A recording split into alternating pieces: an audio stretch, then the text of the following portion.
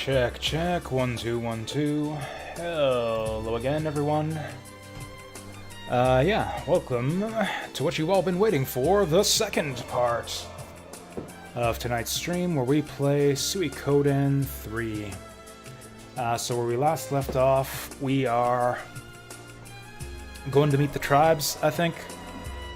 We're playing as Gedo the Eye Patch Man, and his ragtag band. Yeah, that guy right there. The guy with the eye patch. And his mysterious... His ragtag band of mysterious misfits. Yeah, we've met, what, two of the tribe leaders of the Grasslands, and we apparently got to meet the other 4. So that'll be fun. Lots of walking around the world map to opposite corners of the world map. Good stuff. So I'm assuming that, I don't know. I'm actually wondering now just how far this game is going to stray from the standard Suikoden template. Like, is the game going to open up at some point? Hey, Vasil. La la la. To you as well. I guess we'll just auto our way through this one. They can probably handle it. There's 2 killer rabbits, but they can probably handle it.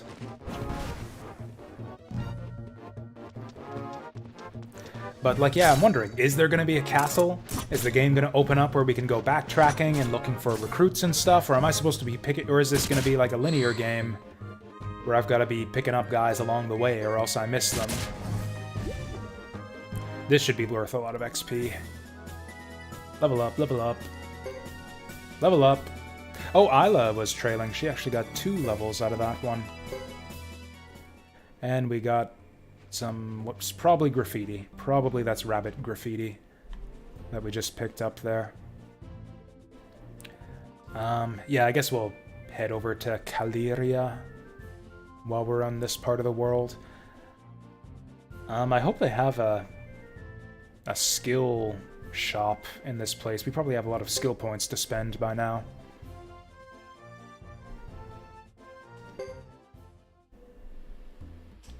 Actually, what do we have right now anyways? Like anything interesting in our inventory? Hey, we got some new chainmail. That's right, that dropped off that that big optional boss that we beat up earlier. Probably want to give this to whoever has the lowest defense. So 37, 42, 41. Joker would be the best one to have it, but he can't equip it. 41. Holy shit, Gedo is actually... the guy with the shittiest defense. So yeah, we gotta buff him up, for sure. There we go, swap out that damaged chainmail for some new chainmail. Does that actually... I wonder, is damaged chainmail just a type of chainmail? Or does your weapon... does your armor actually become damaged as it gets used? I haven't actually been paying attention to that. If that's the case, then everybody should be sitting on damaged armor right now. It looks like only a few people are, though, so yeah, it looks like Gedo just starts with shitty equipment.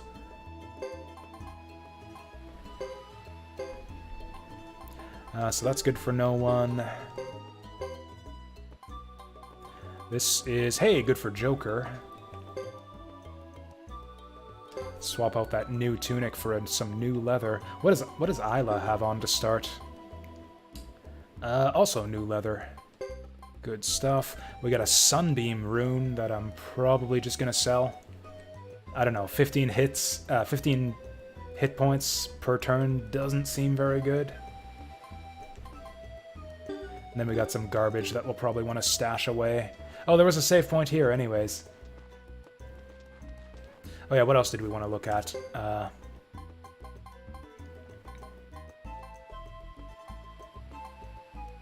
Oh, I see. So the dashes probably indicate an open rune slot. Like a usable rune slot that doesn't have a rune in it. So I had it backwards before. So none of these guys have open rune slots. I thought that everyone just started with their head, right and left arms open for business, but... yeah, it looks like it's the same as Suikoden 2. You gotta level up to unlock those rune slots. So okay, we'll want to find a rune shop in town to get Queenie slotted up. And how are we doing for skills? We got a lot of skill points to distribute. And that's about it. That's about it. Skills and runes and skills. God, I hope there aren't hard enemies in this mountain pass. This is weird. This is a weird game. This is the most challenging JRPG I've played in a very, very long time. And I'm not sure if I like it. The reason I like JRPGs a lot of the time is that they tend to be kind of like breezy and briskly paced. Whereas in this game I tend to just get stuck on specific fights and rage and shout. But, you know, it's different. It's very much a change of pace from what we've seen in the past couple Suikoden games. This looks like a dead end, which means there's got to be some kind of awesome treasure at the end. There we go. What do you got for me? Mid-blossom herbs. Stop. Ghetto, just stop. Well, okay, this was a wasted trip. Unless... Actually, do I need mid-blossom? Oh no, we got tons of medicine. Forget about it. Oh, I got my ramen right here. If you guys were wondering what the situation was with that. It's still a bit hot. I don't know if you guys have noticed the way I have eaten food on stream in the past. I've got a bit of, what's the term? When they say that you have a cat's tongue, the Japanese phrase, it's like nekoji or something like that.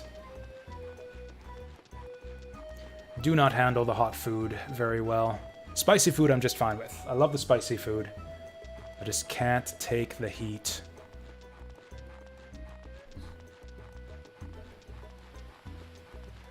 Is it just me, or is the frame rate in this game a lot lower than it was last time around?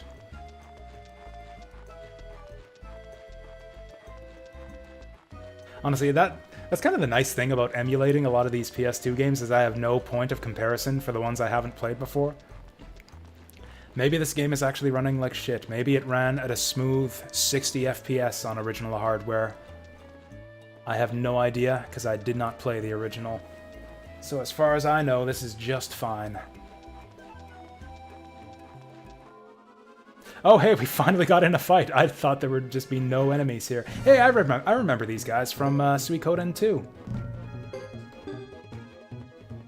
Like, is there even a point to telling my guys to target a specific enemy? It seems like they just ignore my commands and go for whoever's closest anyways. Fuck it, I'm just gonna auto my... Oh wait, unite attacks. Do we have any good unite attacks?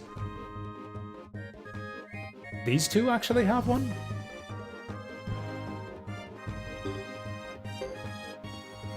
Do they actually have one?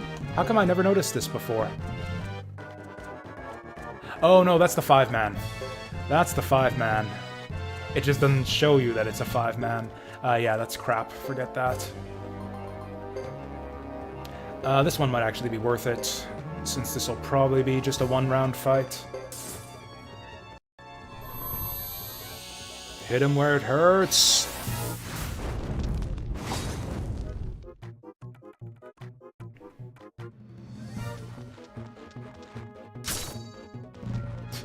I like how the Suikoden unite attacks are consistent like that. Like, one person gets abused, and they're the one who gets unbalanced. Oh boy. Oh boy. Well, I kind of thought that we might wipe these guys out in one round, which is why I was willing to let myself get unbalanced, but maybe that was a mistake.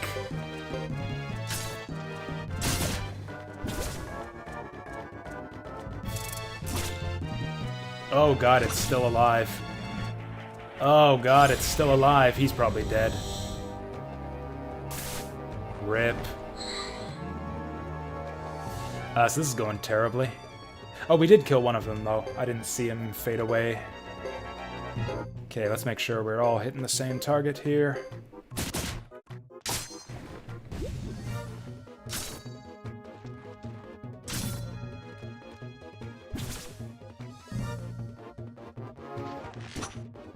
So it seems like there's some kind of parry system in this game where it's like sometimes you get half damage. There was another RPG we played recently that handled damage the same way. What was that? Xenogears. Xenogears had like a guard outcome where it's like you could hit for full damage or you could hit for reduced damage if they guard it.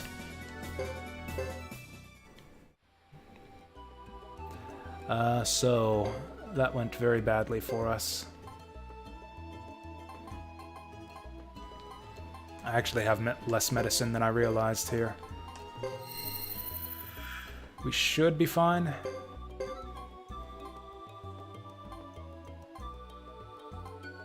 We should be fine. Just have to hope that we don't fight 3 of those eyeball dudes again.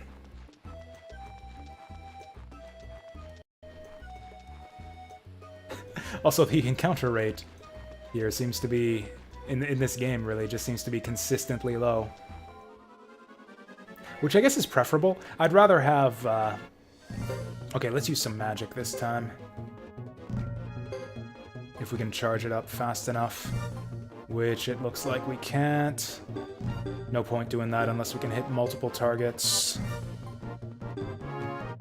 But yeah, I'd rather have infrequent encounters, but that are actually kind of difficult, as opposed to just incredibly frequent, just trash encounters.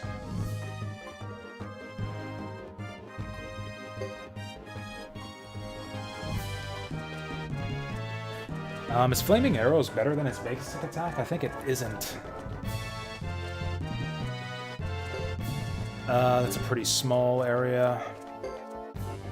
It's a pretty big area, but it's... You probably won't get it off, and it'll probably hit my allies. I think magic just isn't worth it, unless you got the quick charge. Okay, we won't unbalance my dude with the Unite attack this time. This might actually be alright. Chance of entire party becoming berserk. 200 hit points for all allies. Sign me up. Yeah, let's get zerked. Okay, I was kind of hoping the zerk would go off before the attacks, but whatever.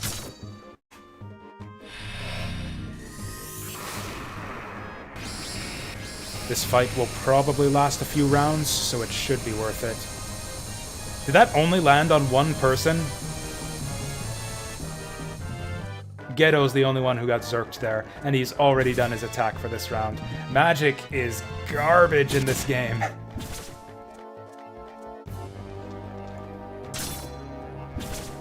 Chance to berserk the entire party. What are the chances of berserking the entire party?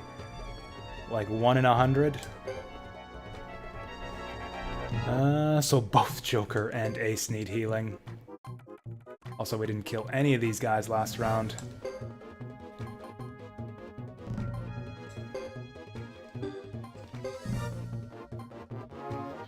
Yeah, let's use that pork bun.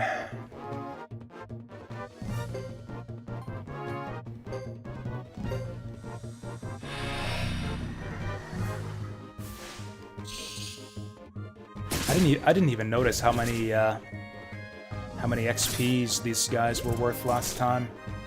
Hopefully a lot. Hopefully this fight isn't just a total waste of time. And he's breaking out the eyeball lasers. Cool, he's still standing this time. I think we can just burst him down before he gets to attack. There he goes. Come on, big ups. Level up, level up. Cool. I'm gonna burn through all my items at this rate.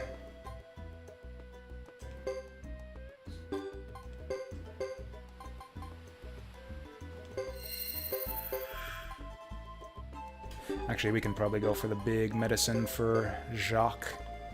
Jacques' always the one getting beaten up. Guy just can't catch a break. Actually, Ace could use some healing too. Basically, I don't want to use healing items unless we're going to get the full heal out of it. Get maximum efficiency out of it. What is the point? Okay, actually, maybe I do want some healing herbs this time. Yeah, give me those mid-blossom herbs.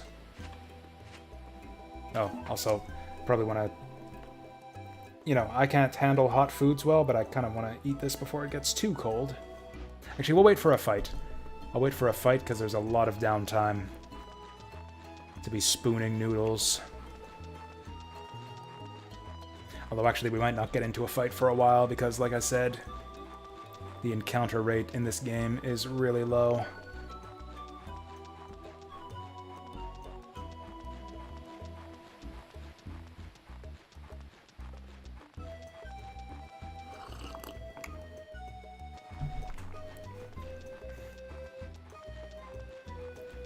There's our save point. Wouldn't it just be funny?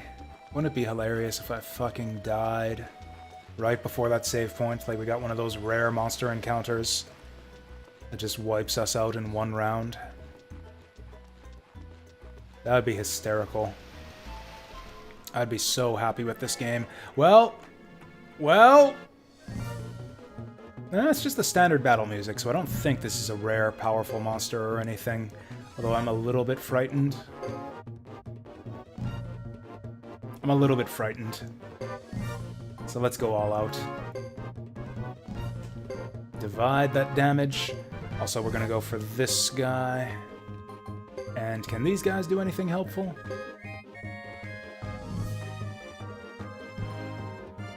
Improves Puduf Muduf. I'm assuming that's physical defense, magic defense.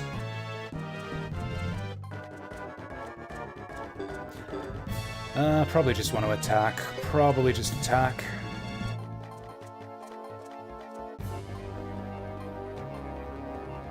Go for this guy. Actually, we'll go for the one in the center. I bet you that these guys have lots of hit points. Okay, if the lightning goes through... Oh, hey, apparently a guard means that you don't get your channel broken. That's awesome.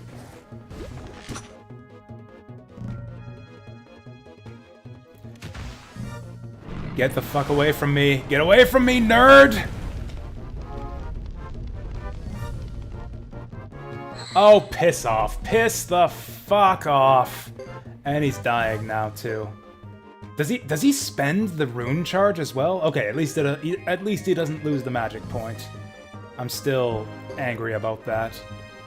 Also, these guys need to get some medicine. Oh, we got 2 of these guys down at least.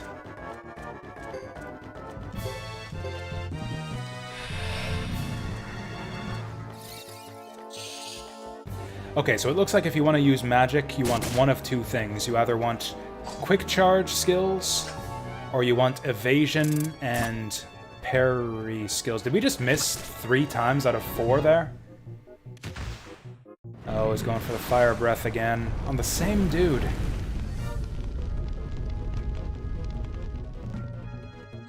Oh, he just insists on roasting up that ghetto. I don't think I have any more healing items on these guys. So that sucks. Hopefully we can take this guy out in 1 round.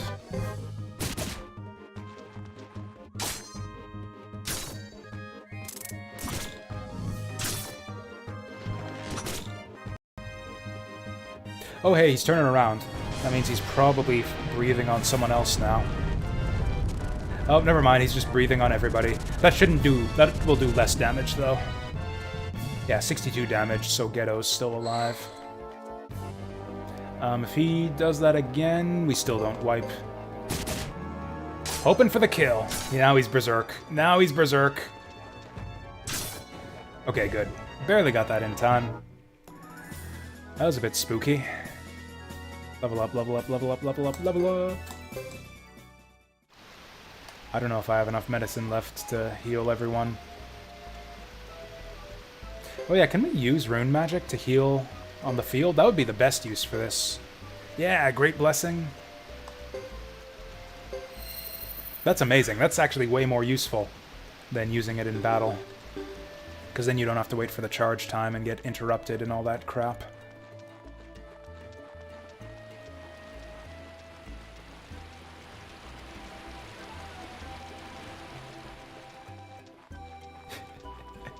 Is my joystick broken or something, or is this just the way this game works? Every time I try to run forward, the camera just slowly rotates to the left, no matter what area we're in. Oh right, I got so caught up in the heat of battle. I forgot that I was gonna eat my noodles.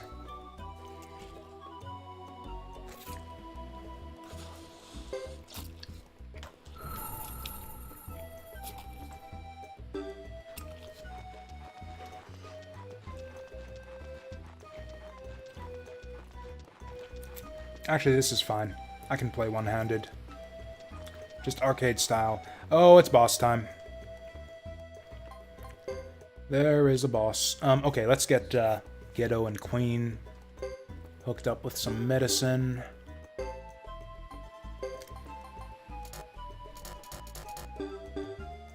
However we do that. Oh, you gotta go to the equipment screen. Okay.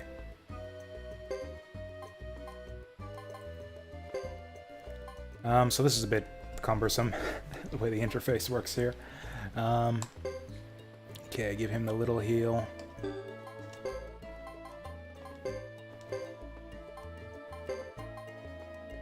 $250. That's kind of overkill, but I'll give it to her anyways. Does anyone else need more healing items? That's right, because they both used up all their items in that big boss fight against... what's his name? Bruno? Something like that.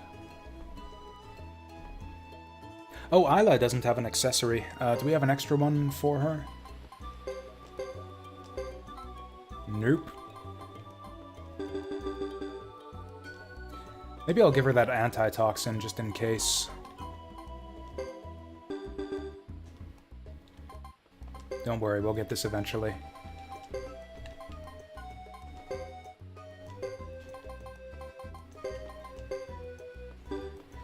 Just in case this guy poisons us for some reason. Although he looks like, what, some kind of rock squid or something? So... is there anything else we can do to get set up for this? Actually, that full party heal did a lot for us. We should be fine. Damn it, I don't want to... we were just about to do a... I want to retreat. I'm going to retreat. I want to be full health and stuff. Full health for the boss fight. Oh, it's like a big rock lizard thing. Are those heads up top?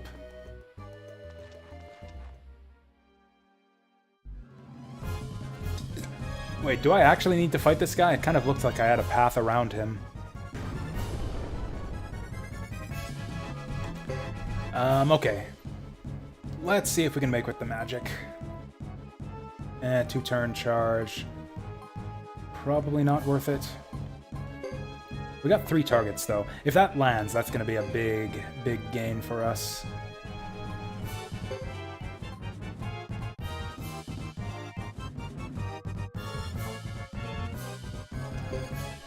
Let's just do it. Let's just see if we can do it.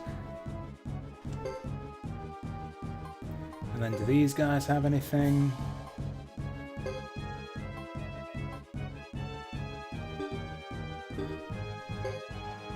Oh, 0.5 damage to all foes. That's like 1.5 damage total with 3 targets. Surely with all the magic we've got going on, at least one of them is going to make it through.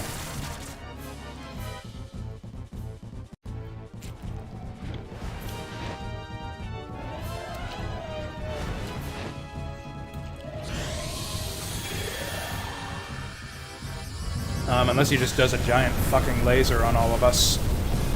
Oh, hey, he's got like a fire head and a ice head. Just like, what's his name? From, Legend of Zelda. Why are you running forward? Whatever, that looks like a team attack, so he probably doesn't get another attack this round. Okay, so these guys are gonna get to go right away, so we need to finish chanting. Finish chanting, even though I'm gonna hit my buddies with it. Oh, we can change targets. That's actually really handy, although not really going to do much for us here. Well, those two are fucked regardless, but that's their problem.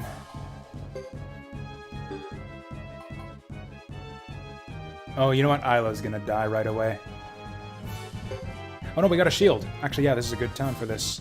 Restore 200 HP. It might not come in time, but we kind of need it right now. Am I going to kill my own party members with this?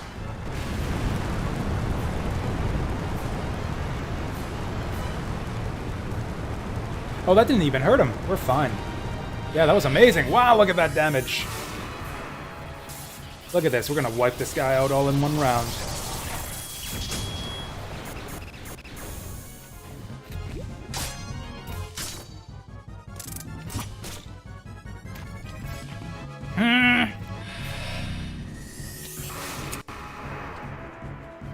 Sucker. Wasted his turn. That's a cool animation. I like that, with a little sprouts out of the ground there. So we probably don't need magic anymore, although I might go for it anyways. 250 damage. Also, he probably doesn't have his big target the whole party spell anymore.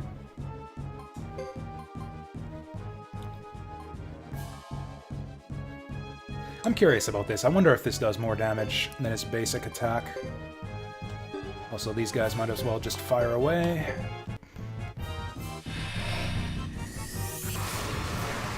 I guess we're looking for like 100 damage here. Oh, damn. Yeah, that's worth it. That's totally worth it.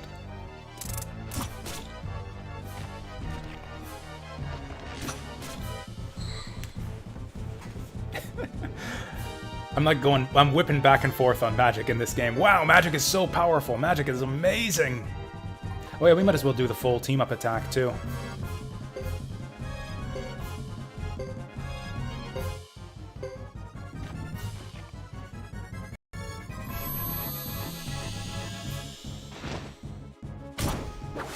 Avengers, assemble! Hey, what's with that wolf emblem? So that was garbage. That was not even close to as much damage as we could have done just attacking individually. Let's go all out with the magic here.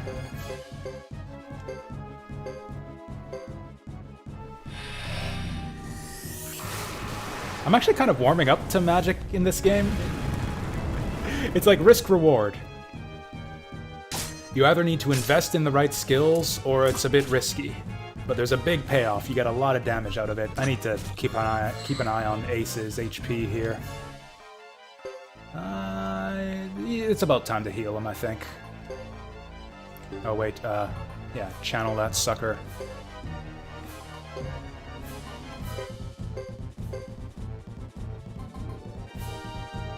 Oh, that would mean not magicking then. Yeah, let's do that.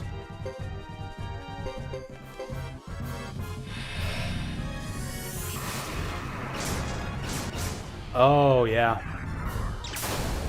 Smite. Smite him with the power of Zeus.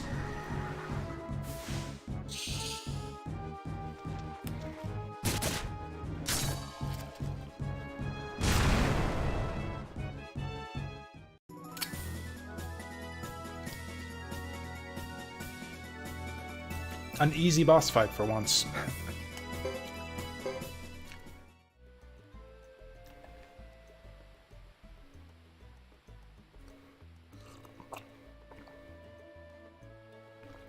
What?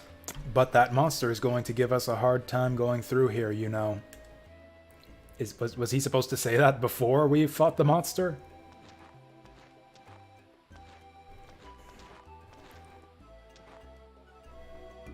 What the hell is he talking about? I don't...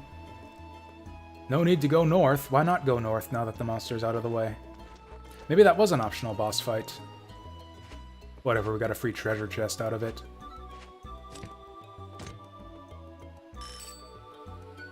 Oh, damn! Big money. Which item do I want? Can I have all of them? Do I only get one? Oh, I mean, I don't want medicine. Medicine would be wasting it. 150 damage to target foes and allies. That doesn't seem very good. Like, obviously we go for the mystery box. Oh, there's more stuff in here. Can I only take one? Can I not just take all of it? Wing boots seems pretty good, especially considering that one of our party members doesn't have armor.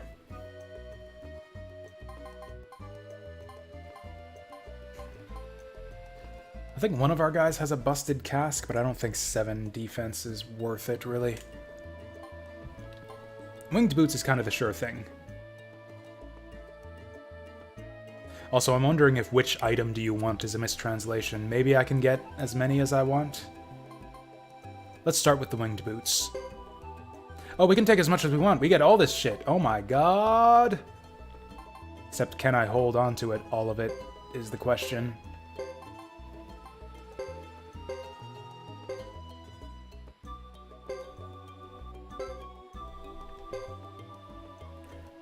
Old lightning leather we can do without. New tunic we can do without. Antitoxin. Let's just see how much of this stuff we can hold. All of it! Nice! Okay, that's cool. That's really cool. So, okay. Pick which item is a mistranslation. You can take everything. If you can hold it.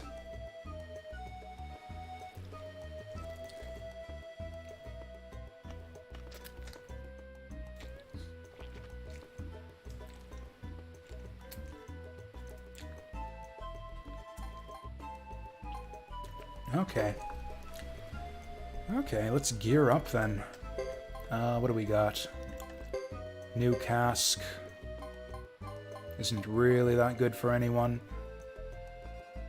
Guess it's just a straight upgrade for Isla.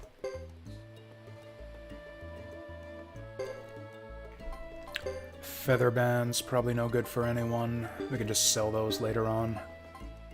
Damaged chainmail, garbage, new chainmail. 41, 41, 42. We'll give it to Ace. Since his rep doesn't seem to suffer from it. Yeah, we'll give it to Ace.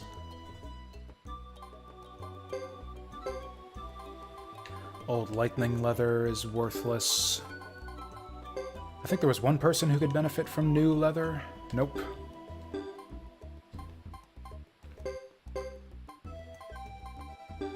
Cool, so we got a bunch of stuff we can sell in the next town. 7, 7, 7, 11... 7, 7. Oh, she's got boots already, so yeah, I can't put that in the empty slot.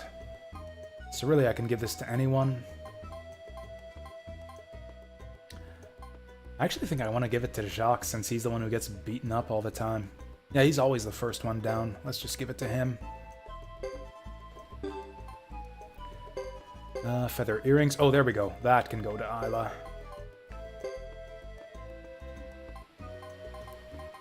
Oh, and we got space left over still.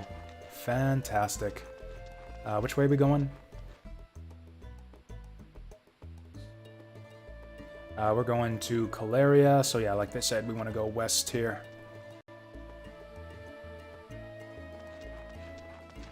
Oh, you know what? Okay. Well, whatever. We'll do this first, but yeah, I should go back and use that save point before we charge on forward.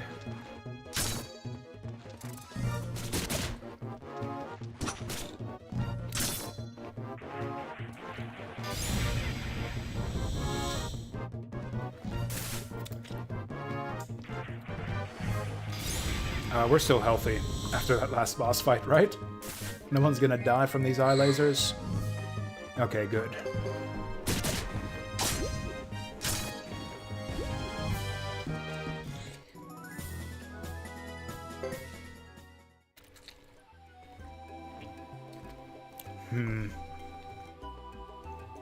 Yeah, I'm gonna go back to the save point. I was thinking, we'll just charge on ahead. We're probably near the end. But, no. I've made that mistake before. Always, always, always go back and save in this game.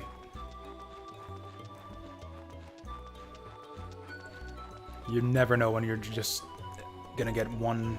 You never know when you might get one-rounded by some bullshit magic spell out of nowhere.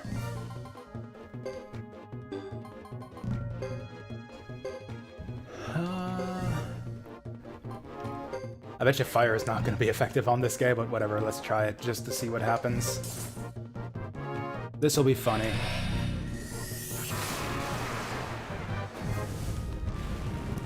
Do we do the damage? No, we don't. Fire Dragon resists fire. Who would have guessed?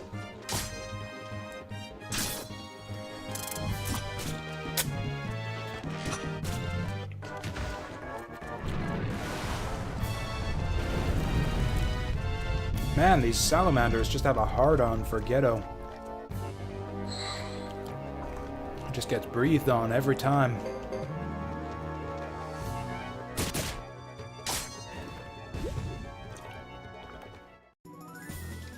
Looks like Charmander. Actually, now that you mention it, I think he looks more like a Dragonite. Yeah, he's just like a Dragonite with fire coming off his back. It's like if you crossed like a Charmander with a Dragonite. Or is it Dragonair? I always get those mixed up. What is it? It's Dratini, Dragonair, Dragonite? I think that's it. I always got the last two confused because you would think that a dragon, like a Dragonite, would be like a mite little dragon, like a little dragon. But yeah, I think Dragonite was the big one. Or maybe it was Dragonair. I don't know. I always got them mixed up back in the day. Oh, also, Ghetto... We should be fine. We dropped the save, so we should be fine. Probably won't even see another fight before we get out of here. Although, actually, this screen is pretty long.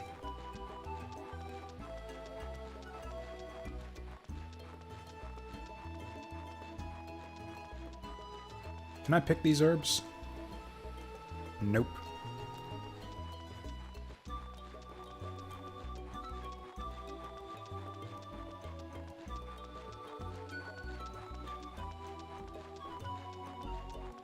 Yep, this is a dungeon, sort of. I mean, I guess the maze-like dungeons of Suikoden 1 and 2 could get a bit annoying at times. Getting lost in the twisty pathways and such, but... I don't know, there's certainly not a lot to the dungeons in this game. Just walk forward, straight ahead.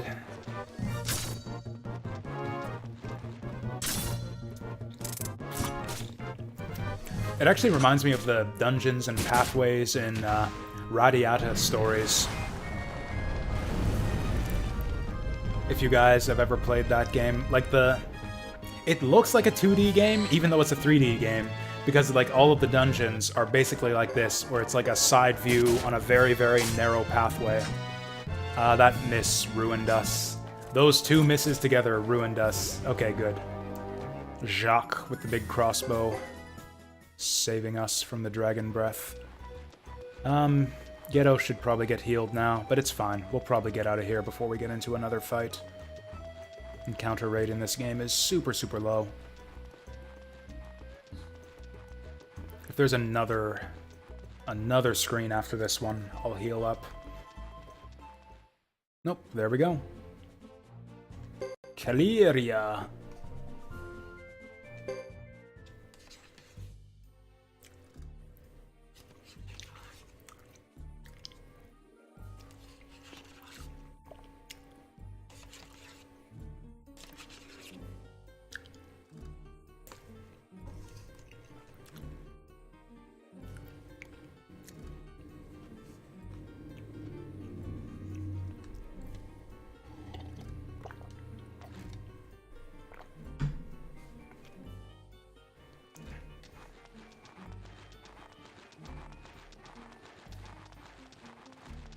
Has the Archer girl never been here before? What's she looking around for? Isn't this her home country?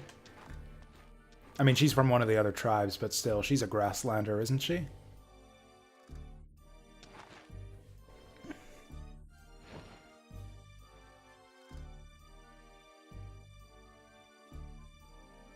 Yeah, she's right. People are smelly.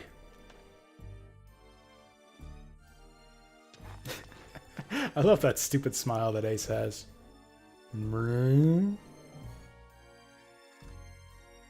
That's it. There we go. This is Ace's face. That's exactly what he looks like.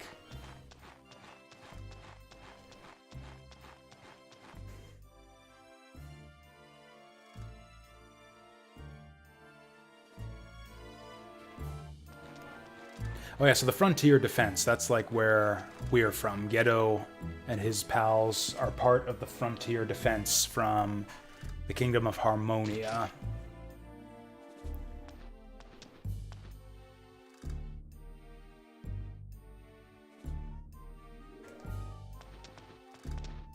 So I guess Frontier Defense means they like go out and do missions out beyond the borders of Harmonia, which is why they're all the way out here in Grassland. Do I want to affix the Sunbeam or do I want to sell it? I think Queen is the only one who can take it. I guess the nice thing about HP regen is if it stacks, that would actually be nice. Like 15 HP is meh, unless you're in a long combat, but if it stacks with the 5 HP regen she has already, and if I could get like another 10 or so on top of that. Like I think 30 to 40 HP a turn is where it starts to get useful. 5 is kind of worthless, 15 is alright. 20 is kind of alright. I want to see how much I can sell that rune for first. Also, what do they have for sale? Nothing we haven't seen before. Hey, Fantasy Girl. You're actually just in time for the Suikoden stream, basically. Or I guess we did one boss fight. One probably optional boss fight. It was like a big 3-headed dragon thing. It's like that boss, you know, the dungeon, the boss of Turtle Rock in Link to the Past? That 3-headed giant turtle thing. It was basically exactly like that. It had like a big main head and 2 snake-like heads coming out of its back that breathe ice and fire. That boss was actually a total ripoff of, yeah, the Turtle Rock boss from Link to the Past. I think I'm just gonna sell all this garbage.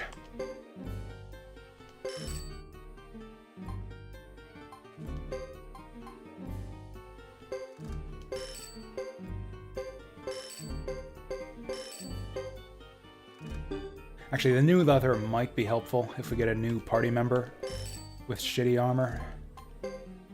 New leather is just straight up better than the new tunic. Boots are worthless. Okay, if I can sell this for like 5,000.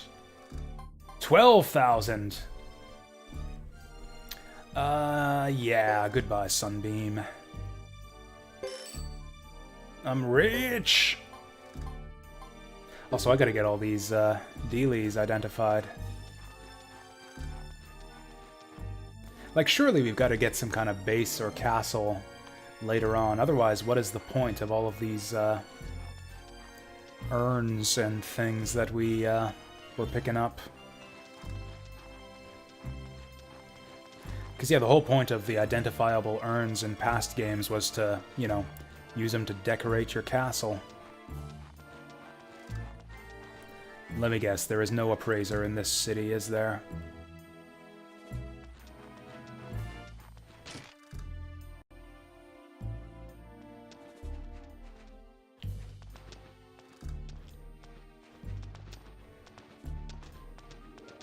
It's been a while since we saw anyone with a face. Any recruitable dudes or anything?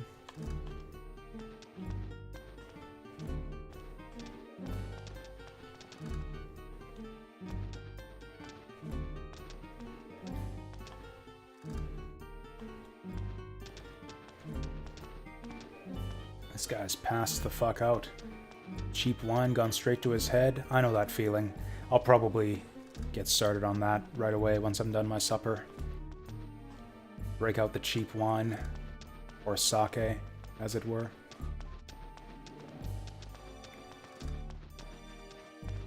Let's actually stay at the inn just on the off chance that we get into a random story battle. Whoops.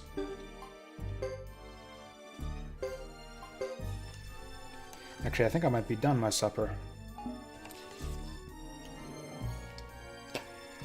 Yeah, let's put all this away. Break out the sake.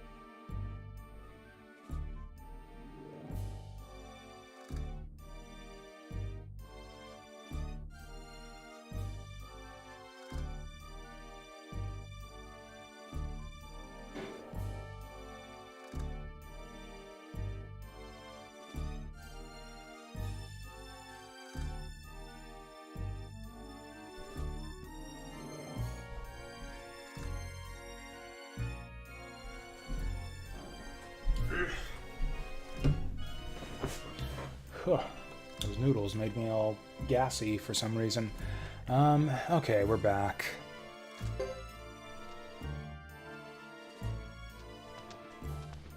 What are we doing right now, anyways? In the story, I mean. Like, I know we need to go and meet the leaders of the different grassland tribes, but why?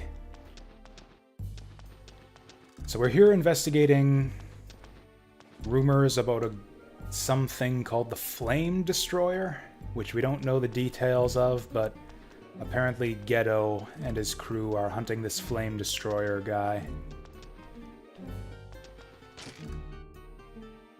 And that's about as much as we know right now. Everyone in this group is so mysterious.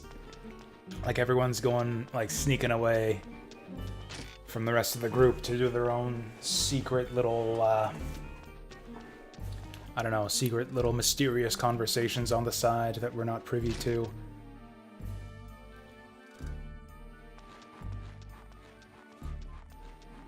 Everyone seems to know stuff that none of the other characters know about.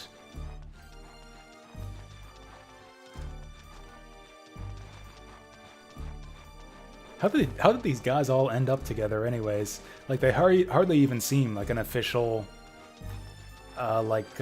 fighting force. I guess that makes sense. They're the frontier defense force, so they're meant to, as opposed to being like actual formal knights, like, what's her name? Chris and the rest of them. They're like, more like rangers.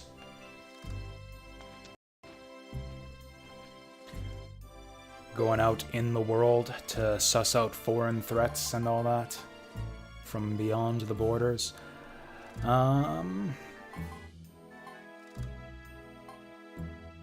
think that's a good price for salt. Although I've got tons of money already, so I don't know if I need to bother with trading shenanigans. Yeah, just like in Suikoden 2, I think we'll save the trading stuff for later when we have a bit more access to the world map.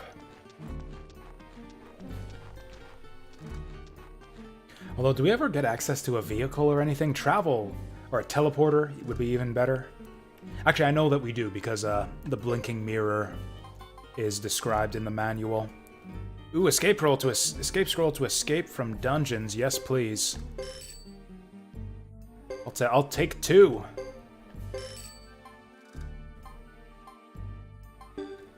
Also, I don't think we need this much antitoxin, so I'm going to sell 2 of them just to clear out space.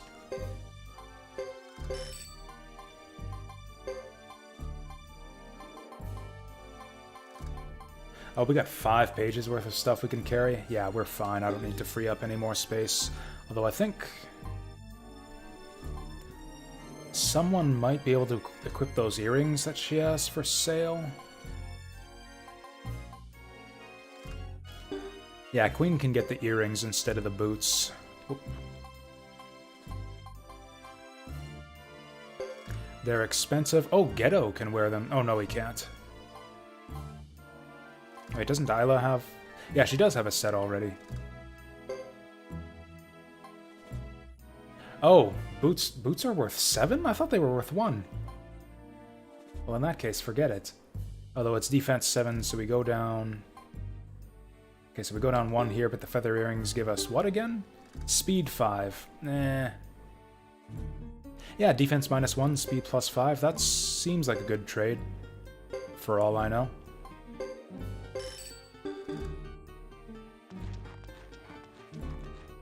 Huh, so no appraiser.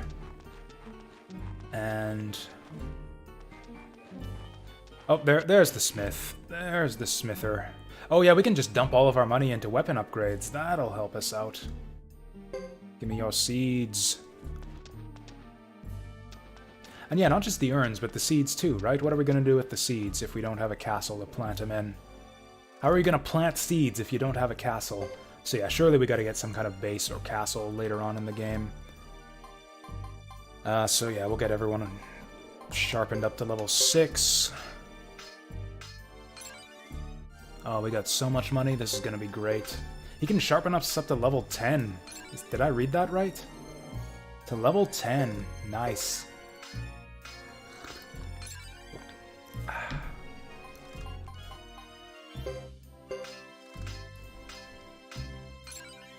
We'll keep Ghetto 1 level above the rest.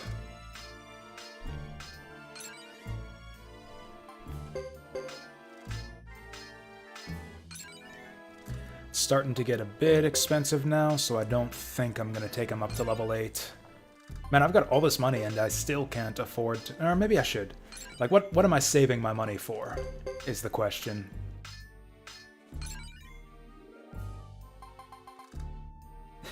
Actually, it would be nice if I could give some of this money to the other poorer parties. Like, if I could just donate all of this cash to Hugo, that would help his party get beyond, like, weapon level 5.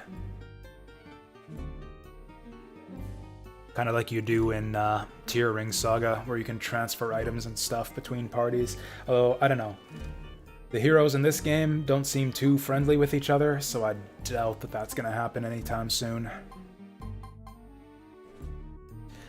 So 4,500, that's basically 5,000 each, so that's like, yeah, basically 10,000 for every pair. So that's like 10,000 20,000, 30,000. We can basically afford it. Yeah, we'll take him up one more level.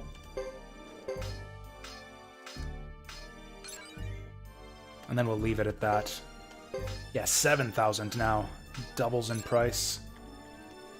Yeah, we'll leave it at level 8. Actually, I should probably just leave Joker's equipment alone. He's got enough spell charges that he can just fireball every round if we need him to output some damage.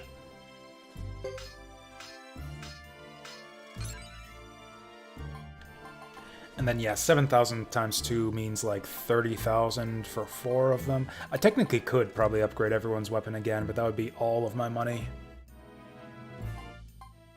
Oh yeah, I said I was going to keep Ghetto 1 level ahead, so we'll do that. You know what? Let's keep him 2 levels ahead. Now he's maxed out. Now he's a badass, and I still got 40,000 bucks left. Save it for armor, which I completely forgot that there was an armor shop in here. I think that the best thing to do with your money, though, is to spend it on weapons. Oh boy, we got armor upgrades finally. I should have saved my money. $14,000 for damaged armor? Are you fucking high, dude?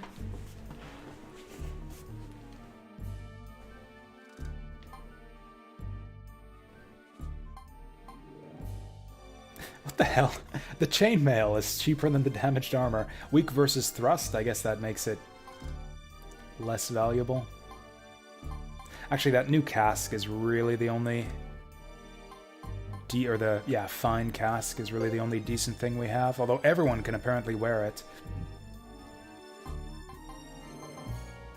I think we'll just give it to the people who are low on defense. 42, 48, 35, 48. Yeah, we'll give it to... What is rep? I'm actually reluctant to give it to him until I know what rep does. Rep...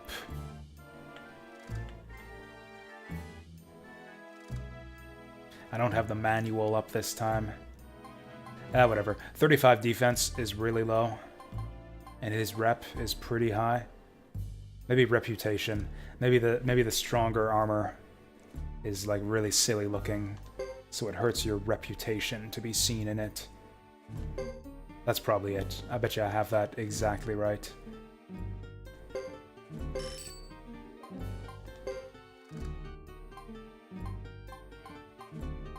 Yeah, I think I'll only use this on the people who are stuck with the damaged casks. Actually, 6 defense is pretty good for Queen, too. Yeah, she goes up to 41. Yeah, she needs the defense most. Oh yeah, I can sell people's old equipment, too. That's right. So actually, I bet you I can get enough money to give this to everyone.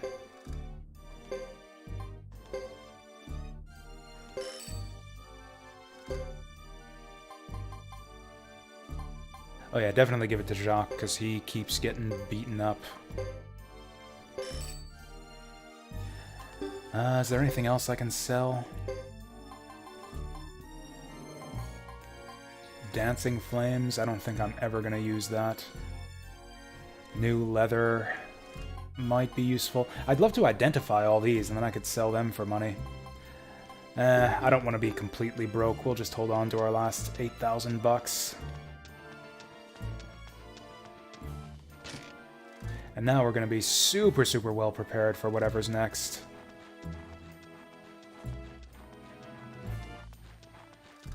What is up here?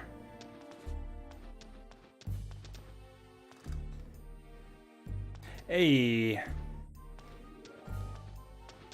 Is this our hometown or something? Apparently Captain Ghetto is known in the town of Kalinia, wherever the hell this is. Wait, what is this? Gassy flower pot with wings upstairs. What is this? Apparently it's the information shop. Apparently winged flower pot is the universal sign for information in the world of Suikoden 3. Oh, you know what? I bet you that's for leads on recruits or something like that, and I bet you he doesn't have any information because we're not far enough along to do any recruiting.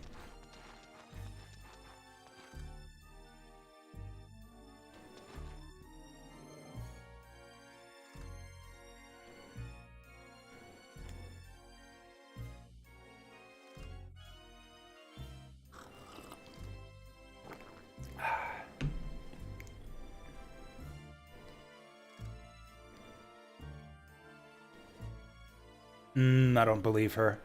I think Queen is lying here. That's the expression of a girl who fully intends to get sauced to the gills. I was about to reach for the screenshot button, but I actually don't know what that is in this emulator. You carrot-eating veggie head? Language ace, Jesus.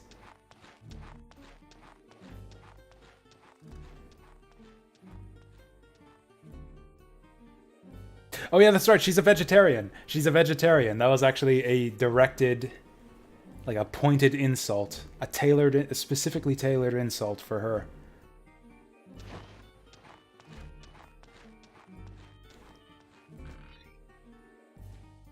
I don't know if I've ever seen a video game character who's a vegetarian before. Where that actually came up in the story. So there goes Ace. Good riddance. I guess Queen can tank for Joker now?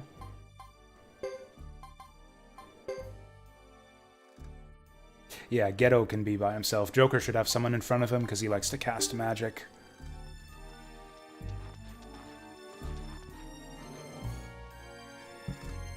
Oh, what does this sign mean? Did I waste all my money for nothing? Oh, cool, this is just the skill shop. Finally, we can spend some of these skill points, although I probably want to go to the magic skill shop first. If they have one of those around here. Warehouse time. Okay, let's dump some of this garbage. Let's dump off the seeds, hammer, seeds, book, and all of the identifiables. There we go. We're cleaned out.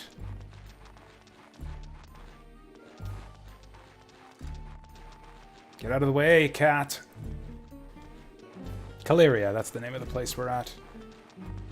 Actually, I wonder, I might have missed it. Maybe back in the rune shop, there might have been a place to learn magic skills. Yeah, I think I'm going to prioritize learning magic over learning the bujutsu.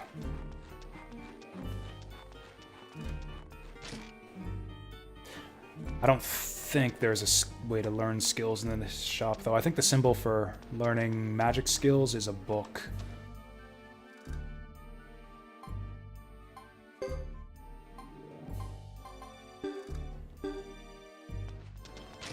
Well, so much for that.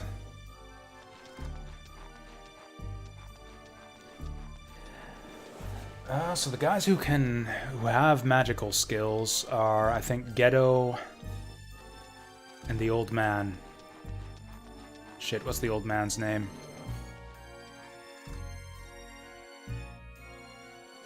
Joker, that's it. That's such a weird name. He doesn't look like a Joker. Does not look or really act all that much like a Joker. Oh! I'm a fucking idiot. I'm a fucking idiot. Their names. Queen, Joker, and Ace. I'm a fucking idiot. Did not notice the motif until just now. Where's King, though? I guess that would make Ghetto King. Also, Jacques doesn't really fit. Maybe he'll turn into... Maybe he'll become king once he's... Yes, thank you, Wall. Nobody pointed it out to me before. I just noticed. It's not that you learn magic skills from book. It's like, what I'm talking about is the sign. Like you see, there's the sign in front of this shop. It's the bicep arm holding the sword. This sign over here too, like on the right here. That's the sign for a shop that teaches physical skills, and the sign for a shop that sells magical skills is like an open book. So I'm looking for a shop with that sign, but there doesn't seem to be one in this town.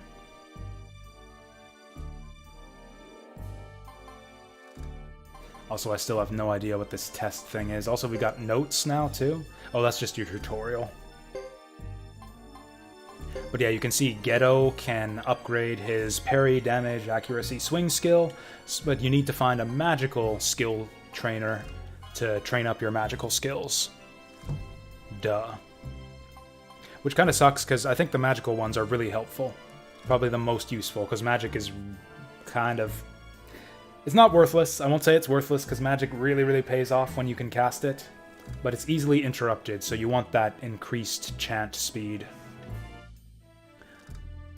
So I think I'm going to save Ghetto's skill points. Yeah, him and Joker are the only ones who have magic skills. Isla's got one too, apparently. Maybe I'll save her skills also.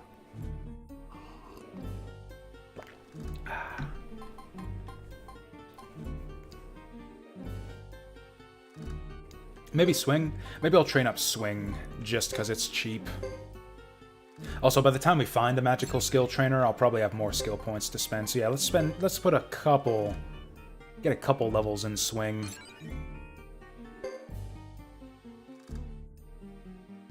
That'll do for now.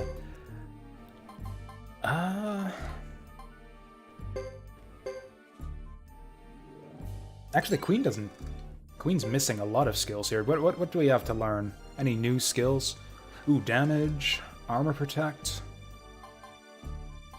She's only average in damage, but I'll have her learn that anyways. I wish it gave you some numbers here. I wish I knew exactly what the stats were on like what the chance is for a rank E skill to proc as opposed to rank C or D.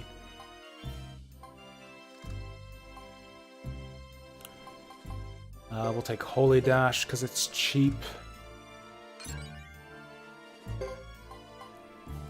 Then I think we'll go for Swing. Then I think I'll actually save the rest of her points.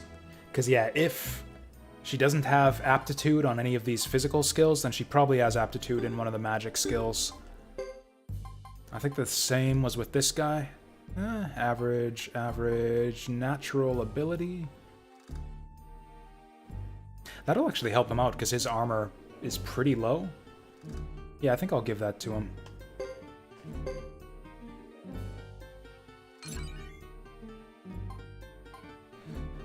Repel is actually going to be good for him too, because that'll help protect him when he's chanting. And then I'll just save the rest. We'll level up his fire magic. Education Center, that's what they call the magic trainer. The magic training shop. It will take time. Average. I'm not going to bother with just average skills.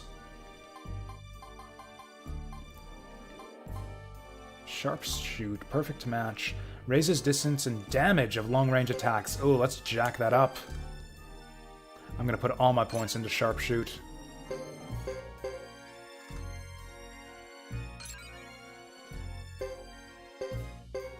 Hey. Can we go up to S? Oh, we're B+. Oh, they're teasing me. They slow it down once you get to the A rank. It's like, no, you don't go from B to A. You got to go to B+ first. And then we'll go to A- to A to A+ to S to S+ to double S. I mean, that's the way it's got to be, right? Otherwise, we're going to get everything up to S rank really quickly when we've barely started the game. We got 74 points, which isn't enough to upgrade anything. Ayla, can she learn anything good? Natural ability at swing and damage. I like that. She's got the earth magic skill already, so yeah, I don't think I'm gonna wait. Don't think I'm gonna save her skill points for the magic shop. She's got nothing better than natural ability, though. She's got tons of skill points, so I think we'll go into damage and swing.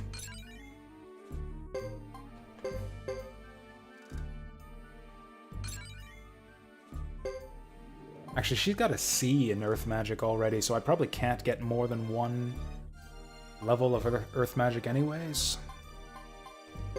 I'll get Swing up to C as well.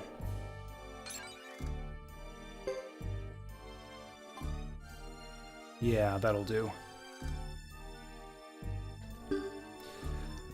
Okay, so she's got... Jack can't get anything. Isla's got enough to save for the magic. He's saving for magic.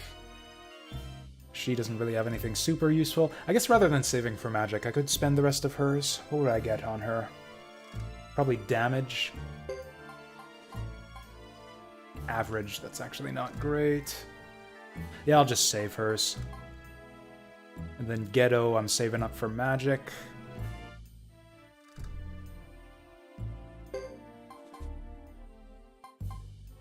Fairly good match. Actually, Parry's good for him. Parry will help him charge up his magic, so we'll go for Parry as well. There we go. And now I'll save his... I'll save at least 120 to upgrade his lightning magic. Sadly, Ace isn't here to get upgraded, but hopefully he'll show up in a minute. Oh, that's the warehouse guy. So what did they say we need to do now? Go back to the inn? I got so distracted and caught up in all the skill shop shenanigans. I completely forget what they told us to do. So Ace is off on like official business to register back at HQ or something. Whatever, let's just go to the tavern. Stuff's always going down at the taverns in RPGs. Mm-hmm. Oh, they've been... we got gender-segregated tables here. That's a weird-looking drink there. Look at that, like, slime green thing with the straw sticking out there. Looks like something you would like... It's like some vial of acid. Actually, you know what that reminds me of? That reminds me of the vials of green goo that, Nitrous Brio throws at you in Crash Bandicoot. Is that his name? The scientist guy. The Frankenstein guy.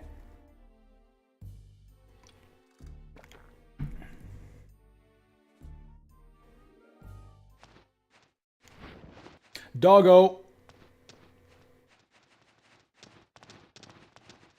We got doggos in this game.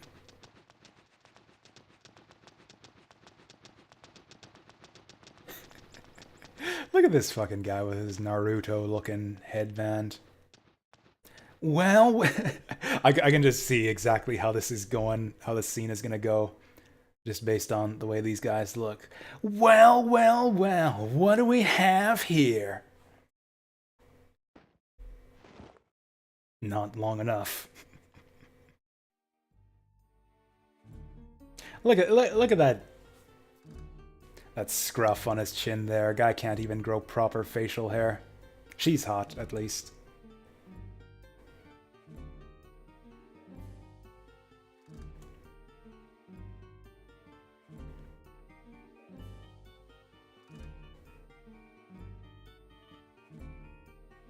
Oh, wow.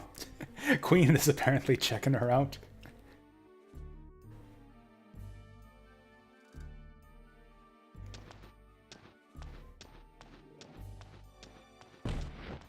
Oh wow, she looks mad. Did this bitch like steal Queen's boyfriend or something? Or girlfriend, maybe? I'm actually not entirely sure which team Queen plays for.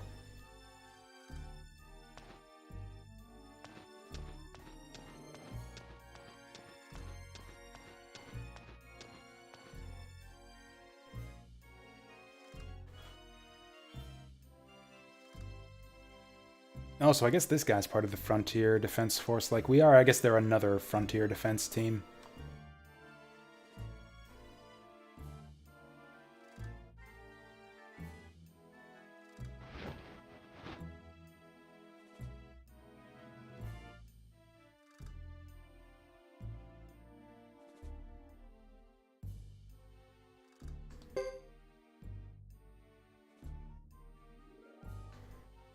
That's right.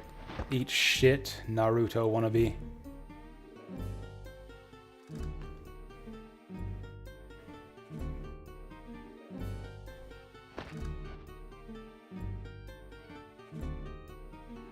Does that dog not have ears?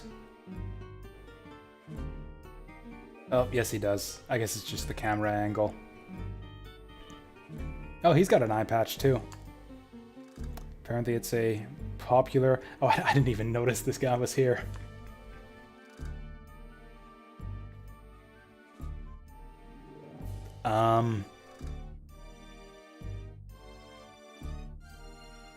Or maybe I read it wrong. Maybe the two of... Maybe Queen and Elaine here are like ex-girlfriends and they had a bad breakup. That's kind of the vibe I'm getting now.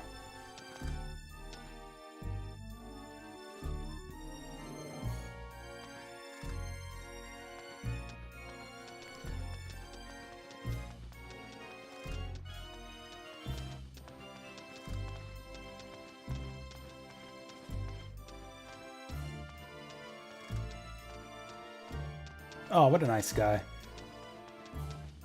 I hope that Nicholas gets to join us. The rest of them can die.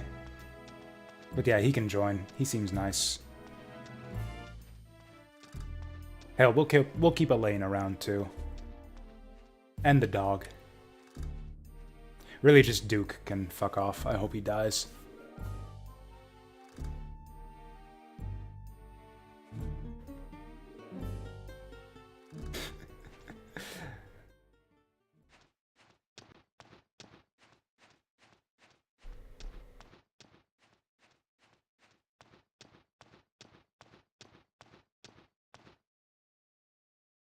So hey, like I said, yeah, we've got the True Rune involved now.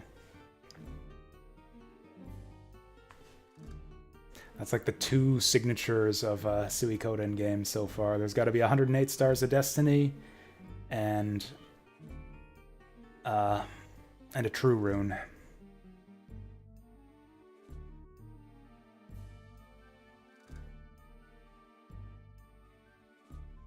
The True Rune, apparently. I thought there were like 27 True Runes or something. The True Fire Rune. Have we heard of that before? What True Runes have we seen before? Or that we're aware of in the series so far? There was the Soul Eater, the Bright Shield, and the Black Sword. People told me when I was playing Suikoden 2 that Luke has a True Wind Rune, but I don't think he's used it. Or that we were aware of it in either of those games. And then Windy had some kind of True Rune. I forget which one.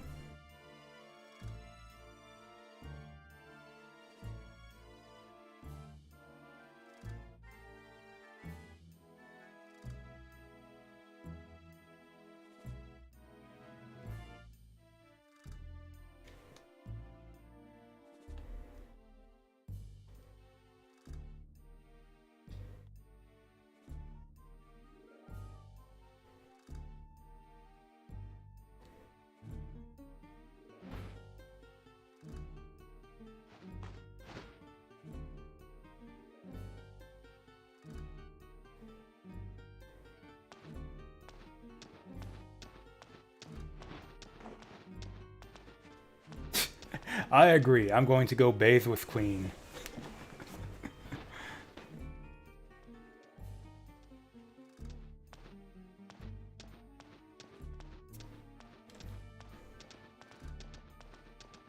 So apparently Ghetto just doesn't give a shit about all this True Fire Rune nonsense going on. What is the matter with this girl, Isla? Why is she even hanging around with us again? I guess because her hometown is burned down and all of her friends are dead and she's got nothing better to do.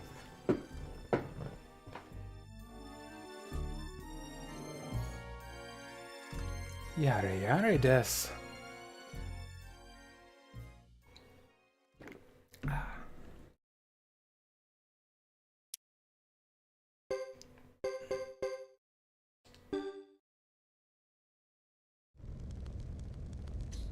Oh, that was it. That was the end of chapter 1.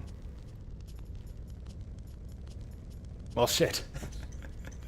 Did I miss my opportunity to go to the other? Like, they branched out the map to all those different places. And I thought they told us that we had to visit those other towns. But, yeah, apparently we just ended it by going to Kaliria. Did I miss out on anything by not going to those other places first? Well, whatever, I guess it's too late now. If I'd have known we were that close to the end of the chapter, I would have finished that off yesterday. So, everyone's on chapter 2. Who do we want to do next?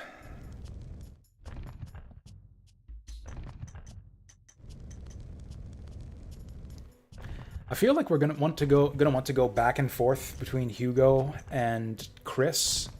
Their stories seem kind of heavily intertwined with each other. I feel like we weren't done with Ghetto just yet, though. Also, what do they have to say? Okay, also, I didn't read the bio for Hugo's story, either. That's Chris's story, actually. I went the wrong way. Yeah, what do they have to say about what happened in Hugo's story?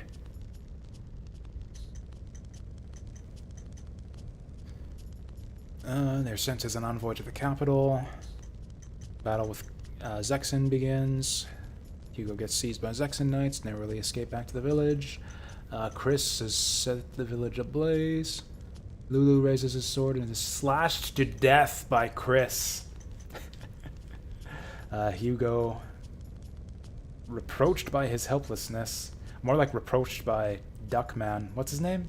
Sergeant... I forget Duckman's name. But yeah, Duckman gives him a good talking to.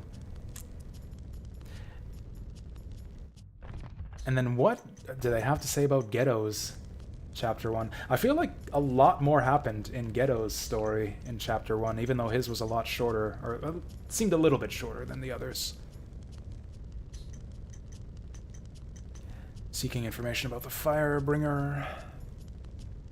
Witness the assassination of the clan chief. Visits Karia, set ablaze by Zexen. No clues about the Firebringer. I feel like they left out a few things here. Like there was the mysterious woman who showed up to warn that the village was going to get burned down, and then we chased her and came across a mysterious party. That seemed kind of important.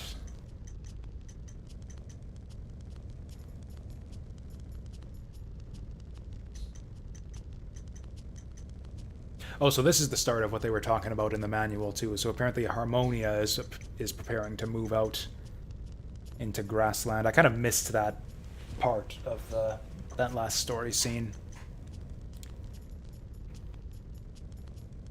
Sergeant Joe, that's right. Thank you, Fantasy Girl. That's right, he was Sergeant Joe. Yeah, I kind of want to see where Ghetto's... I think Ghetto is my favorite so far. I really like his party.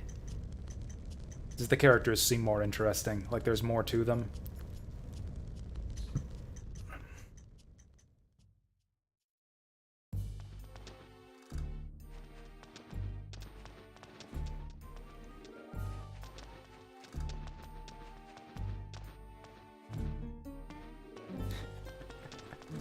I mean, I don't know. I guess that's true. Lulu didn't exactly deserve to die or anything. But I don't know. I don't miss him, I'll say that. Are we leaving? Apparently we're leaving.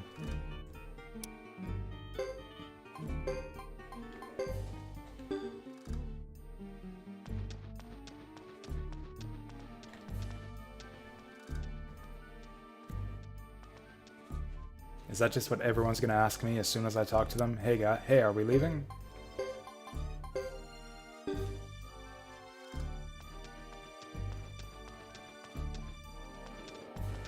So I guess our first order of business is to go pick up our scattered party around town. I think Chris might be my least favorite so far. I don't know. I like Chris. I like her sassing back at the council and her kind of like serious demeanor. Like Chris herself is actually maybe my favorite protagonist, but I didn't really care about any of her friends or the people in her party at all.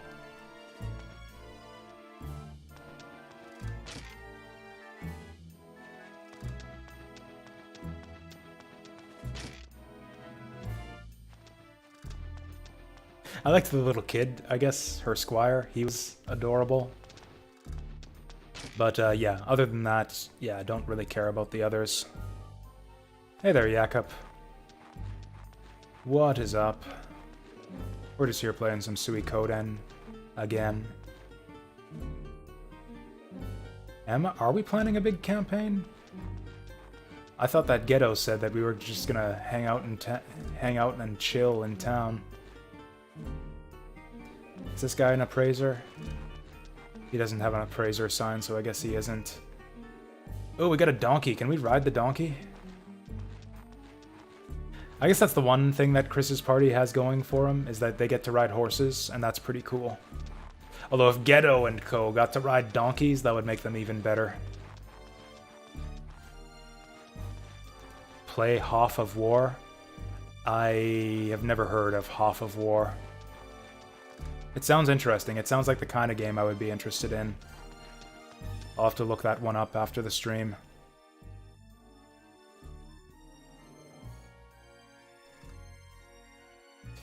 But yeah, did you just move your hand over one space and mean to type God of War? Because yeah, H, G... No, you like moved them twice inwards, so it's like G-O-D, so it's like the left character goes to the right and the right goes to the... Oh no, that's right, move them both to the right, that's right. I've made that mistake many times before, where my left hand is one space to the right. Give you Suikoden 2? I did already. I guess you weren't here for it. Suikoden 2 is the last game we streamed before this one. We finished Suikoden 2 last week. Apparently. Oh, now it's time for information. This guy's no detective. This guy doesn't look like a detective at all. He doesn't have the coin or the funky jazz music or anything.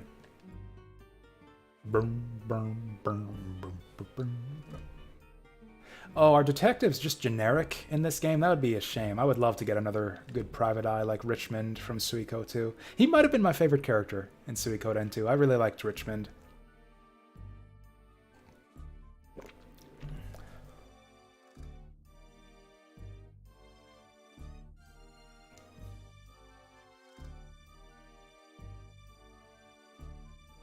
What are we even talking about here? We're haggling over like $2 for blue fruit? Are they talking in code here?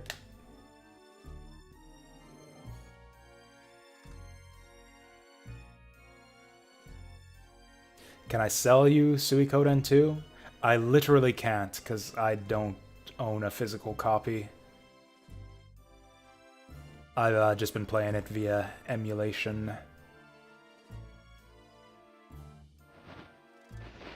Same with this game, actually.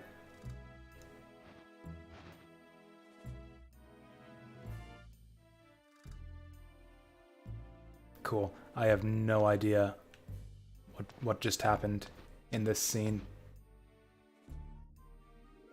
So we just spent $3 for a yellow bag full of blue fruit. Oh, and a letter from that man, of course.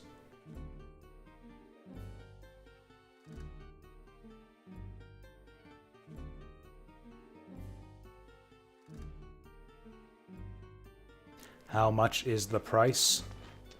The price for me to not sell you Suikoden 2? If you pay me, you can pay me $200. For $200, I will not sell you Suikoden 2. How about that?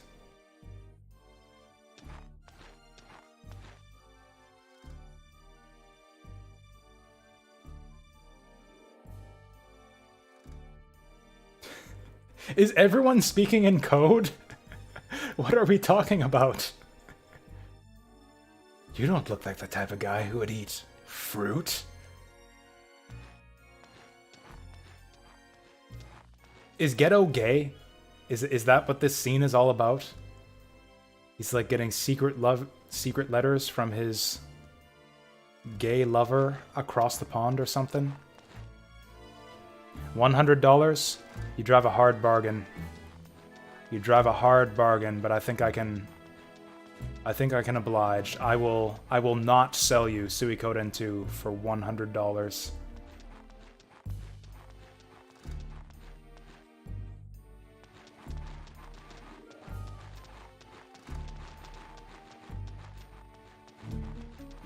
So we still got more people to find here. Can I open the bag of blue fruit? It doesn't even show up in event items. This bag is just gone. He stashed it, like, deep. He's just, like, I don't know, shunted it away into hammer space.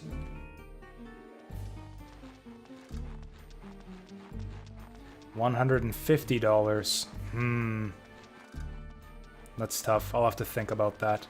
I'll have to think real hard if I'd be willing to not sell you this game that I don't have for $150.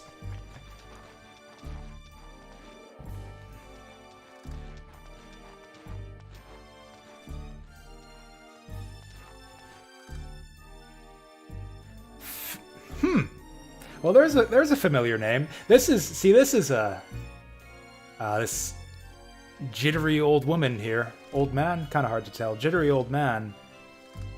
Yeah, telling us some news about an old friend here. Thanks to Fitcher, the mayor of Muse. Developing trade with the southern lands. Cool. We're still looking for everyone. We need to find Queen, and we need to find Joker.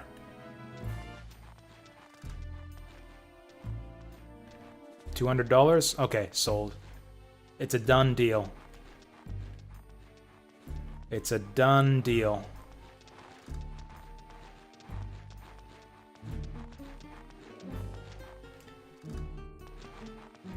You can just send me $200 in the mail, and then I will not send you a game that I don't have in exchange. Sounds fair? Good. Maybe they're in one of the shops. Like, they aren't in the inn, because that's where we started out. Maybe they'll show up if we leave town. Maybe if we just leave town, they'll suddenly sneak up on us. Because I think I've been in all these buildings already.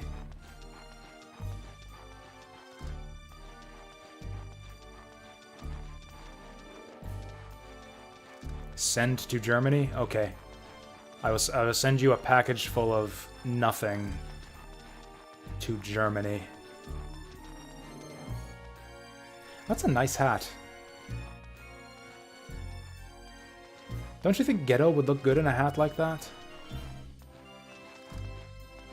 I wish you could accessorize your characters a little bit more in this game. You might as well. You might as well just let the player play dress up with the character if you're just you just got 3D models. Okay, we got a long way to go. Is it seriously just the two of us? Where's the rest of my party? Are they actually gonna let me go ahead without the others?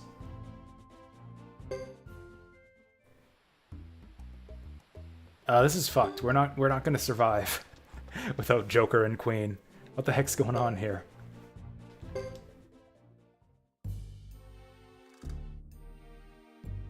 Oh, there they are. Did I just run by them? They're right by the entrance to the inn. Did I just ignore them this whole time? Hey guys, what the fuck? Where have you been?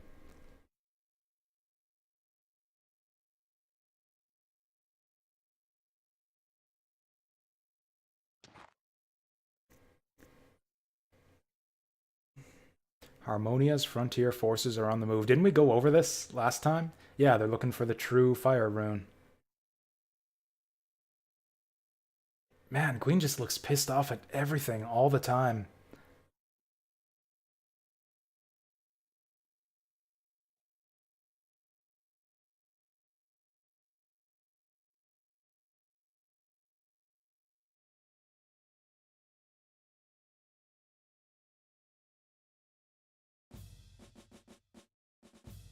Oh, here we go.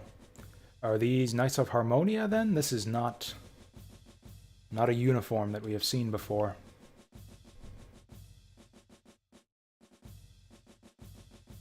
Who the hell are these guys? Hey, we saw that guy before. That guy was traveling with the mysterious band. The mysterious party with that woman who warned us about the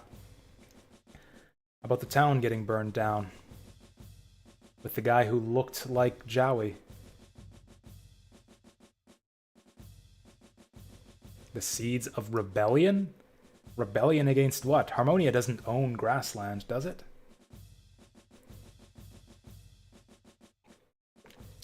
The bandits known as the Firebringer. I didn't realize that. I did not realize. This whole time we've been hunting the Firebringer. I just assumed it was like some kind of legendary demon or something like that, or like ancient evil. I did not realize that we've just been hunting bandits this whole time. Yeah, they said it would be like, yeah, like a disaster upon the land, so I thought it was going to be a demon.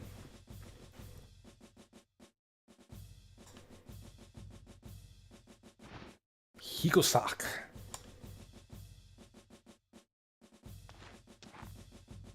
I'm assuming this kid here is Bishop Sasarai from the Crystal Valley. Crystal Valley, that sounds familiar. Is Crystal Valley the place we went to in Suikoden 1, where we picked that herb to heal the dragons?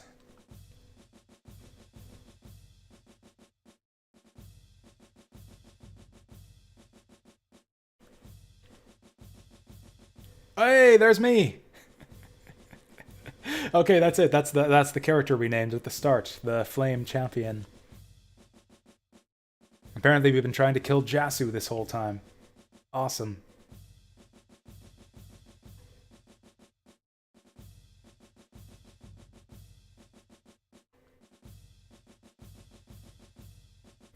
Sasarai, does that sound familiar?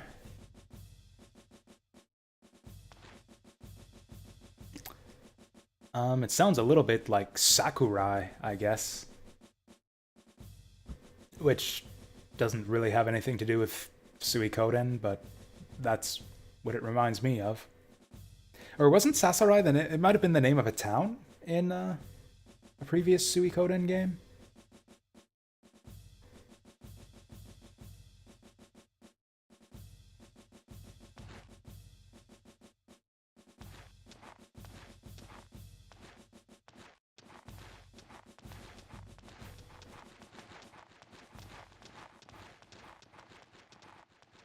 There's a lot of talk about fire stuff going on.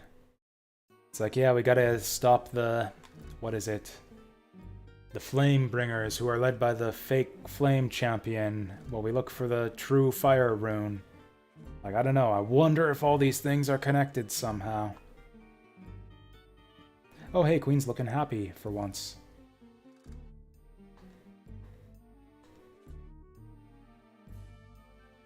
Luke helped you fight him in one of the war battles. Is that right? Oh, you're right. Yeah. He showed up in like one war battle in Suikoden 2, and then Luke teleported next to him, and then they both ran away.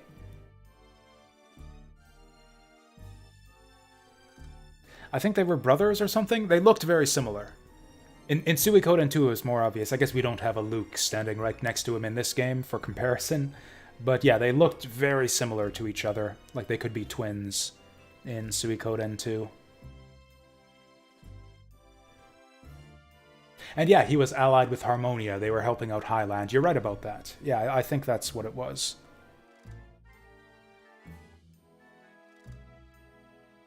I think only like a Suikoden 2 superfan who was extremely familiar with all the details of the story would catch that reference. Because again, he's a character that shows up for one battle in Suikoden 2, and then leaves immediately and is never seen or spoken of again, as far as I can remember.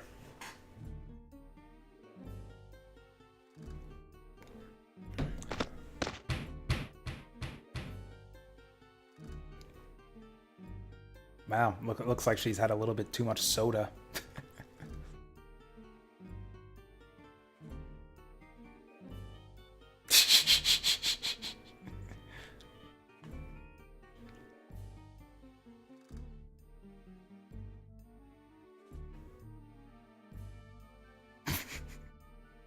Oh, this is great. Maybe Isla's my new favorite character after all. Boo. Or maybe she means to say but. Whatever. I like to think she's just going like boo. That sucks that she has to stay behind though.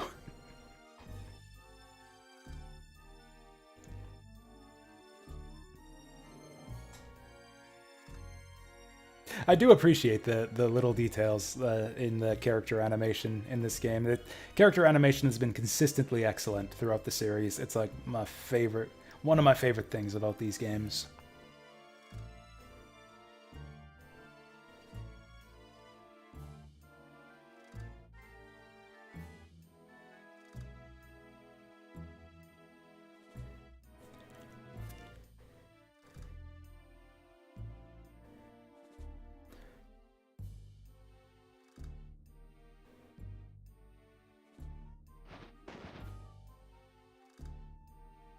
What's he saying about there being a fire like 15 years ago?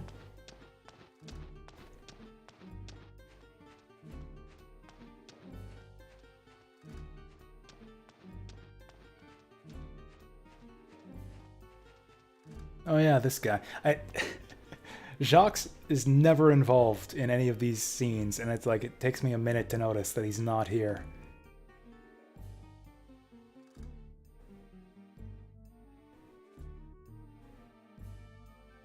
So he couldn't sleep in his room, so he went up in a tree outside. What? Yeah. Yeah, Isla, what a weirdo. Isla, new favorite character, confirmed. She's still got her head down on the table, too.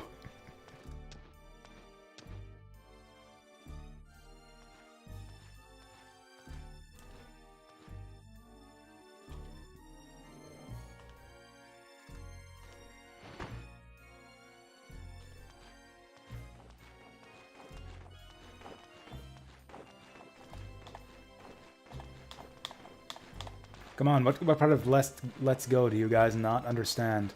There we go.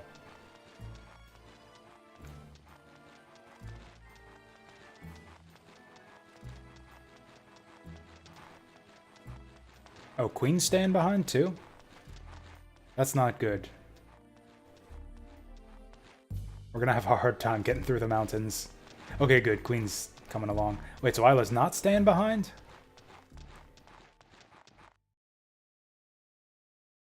Apparently not. Well, that's good. So, Ace and Joker again. Actually, maybe Queen can be the leader of her own party, because, yeah, Jacques is a bow guy. Yeah, so maybe we'll have the bow guys as, like, supporting units. Put them in the back row. And then they can get someone in front to tank the damage for them. Although I don't remember how good Queen's defense was. I guess we'll see.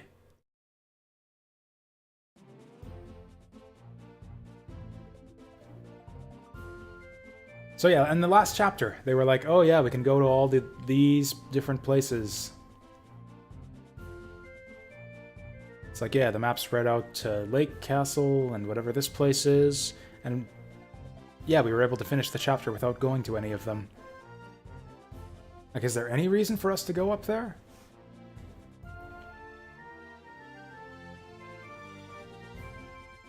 Well, whatever, they're telling us to go to Le Bouc. So I guess we'll head there first. Plus, yeah, it doesn't seem like there's any... I don't know. I'm curious. Will they let me just pass through the mountains since we've been there already? Because it's going to be a huge pain in the ass to walk through all these old areas. Like, yeah, we have... Even through the towns, yeah.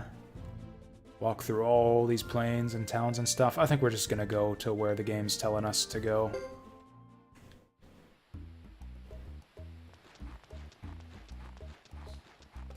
Oh yeah, there's no setup we need to do, right? Actually, we should be a lot more well-prepared for the fights in these mountains now. We're higher leveled, we got better weapons, and slightly better armor.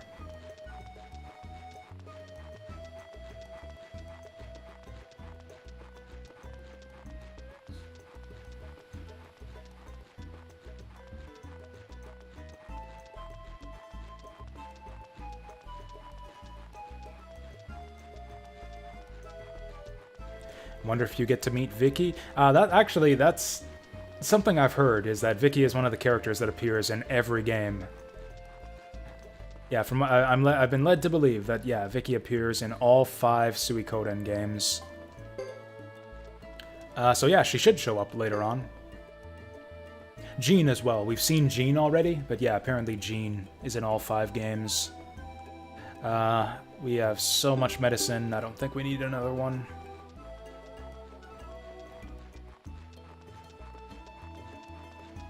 Those are the 2 that I'm aware of, at least. There might be other characters that show up in a lot of different games. I think Leknat might be in all of them also, but not as a recruitable character. Alright, let's see how these newly sharpened weapons work out for us.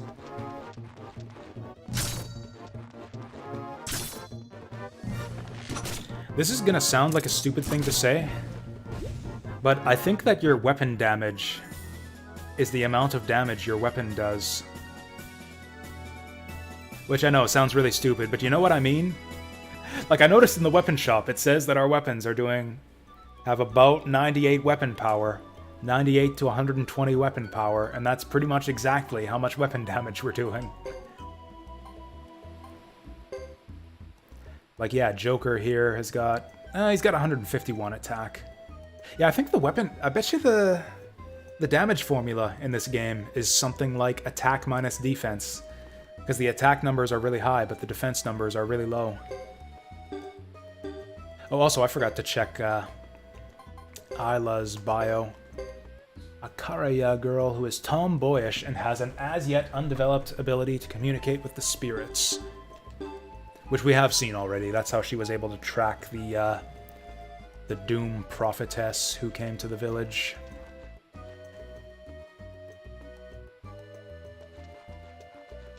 So now would be the point where we have... Oh, he's here again! Oh, never mind. This is a different guy. This is a completely different guy.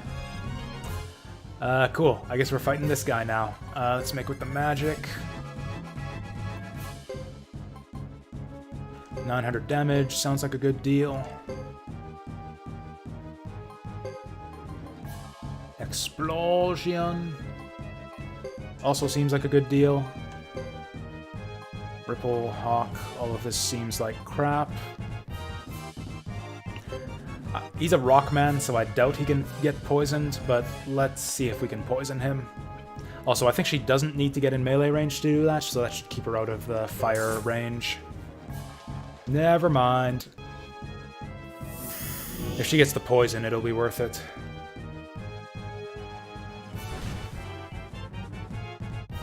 Nope. Oh, yes. Nice. How can you miss that thing? Oh, no. Oh, no. Okay, apparently magic attacks don't break your channeling, though, so that's nice. And he's poisoned. Although... he's right in the middle of us now. I don't think I want to go through with this. Yeah, forget it. We'll chant a different spell. Maybe just go with the regular fire? Yeah, let's just go flaming arrows. We got the poison off, so that's helpful.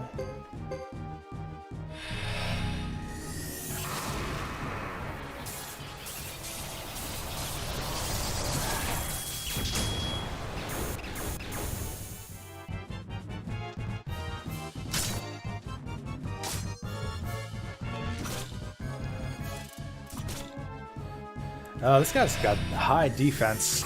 I wish we had more magic damage, actually. Ooh, he's got high magic defense, too. Our 50 damage spell actually did 50 damage. I think we're gonna want a heal after this. Yeah, let's use that shield rune. Is that gonna go off in time? It might not, but it's the best we've got. Ghetto might have a bad time here.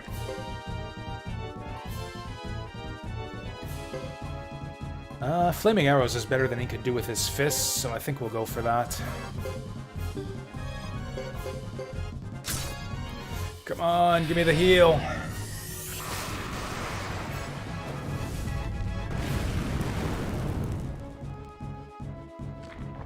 Oh dear. That's fine. If anyone was gonna go, I'm happy it was her.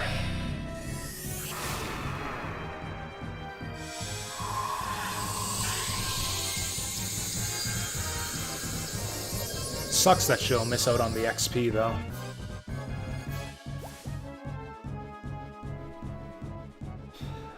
Ghetto's still busted up, so I think we'll heal him with some medicine. Everyone else is doing fine, so we'll just keep going with the flaming arrows.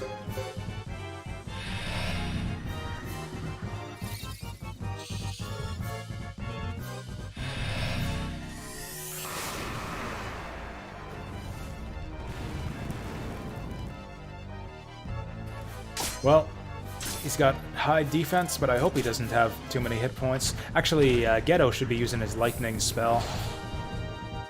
That didn't even hurt. Oh, Jacques' hit points actually suck. Actually, that did kind of hurt. But we got our lightning now. Yeah, 250 damage. That's more like it. Make with the fireball, and Jacques can just heal himself. Tomato juice, that's all you got? Oh, shit. Yeah, the good medicine was on Queen. That's not good.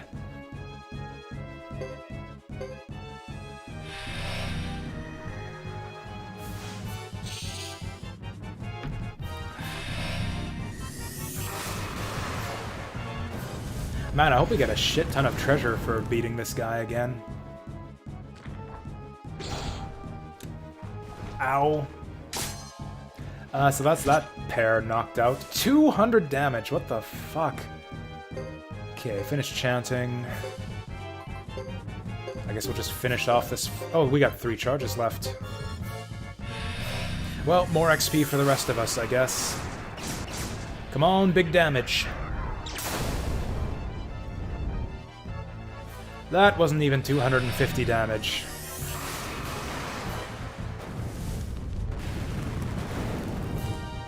Also, that's every 2 turns that goes off. That's less damage per turn than he does with his regular sword attack.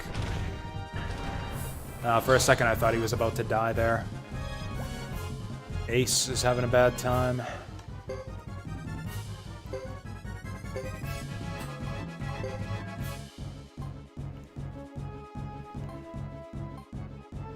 What's Joker doing in front? That was dumb.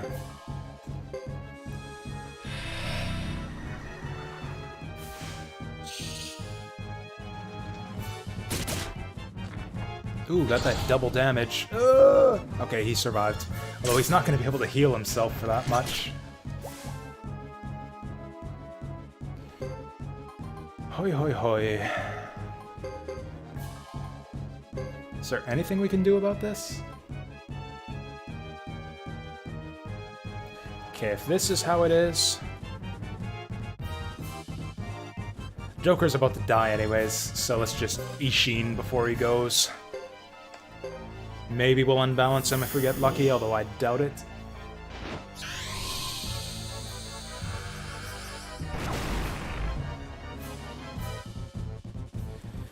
And that's a whiff on the unbalance.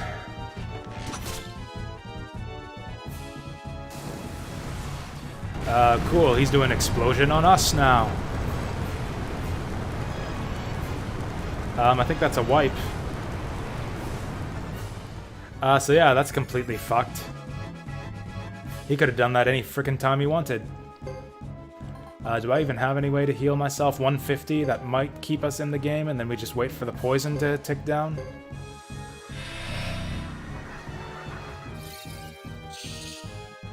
If we somehow win this, Ghetto is going to be hella jacked. Ow. Oh, it's less than 150. We just need to wait for him to miss or something.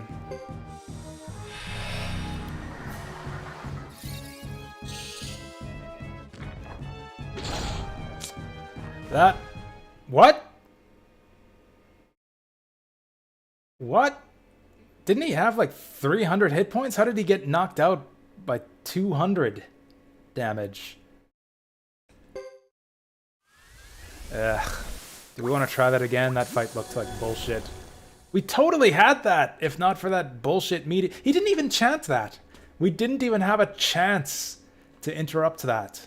What the fuck? Oh, for fuck's sake. Didn't even save. Ugh.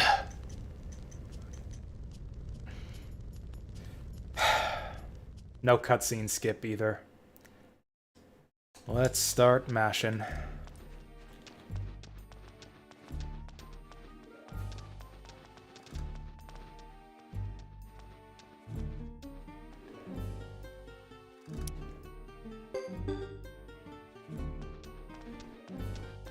Well, I should probably just not do optional boss fights. Although we have to go through there, don't we? Because, yeah, before we could have just gone east to this town, because that's where we were headed, but this time we're headed north, so I think we have to go through that guy. Did I just run past the save point there? I thought there was a save point along the way here. Also, yeah, we're the Queen and Ace aren't here. Or no, Queen and Joker. That's who we're looking for.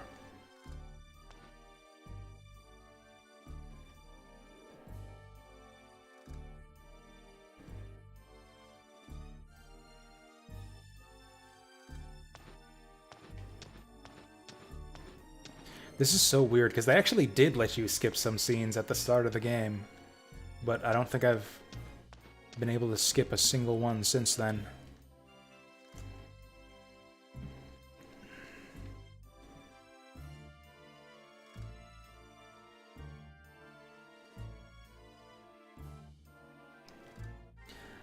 Like, the sole problem that I'm having with boss fights in this game is just how unbalanced magic is. Like, if the boss gets a spell off, that's basically a wipe. Like, yeah, magic just does ridiculous damage, so if they get a spell off, it's just game over instantly.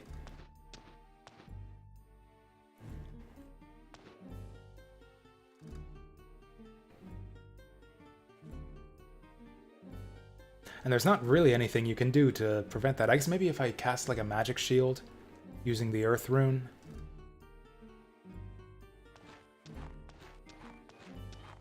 There is an Earth spell, I think. It said something like blocks one magic spell. Maybe we need something like that.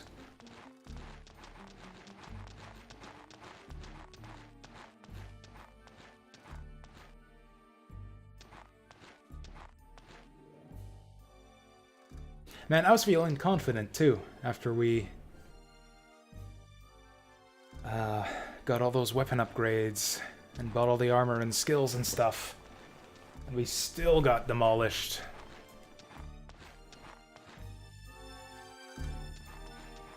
Okay, so after we do that scene, then these guys show up here. Okay.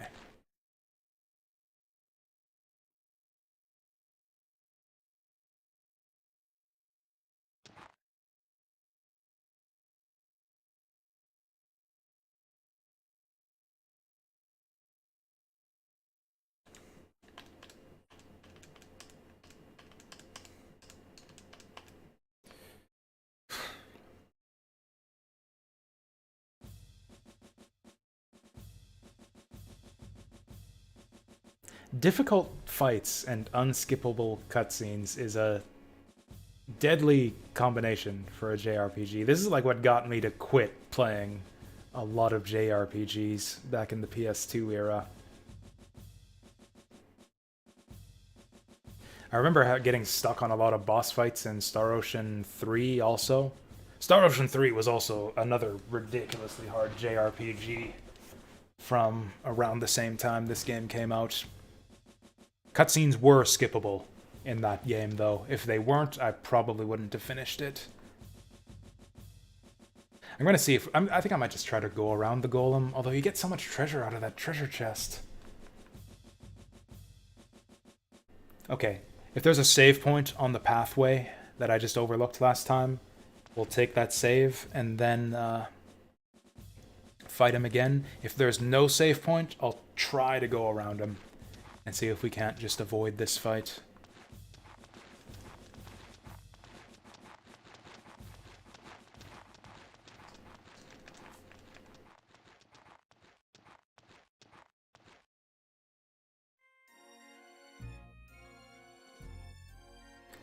On the plus side, we get to see Isla's adorable sulky animations during this scene.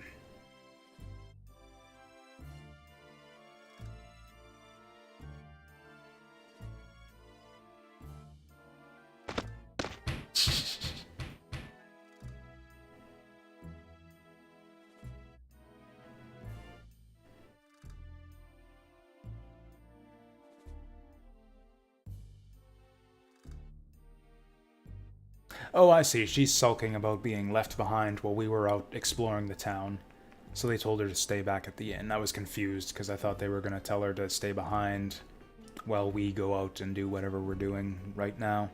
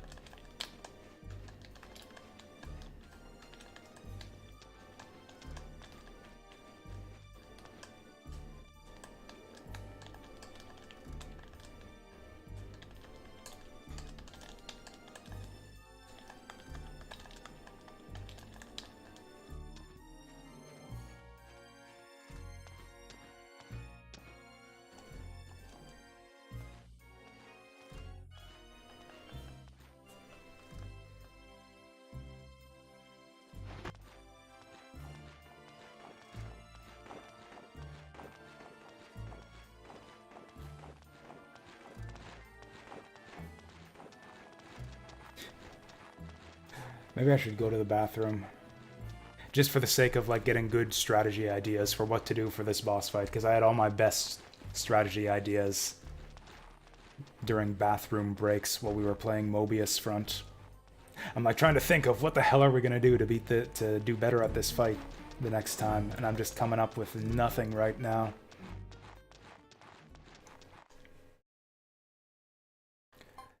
Like, I think we want to split up our magic runes so we can get in as many spells as possible.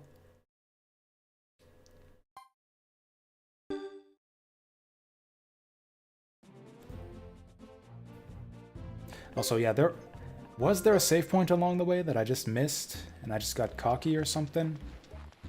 No, oh, that's right, the save point was before the boss fight. That's right, like on the other side of the boss fight. That's right. So we need to walk past him and go to the other side. We need bigger healing items. That would be a start. Actually, I should dump... Yeah, that's a start. That's something we can do. We can dump the shitty food items that don't even heal 1 attack's worth. And we can replace them with food items that'll actually do something useful. Yeah, tomato juice is garbage. Put on some medicine C. Basically, everyone should... Yeah, medicine...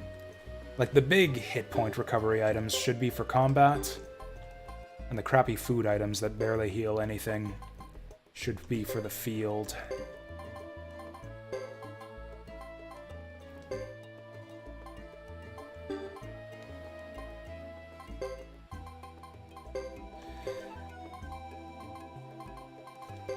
And then this guy... the other question is, how are we going to set up our formations? I like having Ace and Joker together.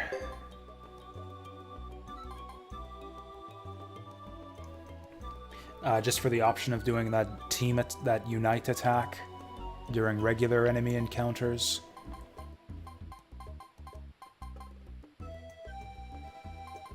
Actually, yeah, we can have a girl power squad, just because I like that idea. Queen and Isla, girl power squad, and we'll get that going too. And then we just need to make sure we use that stupid save point on the other side of the... Oh, hey, these guys are new.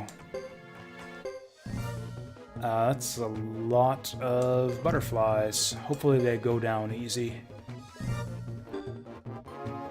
In fact, I'm just gonna kind of assume that they're gonna go down easily, and we'll do the Unite attack.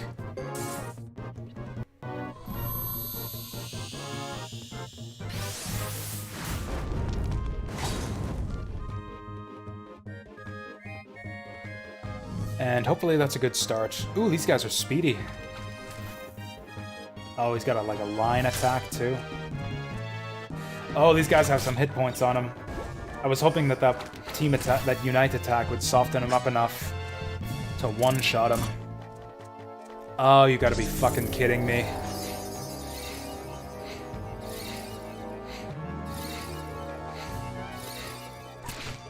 Oh, well that wasn't much. Oh. Yeah, let's just auto.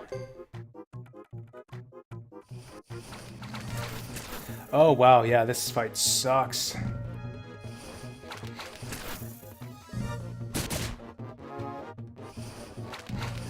Down goes Queen. Yep. Oh god, we're gonna wipe to these fucking butterflies. Miss again! Sure, why not? Well, we got one down.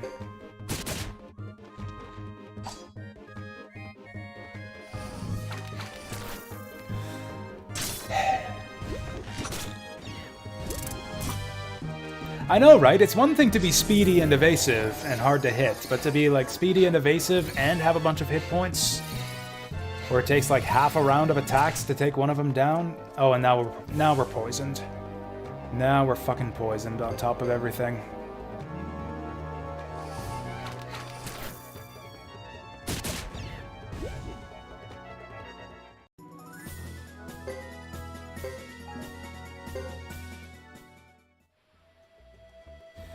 I don't know. The more I play this, the more I'm coming to dislike the battle system in this game.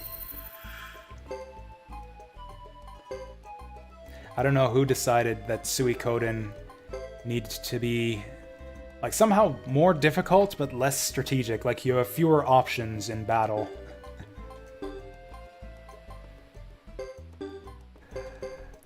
Yeah, we're gonna have to use the medicine to get healed back up.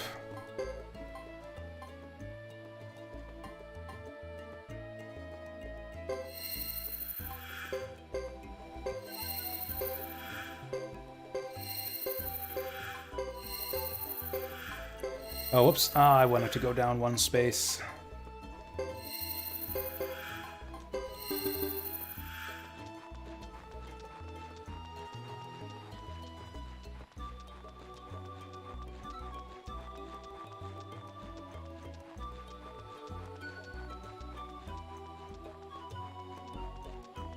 Like that, you know, the battle system in Suikoden 1 and 2 wasn't great. It was wasn't brilliant. It was very traditional, but it was also very like unobtrusive. Like it didn't really get in your way. It was very swift, breezy, simple.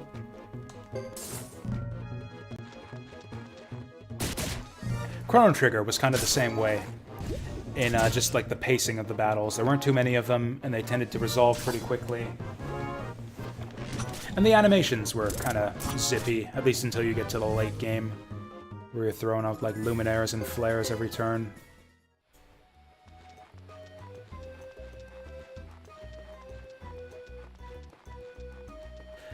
I actually think I am going to take the herbs. Just because we basically have to use like 5 herbs after every random battle these days. Actually, the dramatic disparity between different enemy encounters in the same area actually reminds me a lot of the Saga games. Like Saga Frontier 2 and I guess Unlimited Saga, if we're talking PS2 games. Where it's just like you're steamrolling one fight after another, and then all of a sudden you like wipe on one random encounter in the same area. Which is fine for Saga, because that's the kind of game that is. It's kind of meant to be janky, like that's the game's shtick.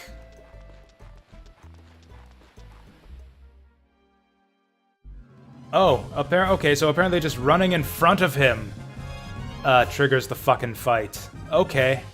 I didn't think I was anywhere near him, but oh, yeah. Apparently just running in front triggers the fight. So we don't get a save point before this one. Fuck off. Well, I guess we'll just have to win this one this time.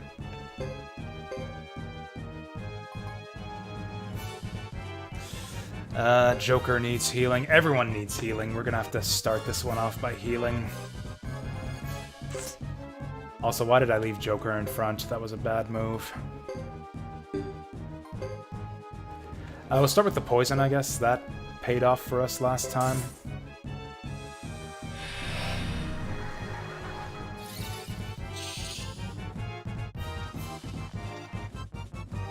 So we're stuck here. I can't even walk past this guy and go to the other regions to grind up or get weapons or anything. Or level up my magic skills if I wanted to. We are locked into this corner of the map, of the world map. Until we figure out, okay, one-shot it, that's great.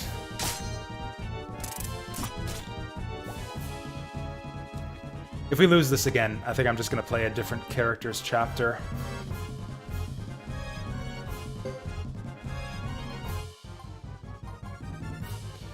Oh wait, no, we got a channel. That's right. Like, if this is how the game's gonna be, you can't have Suikoden, like, you can't have Resurrection be as rare and just hard to come by as in the old Suikoden games. Like, if you're gonna have bosses one-shotting characters, or one-shotting multiple characters with AoE magic, you need to have a Resurrection item. Maybe next time we'll have to go with the Sacrificial Jizo. Maybe everyone just needs a Jizo at all times.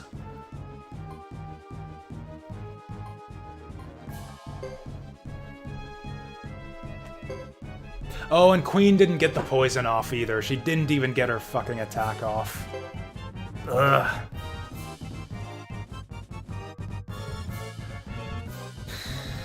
Protects one pair from all magic once. Oh, this isn't even full party.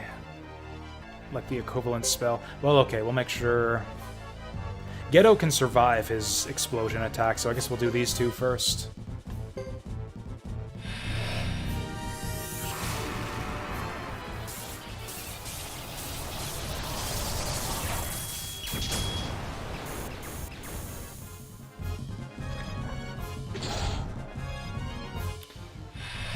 So basically everyone needs over 200 hit points or else they get one-shotted.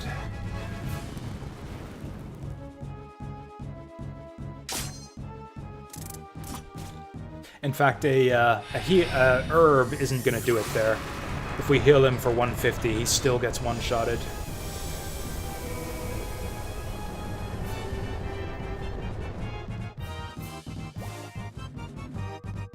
Oh, he did get poisoned. Apparently I just wasn't paying attention. Magic lost one turn? I can only assume that that means spell barrier for one turn.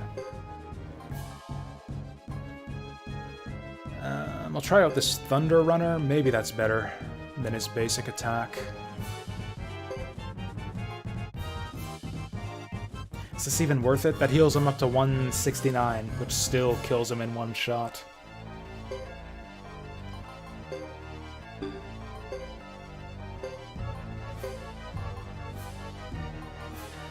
Yeah, I guess we'll put a barrier on everyone and just hope that he can't use that explosion spell more than once. Yeah, of course that's what he's gonna fucking do.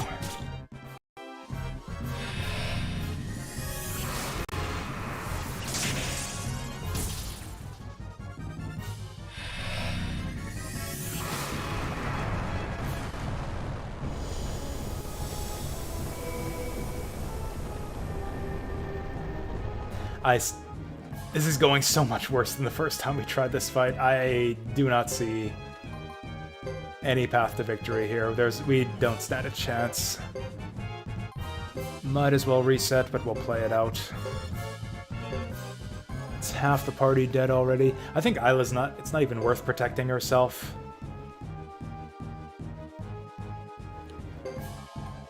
Eh, we'll do it anyway. We'll do it anyway. Damage is damage.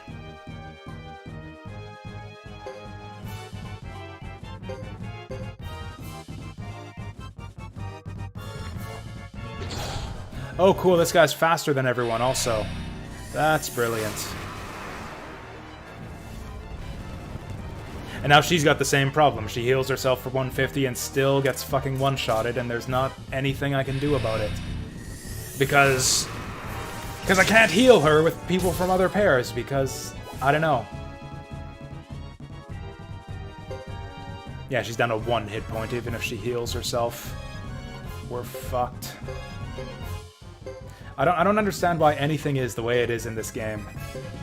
Like, why is healing restricted to within the same pair? Why not let me just heal whoever I want, like in past games?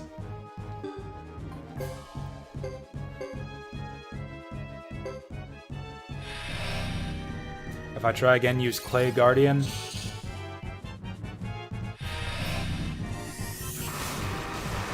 Clay Guardian, it's a spell that increases your physical resistance and magic resistance. We can try that. If she survives long enough to get it off.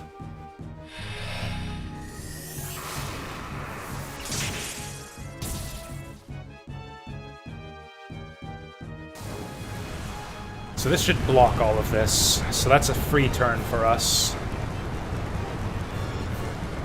What? Oh, right, because she got interrupted. She got fucking interrupted before she could use it on herself. So she goes down anyways, but at least everyone else is alive. Also, that's an AoE attack, so nobody else got hit by that anyways. Cool, so even if he can use it again, we're safe.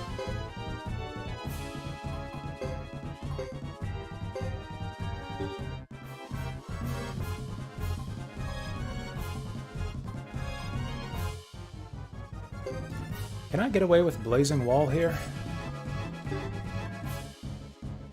Might be able to get away with Dancing Flames. Let's just do it. We need big damage here. Probably just... Oh no, there we go. Nice.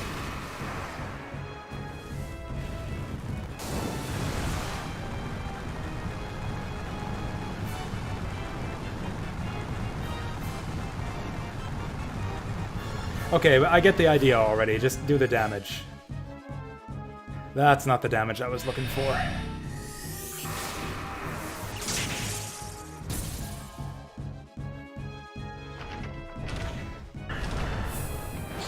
Bonk.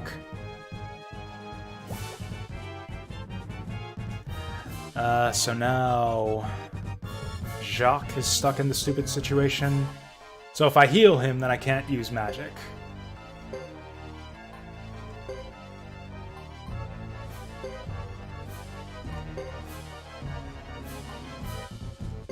Yeah, now I don't want to use AoE fire spells. I should sell that fire rune. Yeah, someone suggested last time that I sell the fire rune and replace it with the water. That's the way to go. I think we should do that.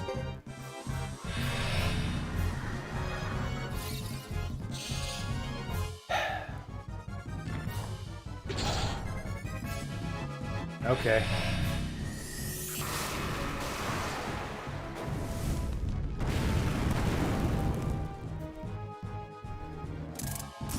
Is it just me, or are those fire spells doing less damage than last time? Do I even have a way to heal myself enough?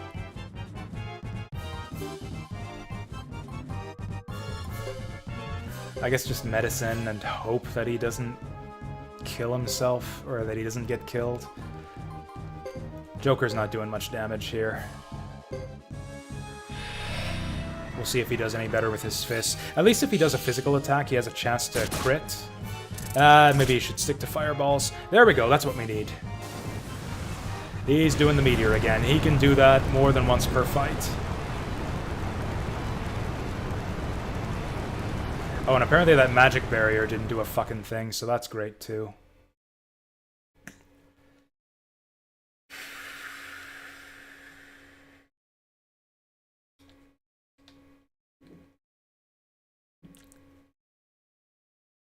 I'm really... Well, we'll see. We'll see.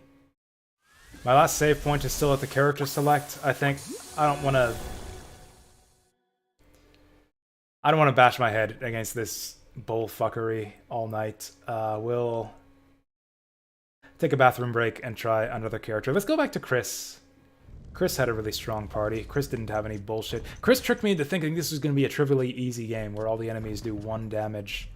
Let's go back to playing as Chris.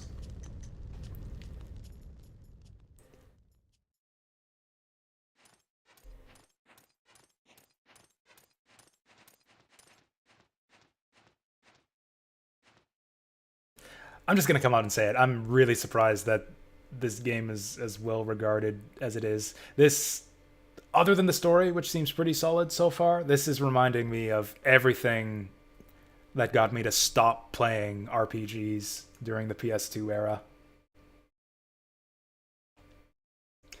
This reminds me of the kind of game that got me to quit the genre entirely at around the time this game came out.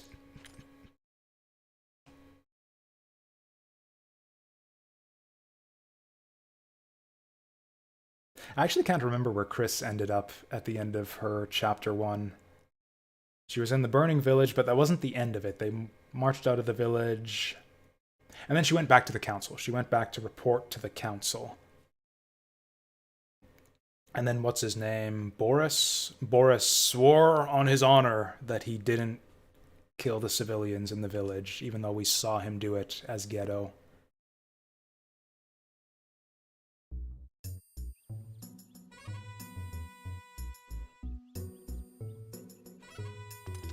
Anyways, I'm so distraught by this game's bullshit that I'm gonna piss myself. I'm just gonna take a quick bathroom break and be back in a minute.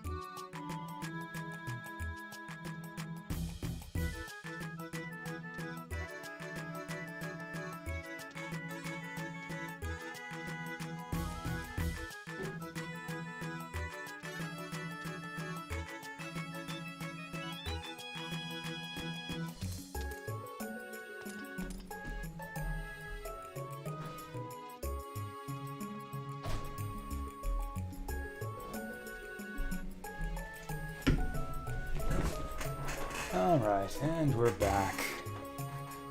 You know, thinking back on it, there might have been a trend of just a dramatic increase in overall difficulty in JRPGs during the PS2 era. I remember there being like just a lot of hard games that I played at that time, like Star Ocean 3 got really, really tough, especially towards the end. I remember having to like just bashing my head against certain boss fights over and over again. I had a lot of problems with some of the like early mid-game boss fights in Valkyrie Profile 2, Dragon Quest 8 as well. Like, I don't remember RPGs on the PS1 being nearly that difficult. What are we doing right now, anyways? Ooh, I can pass. Who's in the party right now? No one.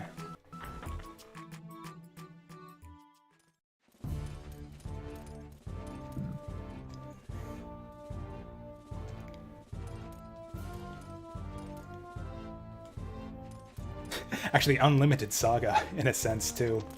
Like, you know, the Saga series is kind of reputed for bullshit, uneven difficulty in the first place, but Unlimited especially.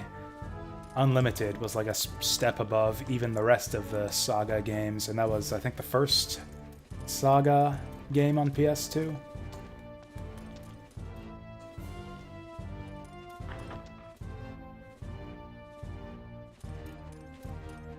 Oh, there's no one here.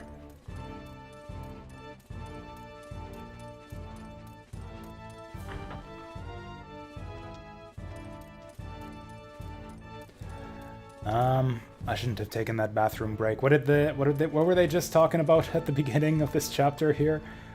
What are we doing now? I guess I can just wander around town until we come across something.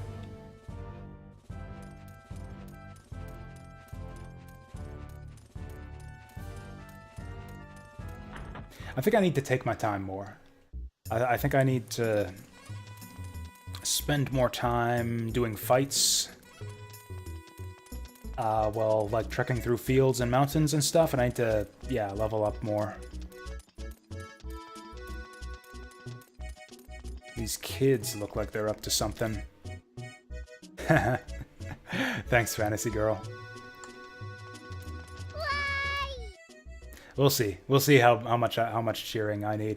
I mean, if it could be that it's like an easy, medium, hard mode. That seems to be what it's like. Ghetto seems to have a much tougher time with it through his first chapter than the others. Like Chris was kind of easy mode, like nothing could stand against us, and then Hugo was a lot harder, and then Ghetto was a lot harder still. Maybe we'll just do it that way. Maybe we'll just do all the Chris chapters, then all the Hugo chapters, and then get back to Ghetto.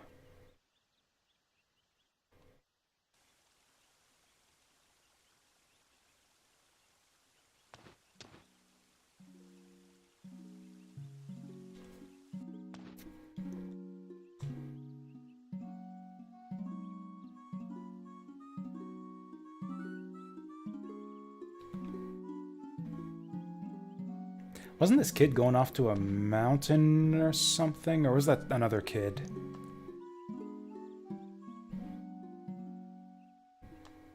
He got in an argument with some posh-looking merchant guy? Or no, he was like a fat, scruffy merchant guy.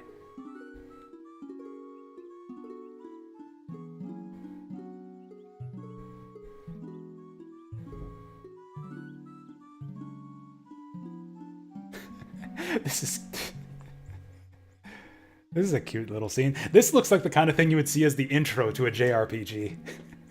Like, this is the intro to the game, and then fast forward to 15 years later, and this kid on the right is like the hero of the game. This reminds me of like the first few scenes in Vandal Hearts 2.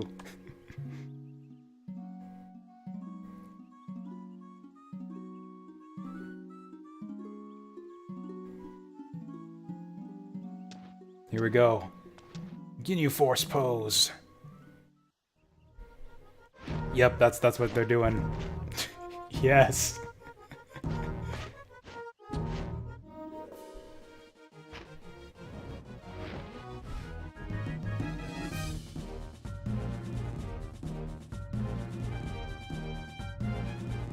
Awesome.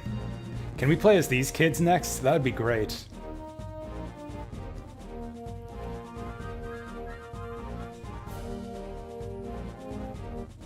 So is this Is this a side event, or do we need to see this to advance the story somehow?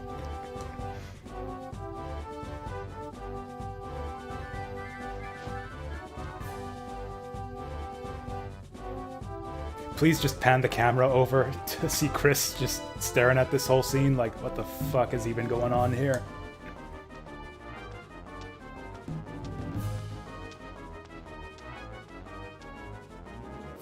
Oh yeah, wasn't there a thing where this kid in the purple vest has like a crush on Chris or something? I think I remember that from way back at the start of Chapter 1.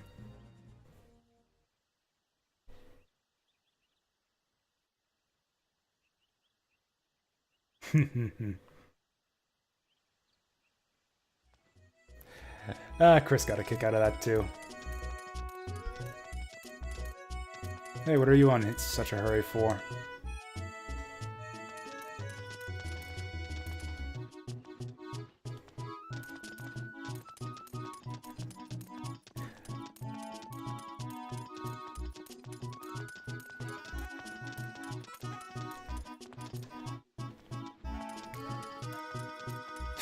I'm actually trying to remember. I forgot how much I liked Chris. I think I understated earlier just how much I like Chris compared to the other protagonists. Overall, I like Ghetto's party the most.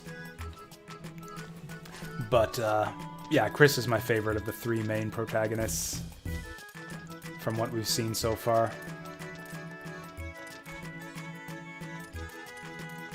Oh, does she have some lottery tickets outstanding? Oh no, she can't even play the lottery. She's too noble for that shit. Hugo was the one who had a ton of lottery tickets in his inventory. Let's just go to the bar. RPG shit always happens in the bar.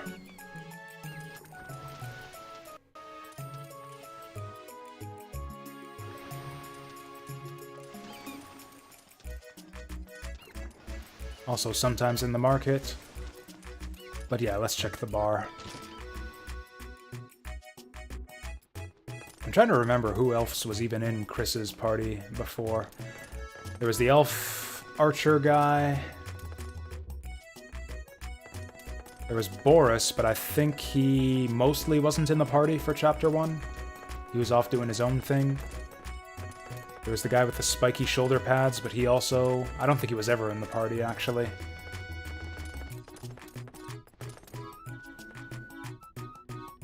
But, you know, they were just kind of generic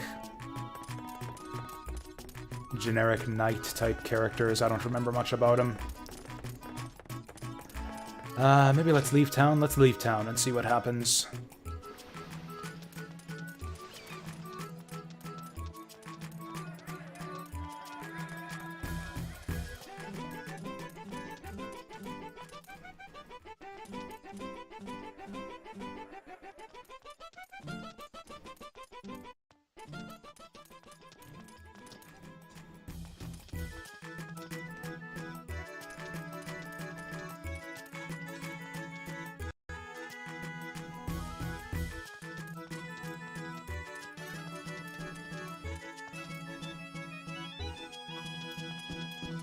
Actually, have we formally been made captain of the Zexen Knights yet? They said that it wasn't official yet because they had to do the ceremony, but they were too busy to do the ceremony because she had to go out and kill a bunch of Grasslanders for no reason.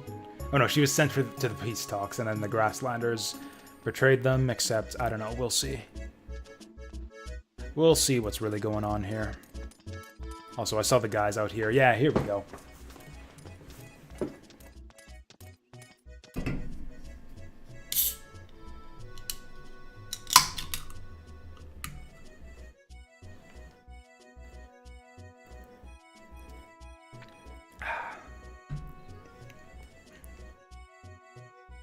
Ha ha ha. I wonder if she still says that if you don't see that scene with the kids. Or maybe you have to before they let you go up here. Which one's Percival again?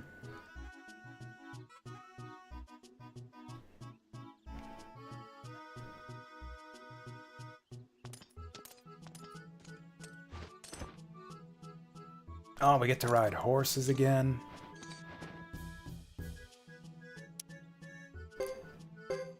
So yeah, they're both pretty... So I think there is some utility in having two characters in the same pair if one of them is weaker than the other, because that'll put one in the back row so they don't get attacked. When you got two tanky people, you might as well stick them in their own separate sections.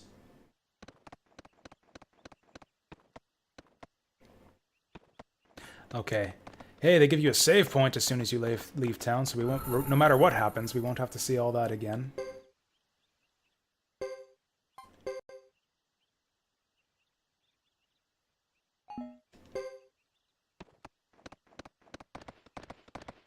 And then I guess we gotta go, wherever we're going, we gotta go back through these woods again for like the 5th time.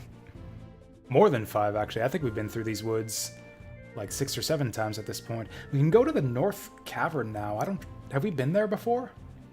Since when have we been able to go up here? I want to check it out. I want to go to the North Cavern. Since when is this a thing? I wonder if the game's starting to open up a bit, or if maybe there's something we can do or find here.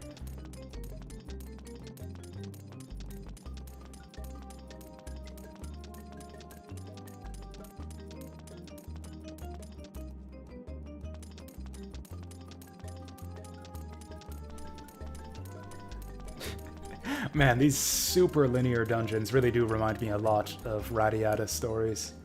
Whoops. Whoa! Skeletons! There's only 2 of us. I guess I didn't consider that. Maybe we should have gone to where we're supposed to go to see if any other party members join up. This could be bad. These are weird-looking skeletons. Oh, we're gonna get crushed. It's a good thing we did save. Run away! Maybe let's get out of here. I'm gonna go in this room just to see if there's any treasure or anything we can grab. Looks like nothing. Let's get out of here. This is skeleton country.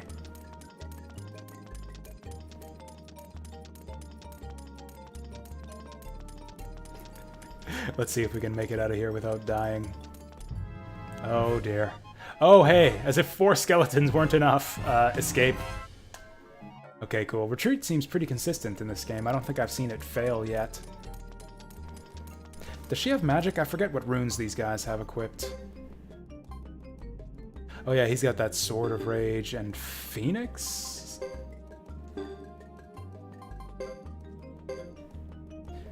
Double damage to a foe, lose balance.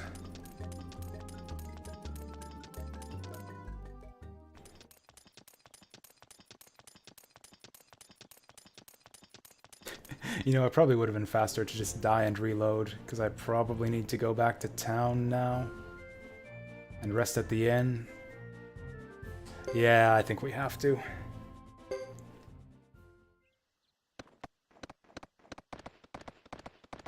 Or alternatively, I could just reload my save.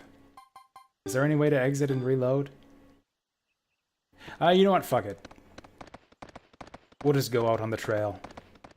It's just these same woods we've been through, like I said, 6 times before. There's nothing here that's gonna kill us. Plus, we're on a horse, so we can just blaze through here without getting in a fight.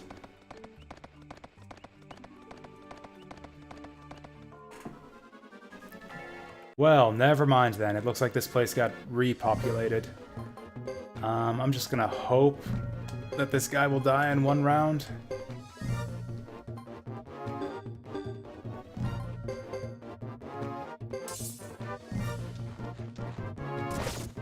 Oh dear. Okay, we'll heal both these guys after this fight. With whatever healing items we have left. Also, I bet you this doesn't kill this guy. Oh, it does! Nice! Level up. Almost level up for Chris. Oh wow, we got a lot of healing items.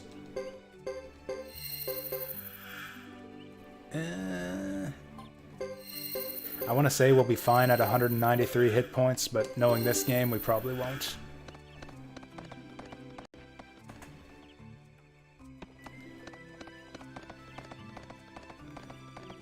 Actually, considering how much XP that guy gave us, I might want to just ride around in this forest a bit. And level up while we've got just the 2 party members dividing XP.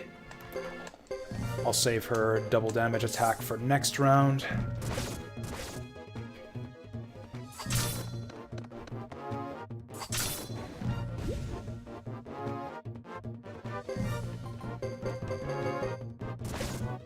Oh, these guys are speedy.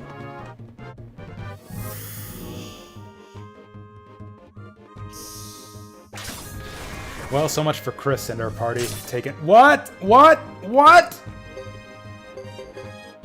What the fuck just happened there? Oh my god, we're gonna die. We're gonna die to Shadow Men. You've got to be fucking kidding me.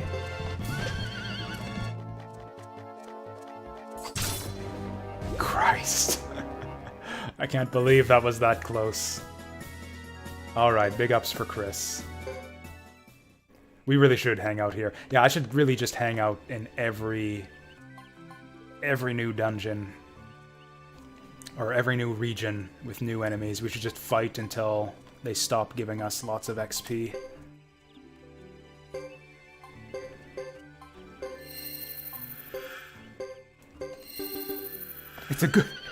It's a good thing we did heal Chris up to full last time. We would have totally lost that otherwise.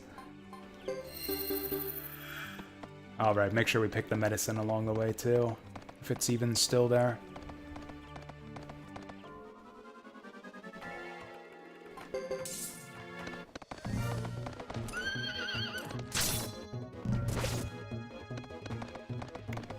God damn it, Boris. Pick up the pace.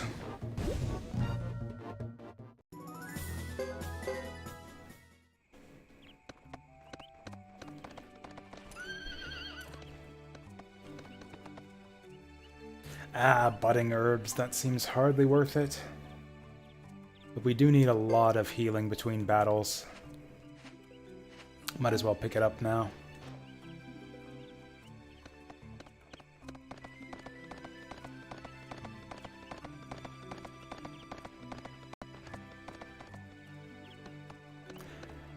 I mean, the problem with grinding is I'm not sure how much of a difference levels make in this game. I know that a few levels went a long way in Suikoden 2.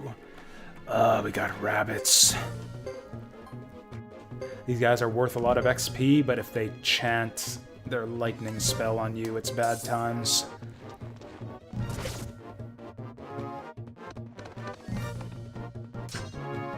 The fuck are you guys doing?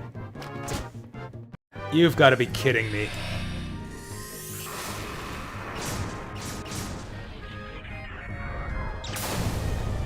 I specifically targeted the rabbits so that that wouldn't happen.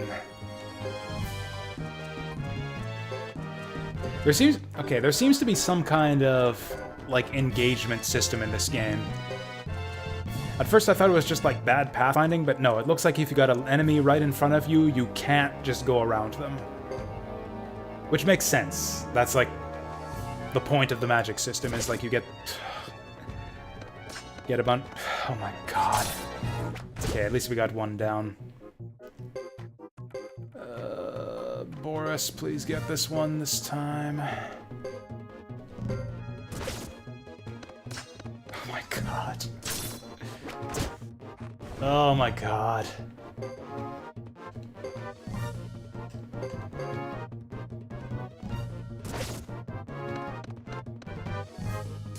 Okay, she got him. Now we can just... Oh, Christ, this is gonna be close. Oh, she got the guard. She got the guard. Hallelujah. She would have died otherwise. Watch, this will do 1 damage again.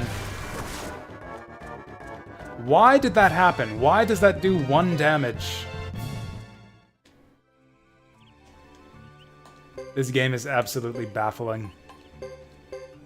Why did that do 1 damage? We were one-shotting those guys until recently, and then the last 2 times we tried it, we do 1 damage.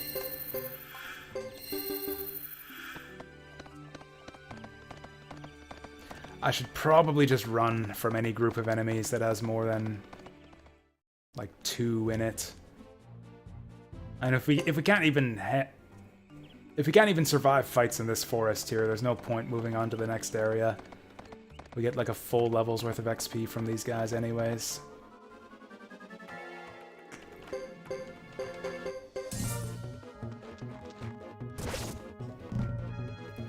And of course these guys are all faster than us, so we take like a... Fuck.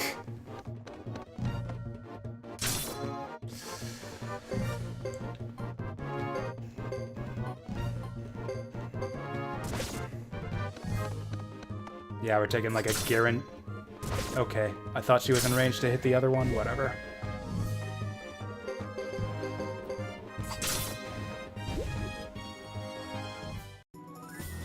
We need to start buying medicine in town before we head out. I'm gonna run out at this rate.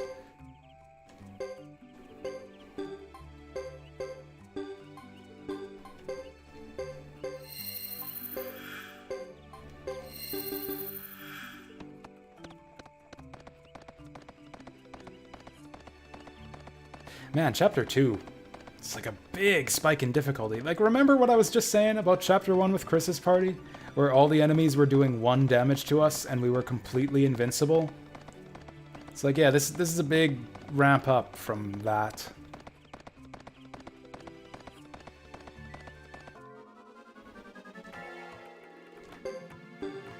Okay, let's see if we can get away with this.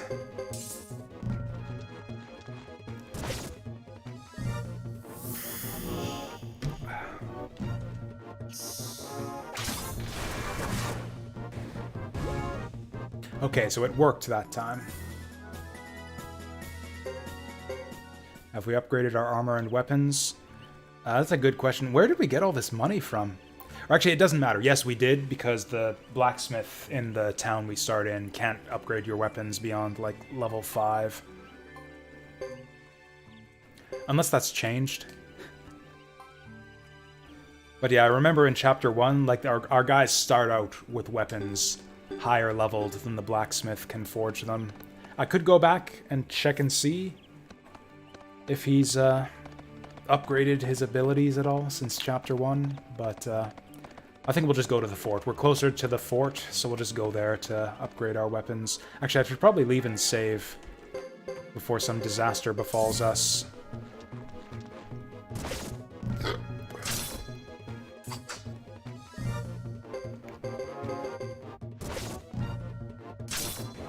Also, it seems to be about a 50-50 shot as to whether the unicorn rune... it looks like our XP is falling off here. Yeah, let's get out of here. Seems to be about 50-50 as to whether the unicorn rune does does 1 or 300 damage. And considering that it unbalances her, I probably don't want to use it anymore.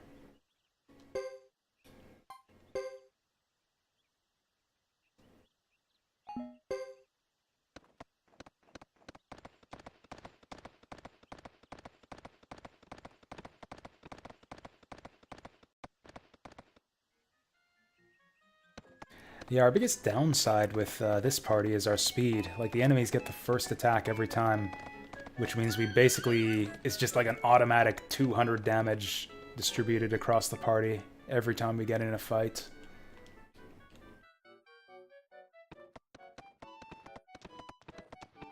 Damn it, why can't Lewis? Friggin' Lewis, pick up a sword and fight, damn it. We need more men in the party.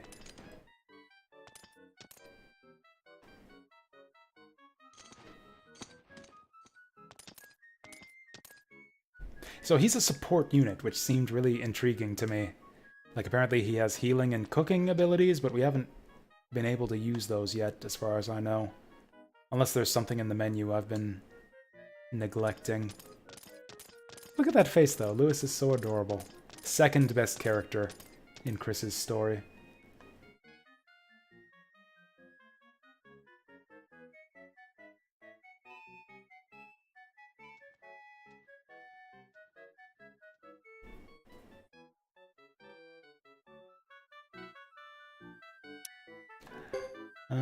So Lewis is gone. Oh no, whatever will we do without him?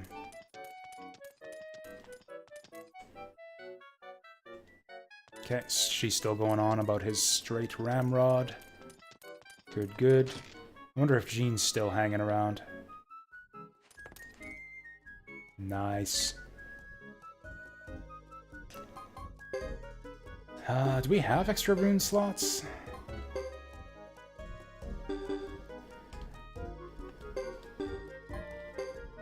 Ooh, we do. Sword of Rage and Phoenix. Phoenix is not really doing much for us, and neither is Sword of Rage. We got tons of money. Is there anything good we can get here? Boris can take Viper. PDF doubles, but no other movement is allowed. That seems not good. Shield magic, field effect, HP recovery. That seems pretty good. 24,000. We've got 175,000. Let's buy it. Let's buy it and put it on Chris so she actually has a useful rune. Maybe. We'll see. Rank skill next. What is that? Can you assign a rune to like a skill slot?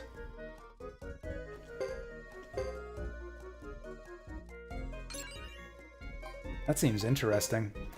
Oh yeah, I didn't even notice. Does Boris have a rune slot?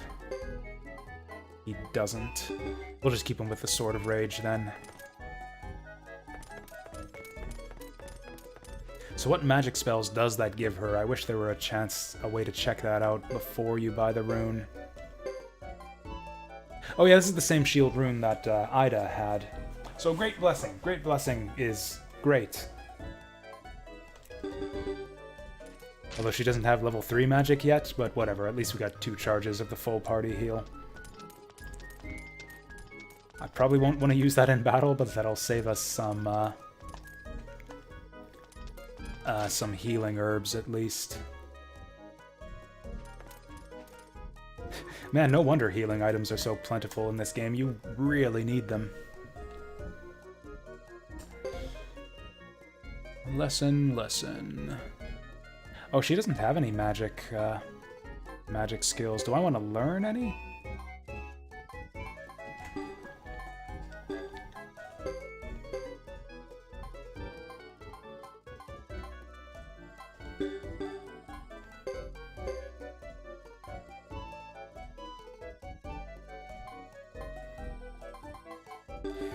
Okay, I wanted to check her aptitude on her skills so I could see if it's worth turfing any of them in favor of magic. Because I made a lot of Chris's skill decisions before I really understood the way skill growth works in this game, so I don't know if I want all of these skills.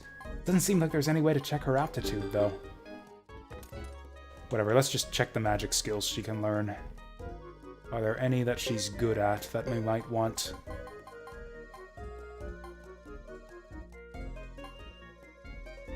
I've got to forget them before they'll let me even check.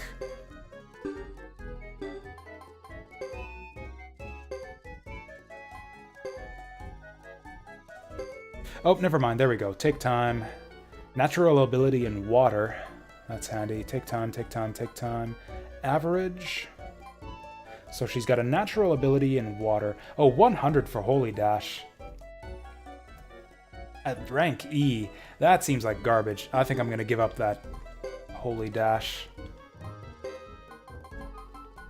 Yeah, that was not worth taking. I think I took that just because she had an empty skill slot and I didn't realize the way skill growth worked. Because yeah, 50 for a rank E skill I think is average. So yeah, she must be like really slow growth on Holy Dash. That was dumb. Should not have taken it. Okay, so we'll just bonk her on the head with a book or something. Forget how to Holy Dash, and we will learn water magic? I don't even have water magic yet, but I guess we can get it later. Magic resistance actually seems really important, considering how ridiculous magic is in this game.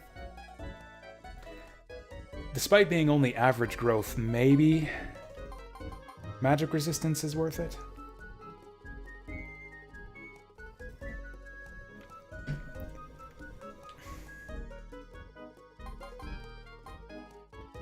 I can forget something else later on. I'll wait until we get a water rune, and then we'll start learning water magic, maybe, if I decide that's what we want to do. But since we don't have access to a water rune right now, let's just take magic resistance for now.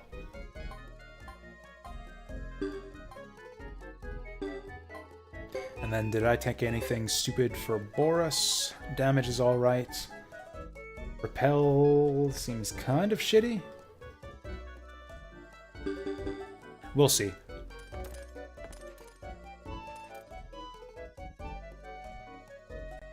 Does he have any good skills that he can learn from here?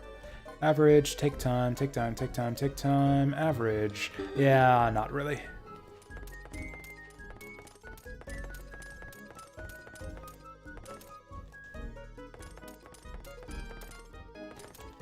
I've kind of stopped talking to townspeople to move the game a bit, to move the game along a bit lately. I forgot though, townspeople actually give you free stuff sometimes. Although it seems like everyone in this town is just saying the same thing they said last time. Yep, he's still totally in love with that horse.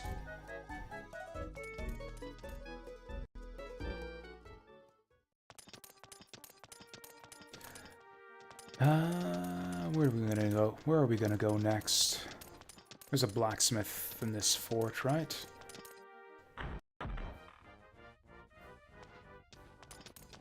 Oh, this isn't the blacksmith. This is the Bujutsu teacher. That's fine. We can spend some of our skill points now. So, does he have anything here that I neglected last time? Average, natural... Ooh, natural ability and accuracy. And she is freaking missing a lot, so maybe I should take that. Fairly good for damage. Why did I not take... Oh, she has damage. She has these already. She has all these already. Holy Dash will take time. That's garbage. Swing is average. Holy Dash will take time. Yeah, he's fine with what he's got. So what do we want then? Actually, probably magic resistance. Probably should have taken magic resistance. Let's train up accuracy since we keep freaking missing, like I said.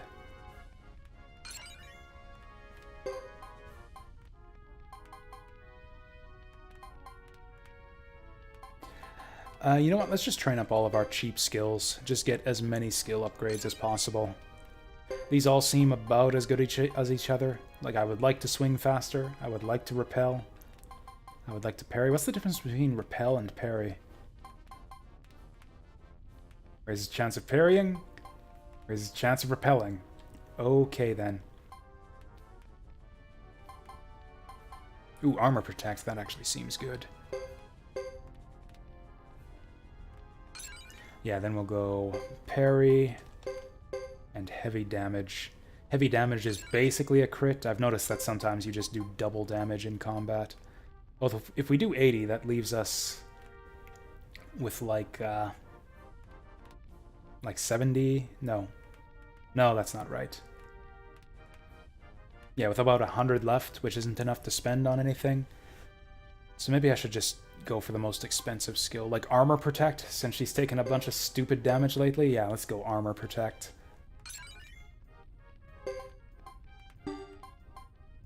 I guess that's the other thing we got to pay attention to. Even if we aren't getting a lot of XP from enemies in a certain area, we might get a lot of skill points. Also, maybe the reason Boris sucks so much is that we haven't trained his skills yet. Because, yeah, I don't think he was in the party at all in Chapter 1. Although I would have expected him to be more of a badass based on that bullshit fight we had with Ghetto. Even though... So fairly good is better than natural ability, it seems. We'll go for accuracy, because he seems to be having problems with that. We'll go armor protect as well, because he seems to be having problems with that. In fact, I think we'll just take all three of these. Because, yeah, he can just barely get these two.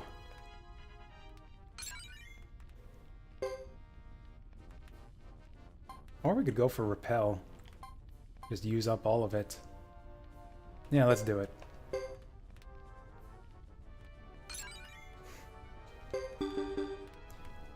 Maybe that's our problem. I've been going too heavy on the offensive skills in Ghetto's party and not enough in the defensive skills. It's like the old saying goes, the best defense is a good defense.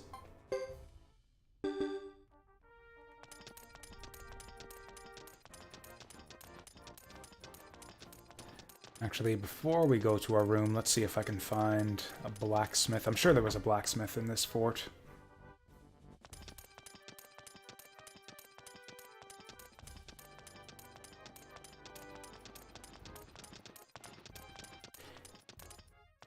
It really is cool to be playing PS2 games so reliably now. That little pro tip we got, was it from... Damn it, I can't remember who gave it to me. It might have been Wall, for all I remember. About the speed hacks, enabling the speed hacks in the emulator. That, like, fixed all the problems we were having. It would probably fix the slowdown issues I've had with other games, too. So I can probably stream a lot of other PS2 games also that I thought that we might have a bit of trouble with. Man, we've got so much money. There's got to be some way to translate money into power somehow. There's got to be some way to buy power in this game. Isn't this a pay-to-win game? Isn't that all RPGs are? They're just the ultimate pay-to-win games. Trade money for skills, money for runes, money for items.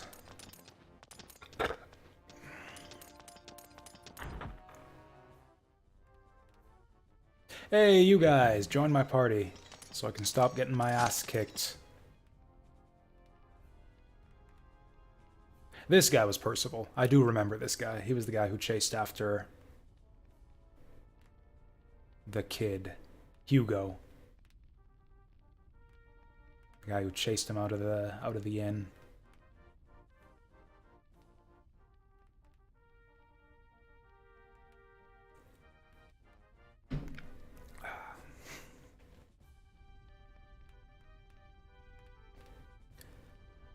Roland was the elf guy. I don't remember who Leo is. He must have been the spiky shoulder pads guy.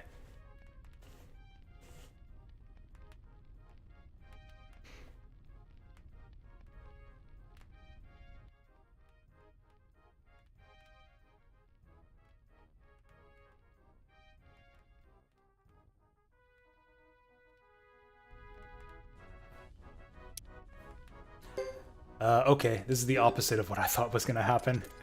It's like, cool, 2 new party members. Oh, actually, just Boris is leaving. If I'm going out, please take someone with me. Yes, all of you guys, please go with me.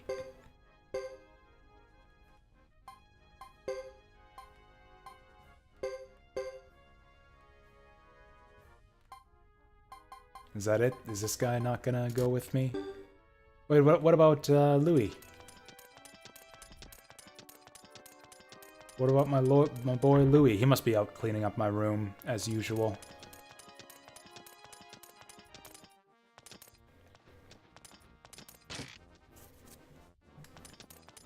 Yep, there he is.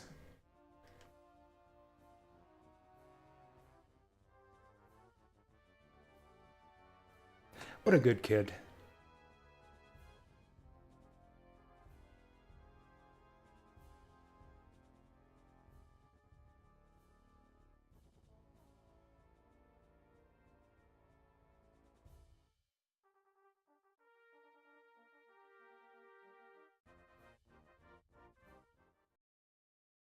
Alright, it's dinner time. Oh, everyone left me again. I guess there was no point to that.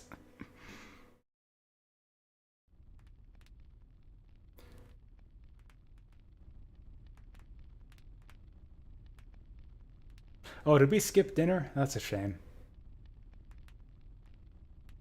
I like meal scenes in RPGs. That was one thing I liked about Grandia. The supper time scenes where you just... There's like a whole system in Grandia where you can just... Like, you just eat at the table with the rest of your party and have conversations, choose who to talk to and all that.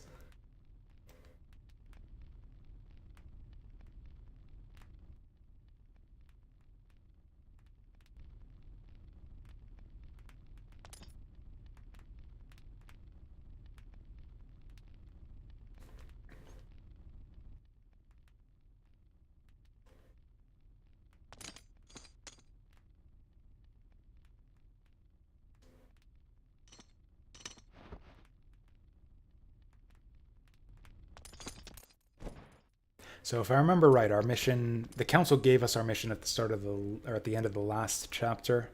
I guess she's about to tell us what our orders were, what our orders are. I think we're going to war with Grassland. I think the gist is that we're going to war with Grassland.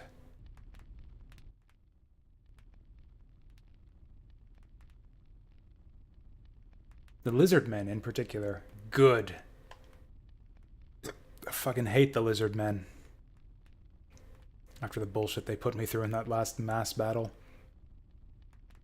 That was the one tough part of Chris's chapter 1, was the stupid mass battle.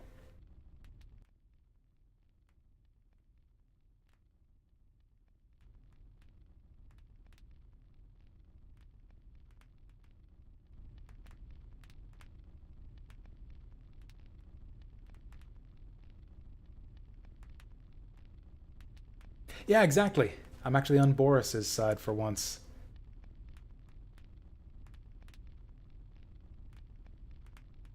Percival, what the fuck? Have you forgotten about Galahad already?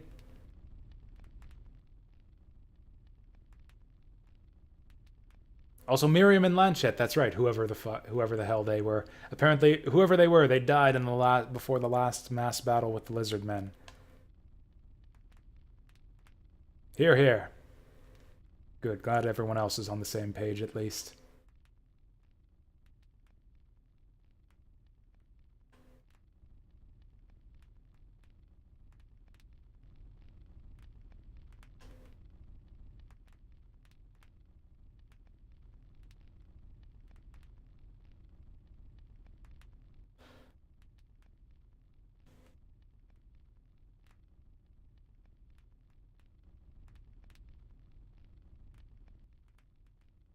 I didn't think he was making a joke. Lizard guts would be gross. I wouldn't want lizard guts all over my clothes either.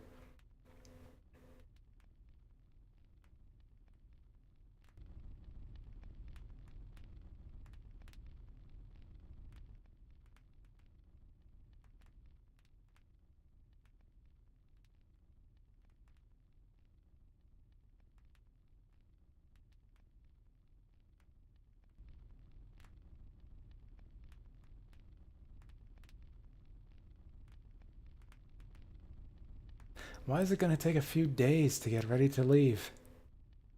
Just get on the horses and walk out the door. It actually takes, like, less than a minute.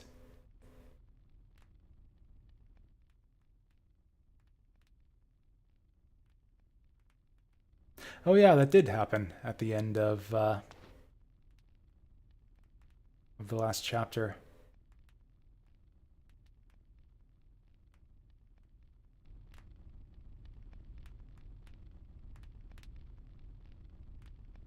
What the fuck what are you saying, Boris? Are you saying you don't trust Chris?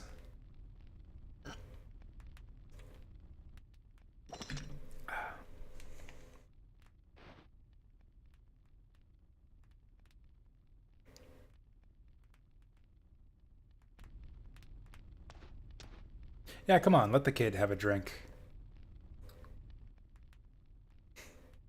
The faster he gets to drinking, the faster he gets to manhood, the faster he gets to putting a sword in his hand and getting him in the party.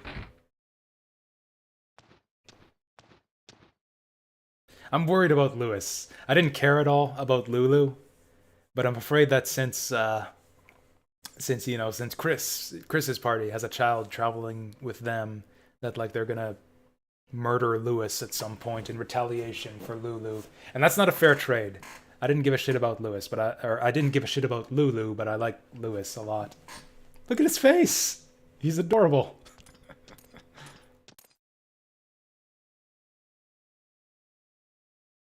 Ah, he did get to drinking. All right, he's halfway there.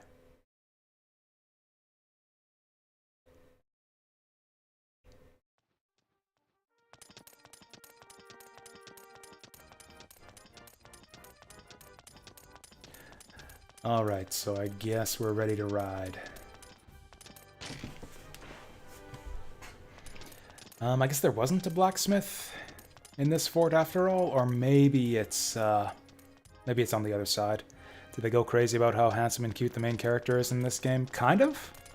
At least about Chris. Apparently, like, half of the knights under her command have a crush on her, as well as, like, half the townspeople you talk to. Nobody's said anything in regard about Hugo or Ghetto's handsomeness, but yeah, Chris is apparently super hot, which, you know, just look at her. She really is, I think, the most just elegant and refined, the most charismatic of the three protagonists. And then Ghetto's like kind of cool and mysterious, and then Hugo's just kind of an obnoxious kid. You've been lurking, Hajard? Were you lurking, Hajard, when I made those first two failed attempts at Ghetto's chapter? And I was like halfway to saying, I'm done with this bullshit game, I'm quitting this! She's still busting that barrel? Do we want to stock up on sacrificial Jesuses? You did. Oh, nice, nice.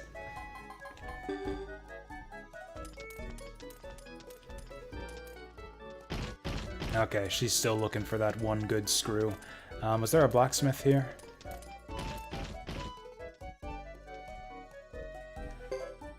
It looks like all the shops still have the same stuff. So yeah, I doubt that we'll get any weapon upgrades now. Also, no one is in the party other than Chris. There's our blacksmith. May you sharpen my weapons? I don't know, may you? Oh, we can go to level 8. Why didn't I do this earlier? No, he must have been maxed out at like level 6 or 7 before. I'm positive that I would have sharpened our weapons otherwise.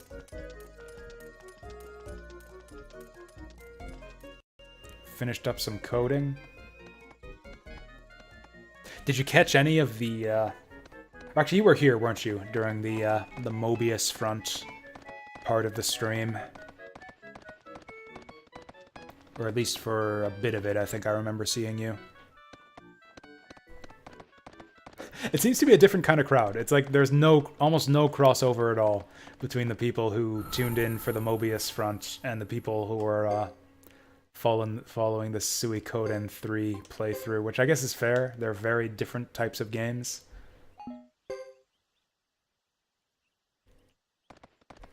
So are the rest of the guys gonna follow me if I leave town? Looks like no.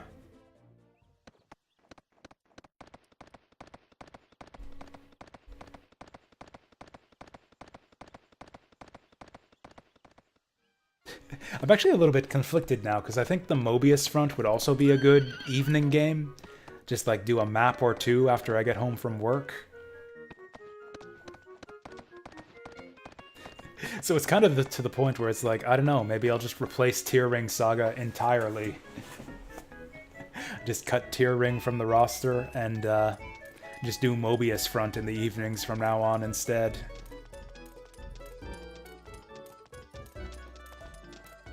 New schedule? I mean, not exactly. Not a new schedule. It's just that... so I'm... You know, basically the regular schedule is we do streams on, you know, Wednesday, Thursday, Friday. One game in the afternoon, and then another one in the evening. So before it was Tear Ring Saga afternoon, Suikoden evenings. But I'm dropping Tear Ring Saga from the afternoon streams. And the idea was we'd just do Tear Ring in the evenings, whenever I feel like it, after work. And then I'd do something else in the afternoons, something which I haven't decided on yet. Which I guess it's the new releases now. Right now it's Mobius front, and then we've got the new Star Kings DLC coming out for Planetfall as well, which I'll probably start up next week. Oh hey, we haven't seen this kid before. There's a lot of strategy games coming out lately. Or I guess just two, really. Mobius front and the Planetfall DLC. So apparently it'll take a few days for them to prepare to leave. Do we just rest in the inn for like 3 times?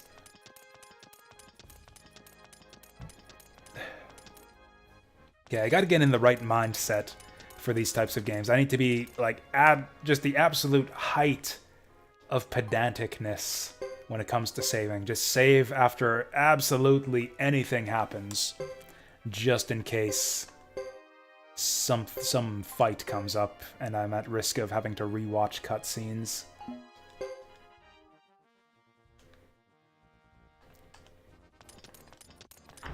So I have no idea what we're... Oh, we're going north. We're going north to the hollow whatever. So actually I need to... If we're leaving, I need to go out the other exit.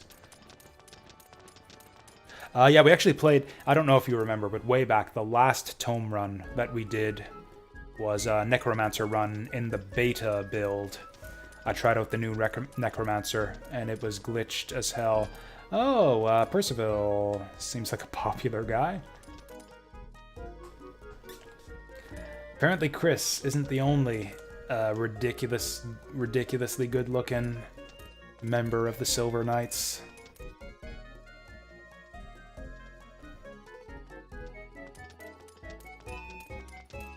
Yeah, there was the stupid glitch where there's like a new instant speed teleport that the new Necromancer has, and it was glitched, so it would... I don't know if it was supposed to be instant speed, but because of the glitch, it ended up being you would do the teleport, and then you would get an error message, but it wouldn't crash the game or anything. It would, like, interrupt the execution of the skill, so it effectively made it... It would, like, interrupt the skill after the teleport, but before it takes up your turn or anything. So it was effectively ended up being an instant speed teleport that doesn't take up a turn, that doesn't have a cooldown. So you could basically teleport around the entire map at will without taking any turns at all. It was kind of busted. I ended up not... And then we came across some other glitches too. I can't remember any of them, but that was the biggest one. And I ended up not finishing that run. Yaza, up to Lake Castle, up to North Cavern, Karaya Village. We're going to the Great Hollow, aren't we? That's like up here? There must be some other plot flag I've got to trigger in here.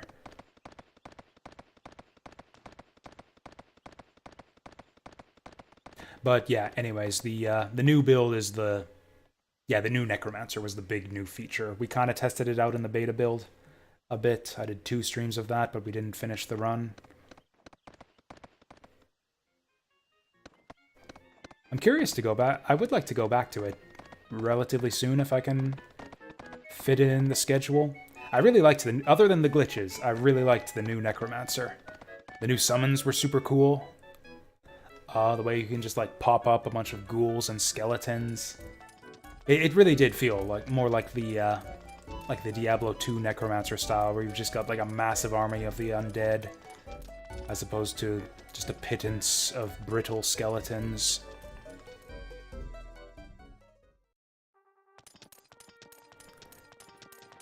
Well, I found all my guys in the castle, but I have no idea what we're supposed to be doing right now.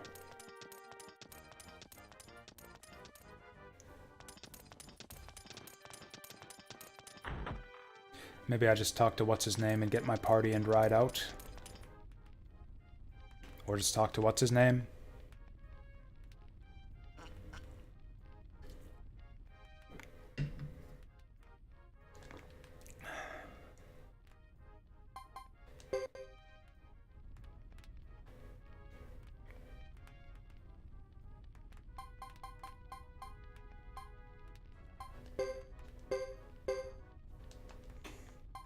Who are you calling, sir?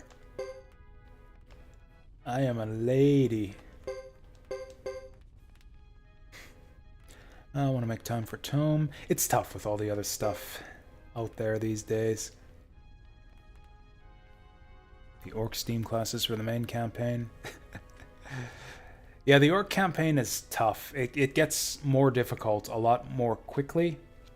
And I don't know, there's just some weird stuff. Like a lot more weird stuff like the,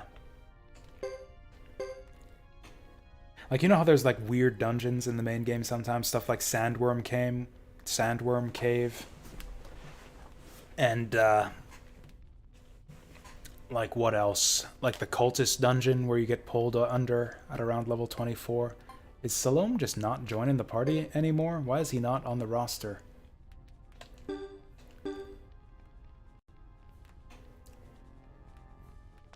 Anyways, let's say that we're ready to ride out this time. Actually, let's not. I'm gonna sharpen everyone's weapons first. I mean, I like the Orc campaign well enough. Anyways, yeah, like I was saying, it has a bunch of weird stuff like that.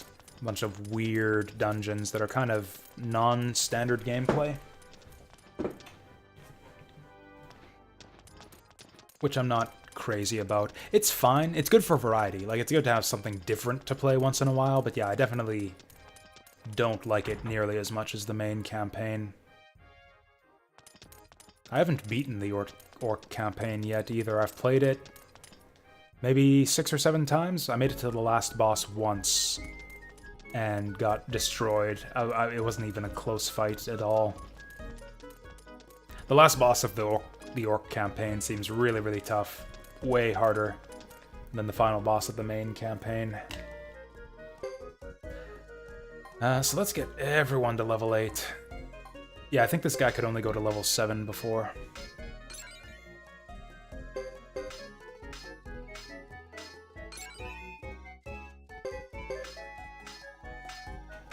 I mean, if you just want the unlocks, you could just play on, not adventure mode.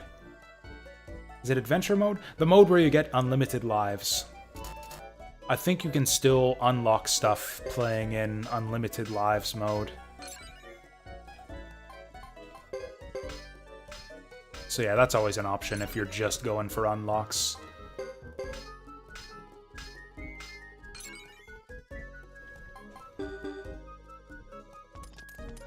I guess we could also check the armor shop, but I doubt that any of this is going to be an improvement.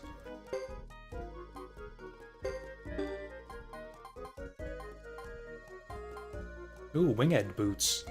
Those are expensive, but I've got money to burn now. Also, the enemies are actually doing damage to us now, so yeah, let's go for it.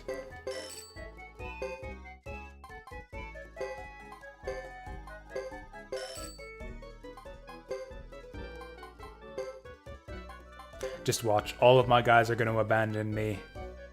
It's like, okay, Lady Chris, we'll go on patrol while you go team up with some other group of nerds we just met. Spending all my money on you guys. You better stick with me. Also, look at Boris. Look at his face. You just know he's gonna turn evil after the shit we've seen with him and Ghetto's party. Don't these guys have gauntlets already? Oh no, they've only got gloves.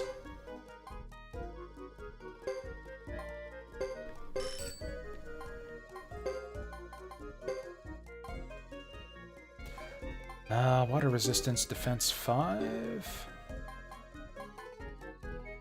Wait, how is that an upgrade? Oh, they want me to replace the medicine. I don't think that's a good idea. Don't think that's a good idea.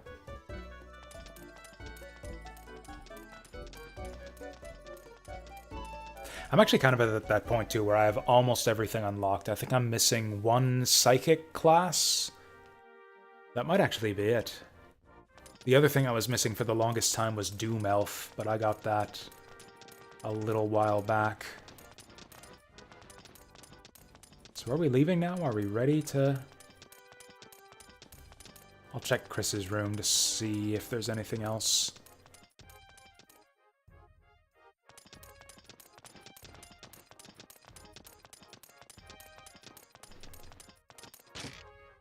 This game also has the classic old-timey RPG problem of I don't know where the fuck to go to trigger the next plot flag.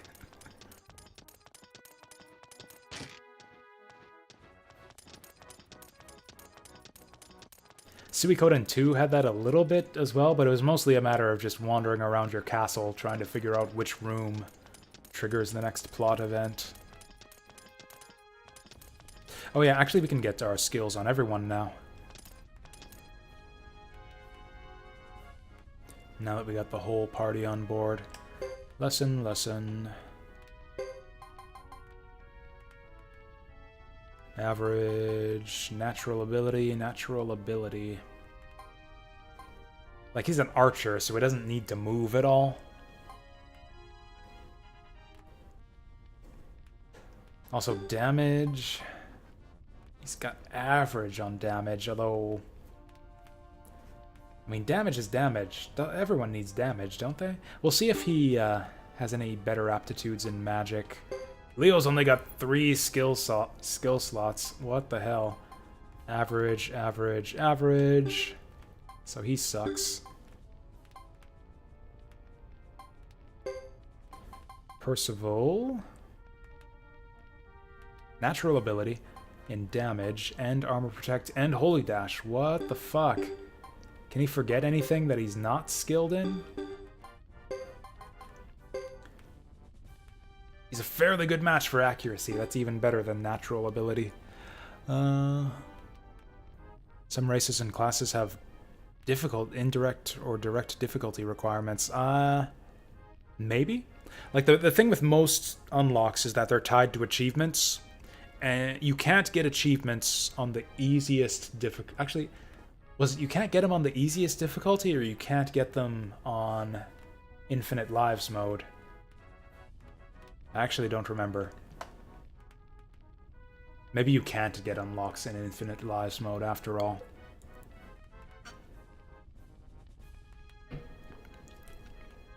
I could be wrong about that, I guess.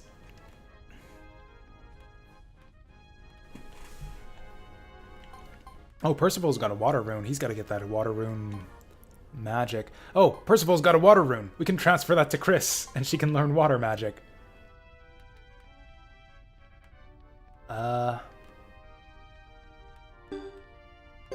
This is getting complicated now.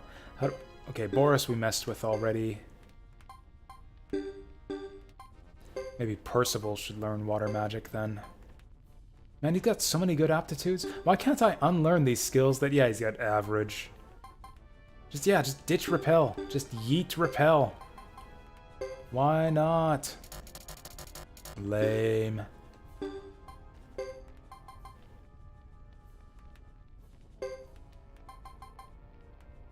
Actually, none of these guys have a lot of skill points to spend anyways. I might just keep saving up. Roland's got a bunch. Although he doesn't have any good skills to learn. I'll take him to the magic skill teacher.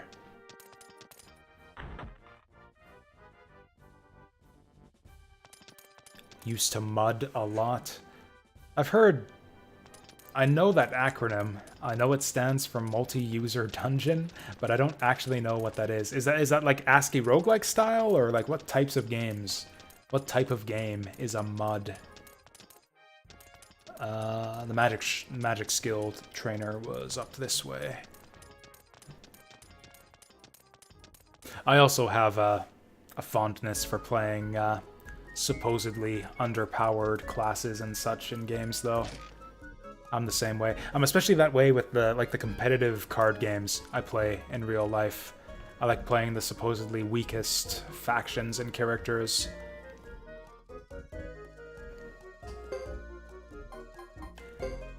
Okay, let's see. Good aptitude for water magic. Average, natural... Hey! Natural ability. Average, average. Natural ability.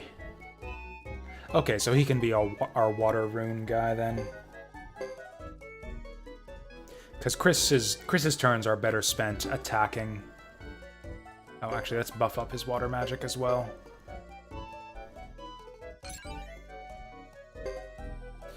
And do any of these other guys have good magic skills to learn? If he could learn magic resist. Take time, take time, take time, take time, take time. Wow, Leo just sucks. What about Roland? Average, average. Natural ability in wind, probably because he's an elf. Do we go for wind magic, or do we go for magic resistance? Let's see what his magic... he's got more spell charges than just about anyone else. Yeah, we'll give him wind magic, and we'll slot him with a wind rune as soon as we find one, which might be right now.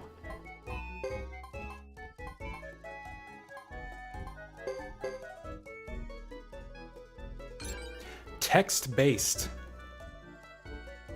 Via terminal or special clients. Interesting. So like text adventure style, where it's like like you walk into a room Visible exits are north, south, and Dennis. In the center of the room is Ye Flask. That kind of game? Where it just, like, describes the room to you in text. Yeah, I can't say I've ever played a game in that style. That's actually sounds really cool. Cool, let's put all my skill points in wind magic with my character that can't actually use wind magic yet. This will be great.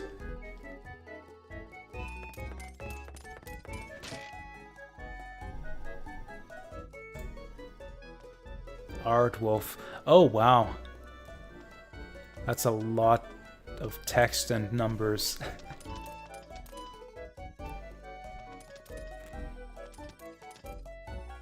Oh, I see. So it's got like a big chat window and a text description of everything and a map and your stats and... Okay. Cool.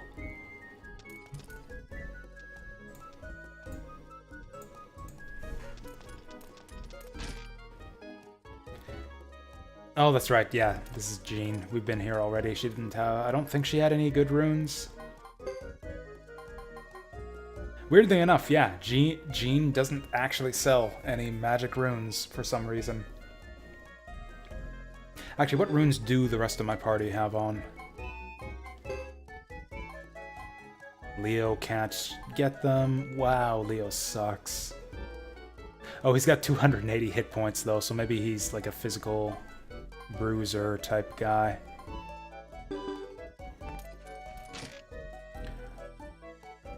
Aardwolf. Text input for moving around, using abilities, attacking, chatting, look... What? So what year would a game like that have been come out? Are we talking like 80s type deal? Or no, the internet didn't even exist in the 80s, did it? Or unless you play via like LAN or something? I guess it would have been like DOS era, like early 90s. I keep thinking of PC gaming in terms of like console generations. So like I think like, oh, 1994, for example, would be like on par with console games, but actually not really. That still would have been like Windows 95 times. Yeah, PC games didn't really start getting fancy until like the 98, 2000 era.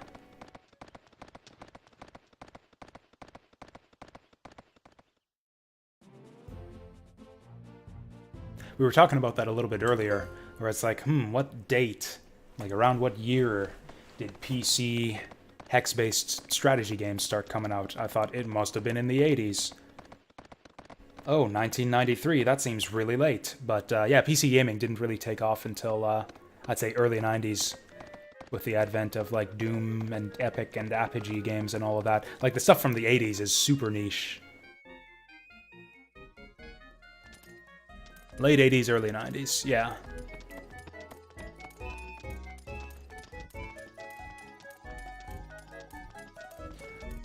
I have no idea where I'm supposed to go or what I'm supposed to do. What was the last thing that happened? We went into the room, we talked to the guy, we got our party together.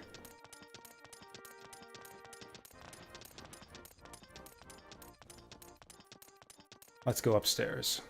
We were just here though, weren't we?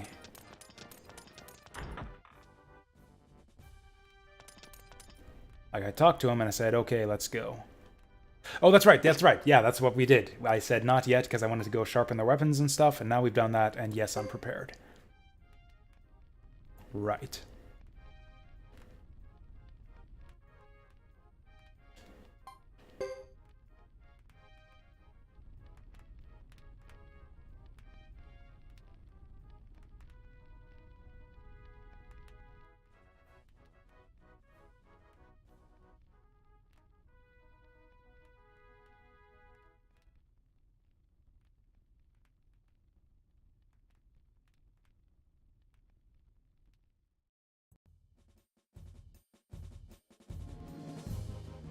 I never thought of like old PC games in terms of like the console versus PC wars, but like yeah, like at the same time we were seeing NES games, stuff like Super Mario Bros. 3 and stuff. Like what did PC have in those days? Like math or Crunch Muncher or whatever, Oregon Trail, all the stuff you would see on like school computers.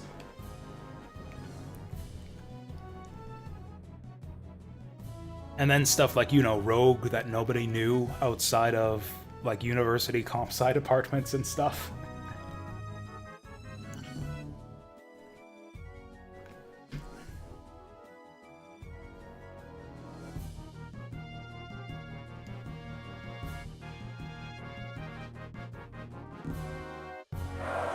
Yeah! Are we getting in a mass battle right away? I hope they let us save. I should have saved. I should have saved before I told Salome that I was ready to move out. Hopefully they give us a save point.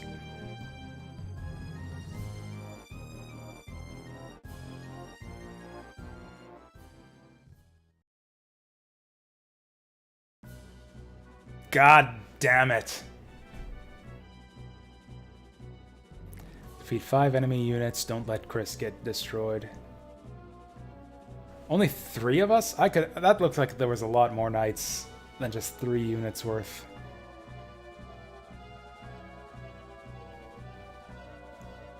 Yeah, that's a good question. Where the hell are Boris and Percival? Leo take point. Zexens forward!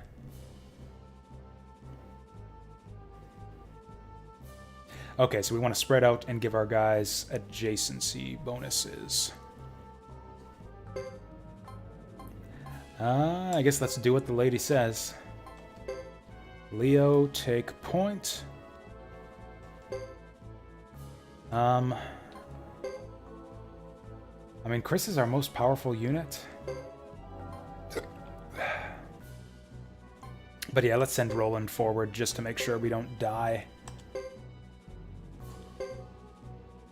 Hopefully this won't be too bad.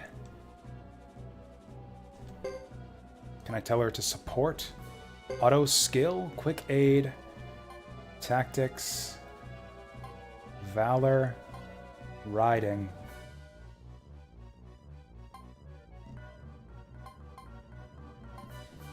Of all units in area, is that like on the same space as her or in adjacent spaces?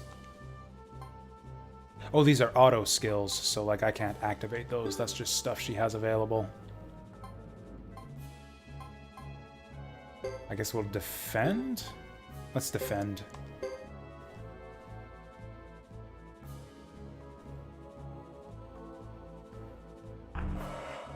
That's a lot of lizardmans. We are outnumbered. That's 5, though. That's as many as we need to kill to meet our victory condition. So they're not getting a support bonus here. And we outnumber them. They're pretty beefy, but yeah, let's go all out. Let's go all out. Come on, Leo! That wasn't a lot of damage. Are we under-leveled? I guess I could have taken my guys outside and done some grinding if I really wanted to. We got 1 down at least.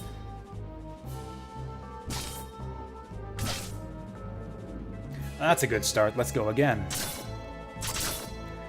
These knights are bullshit, actually. Hey! Oh, we took the leader. Okay, so if you take down the leader, you win.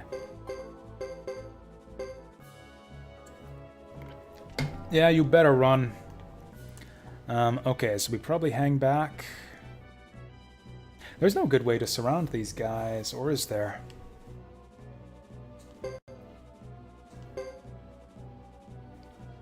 Fight these guys? We outnumber them again.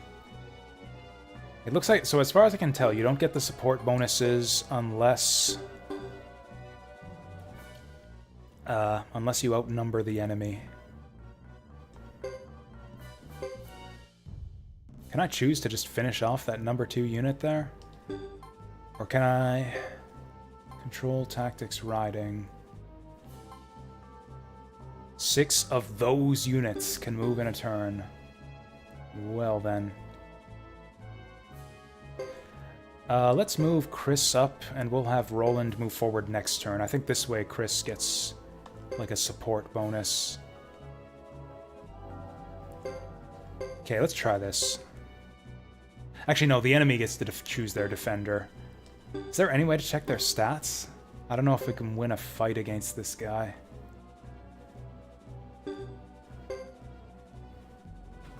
They got a lot of hit points. And they've got some support. I don't think it's worth it. I think we want to just wait a turn and then these guys move up. Although they'll be able to reinforce right away. Fuck it. Let's just wait a turn. I'm not sure I even understand the mechanics of mass battles here anyways. Hey, more lizard mans. Oh, never mind. It's, Lucia mans.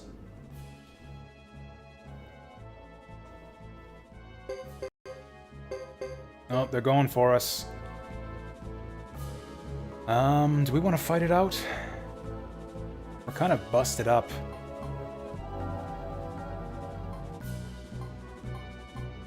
Let's do one round of combat and see how it goes. I think we're gonna get demolished, though. I got a bad feeling about this. Seems pretty even. Got a lucky dodge there. Nice! Okay, I feel good about this. Let's go again. Oh, the leader gets to attack twice. That's really, really bad for us. Oh, we get to attack twice, too. I'm going for it. I think we got the better of that exchange. Oh, stunned. That's really fucking bad. Kill the leader!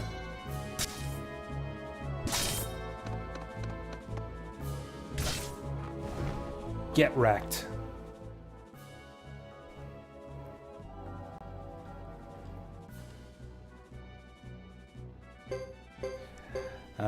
So now they're moving up. Chris needs to move over to support Leo's unit, I think. Yeah, that's right.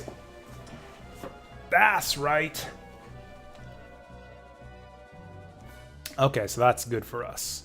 Probably still want Chris over here. Because, yeah, I think she gives, like, a bonus.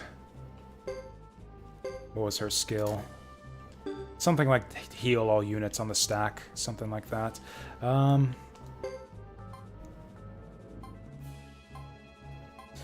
Yep, Boris, do your thing. What's he got? Riding.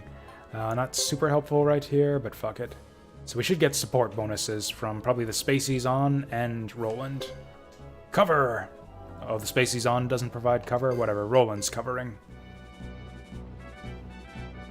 Also, Boris is like level 30, so he should be totally fine here. Oh, he's got infantry. He's got bullshit infantry on his side. He's not even mounted. Well, at least he got a double damage hit there.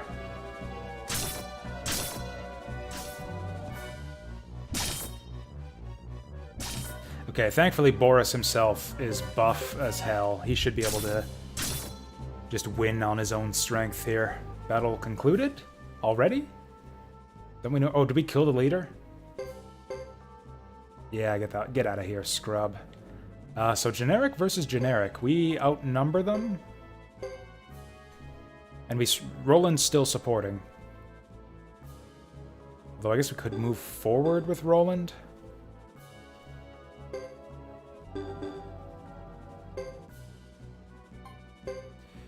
Let's not risk him. Let's just attack with generics. Oh, right, it's infantry. I need to check that more carefully. See who's actually attacking. Our infantry's not doing half bad. Actually, they are doing half bad. They are about half as strong as the lizard men. We didn't even take... Okay, we did take one of them down. Oh, we get double attacks on them, too. Okay, yeah, we got this. We got this.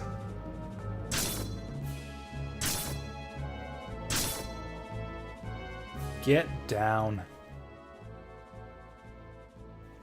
That's it, actually. Isn't that 5 Lizardmans subdued now?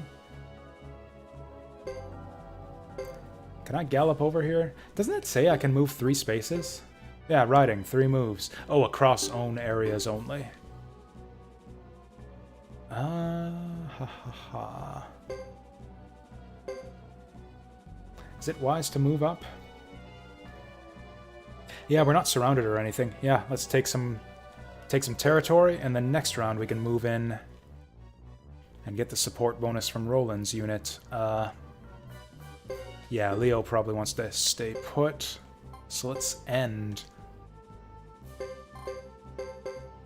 Oh, they're attacking us. They actually fancy their what the hell? Okay, this is a bizarre attack.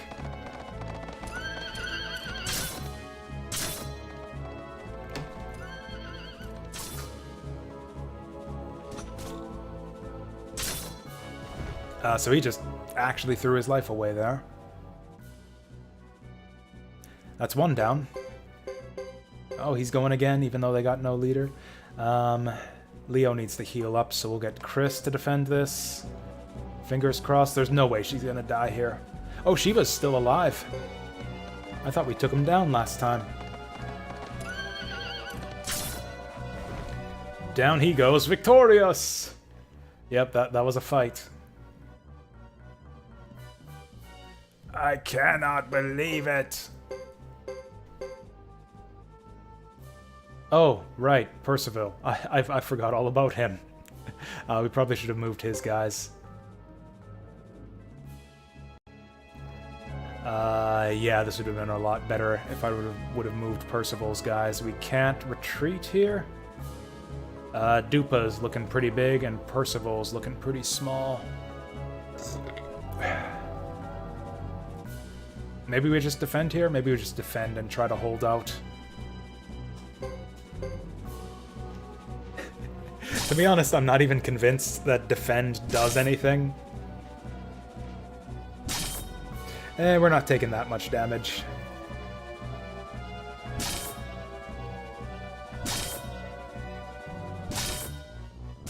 Basically, I guess defend is just if you want to keep your unit from getting destroyed.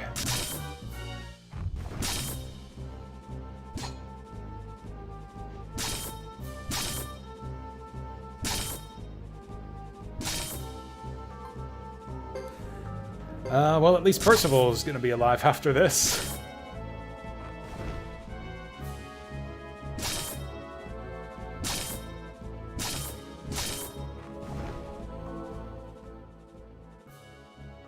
Yeah, that would have... We should have had Percival attack last round. Well, Chris is still healthy, so I guess she can go in.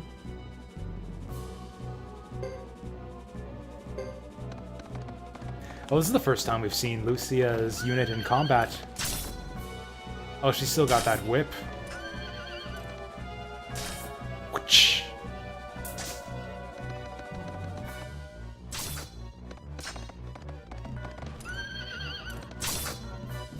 I think we're gonna win this. Maybe not. This is close. Oh, never mind. We got more attacks coming in. Yeah, this is gonna be a bloodbath. Oh, fuck him up, Chris. You got this.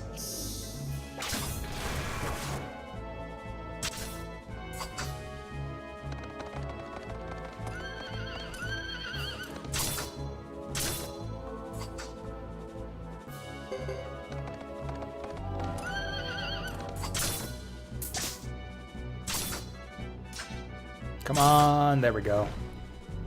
I think that's it. Is that 5 units yet? Retreat! Yeah, they started out with so many units. That's got to be 5 by now. Restore. That didn't restore very much at all. How tough is this guy? You know what? Let's send Chris's unit in with double support. We should be fine.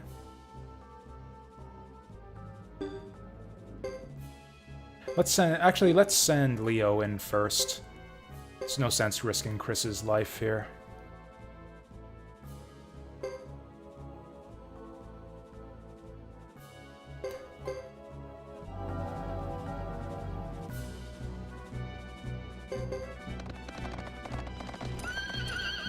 We'll soften these guys up before we send Chris in.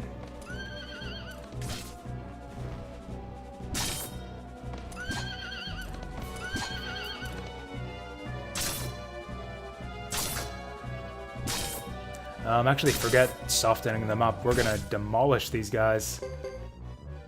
Yeah, Dupa's probably going down next round. Oh, Leo's about to die. Never mind, we got him. We got him. Oh, maybe we didn't. Maybe we don't got him.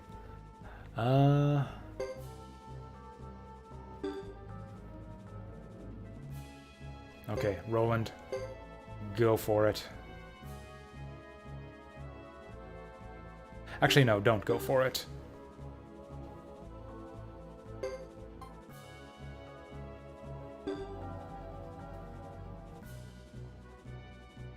Oh, I see. I think you need to traverse these dotted lines to get support bonuses, maybe? Whatever. I'll send the generics forward to finish these guys off.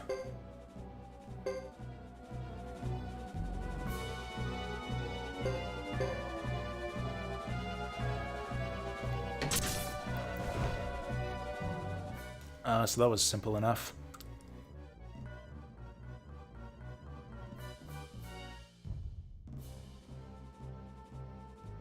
Yeah, that's right. Who's the bitch now? Spoils of war, my friend. What spoils of war? What did we get? I hope they dropped an item or something. Major victory. Ooh, evasion ring. That looks pretty.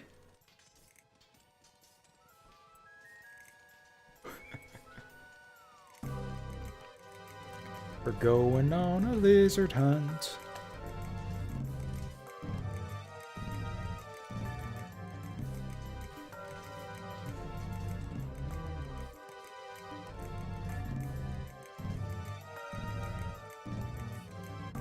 Wait, have we not demonstrated our power already? Yeah, this is basically a bloodbath. Please don't force me into a boss fight or anything after all that. I would absolutely hate to have to redo everything. Did someone just leave? Oh, Salome isn't in the party for some reason.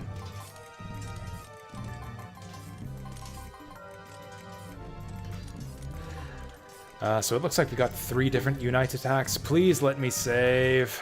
Okay, let's get better squads set up. Roland, or Boris in the front for sure. Yeah, Roland's a bit weak sauce right now, so we'll get Boris defending him. Chris defending Percival, I guess, and Leo can stand tall on his own.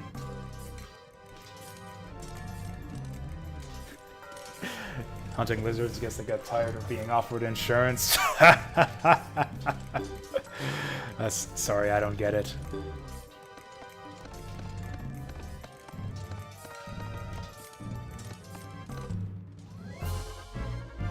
That's a lot of lizards! Holy shit. Man, I hope we got insurance. Lizard insurance. So we got like 3 different Unite attacks with our knights. Roland is the odd one out for some reason. Do we have any, like, AoE runes here? It looks like we're just fighting the lizard fighters. Great Hawk looks like a good start. And Leo's got nothing. Leo's just doing his thing. Geico. Oh, yeah, I remember those Geico commercials. Okay, I get it, I get it.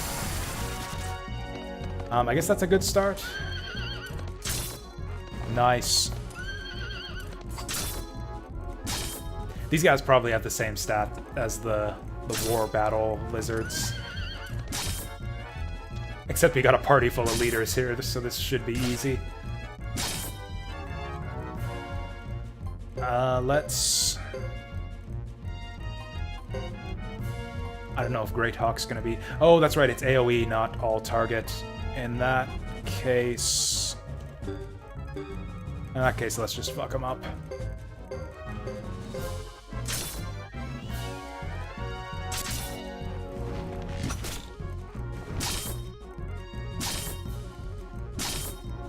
Oh, Percival!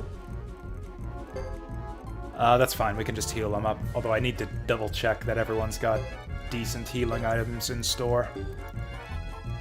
Oh, is Chris gonna have to save his ass? Actually, no, Percival can save his own ass.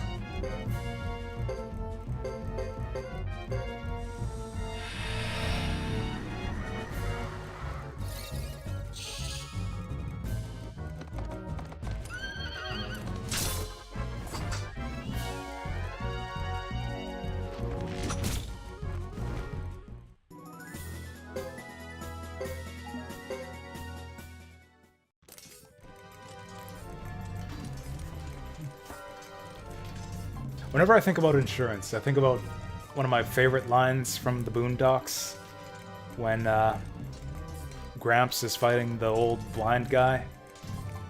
It's like my favorite shit talk line of all time. He's like, he says, "Oh, I hope you have insurance." He says, "You better have insurance, ass whooping insurance, 'cause you about to pay a deductible." That's like my favorite shit talk line of all time.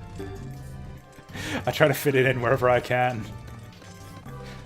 I hope you got ass-whooping insurance. Okay. You know what, we can probably just auto our way through this. Actually, no, we at least want to get our Great Hawk down.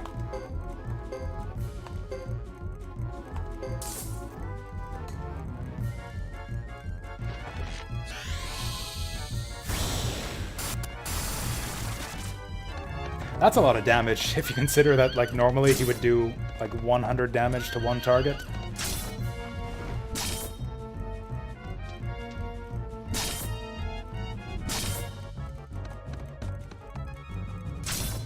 I'm slightly weirded out by the skin tone of these lizards. Don't these look like kind of fleshy lizards?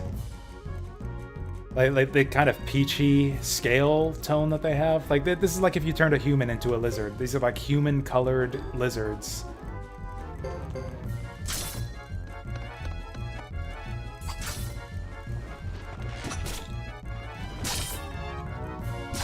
God damn it, Percival.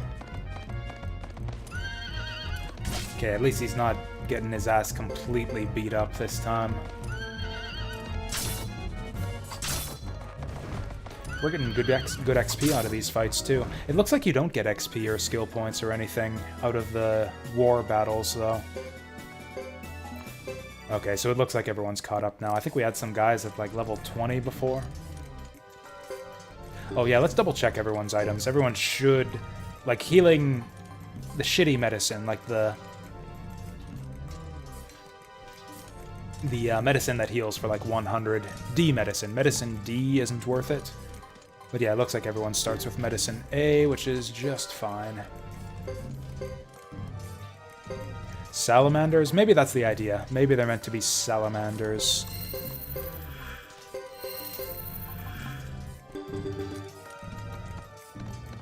So what are we doing anyways? I guess we're just running past, going into the lizard cave.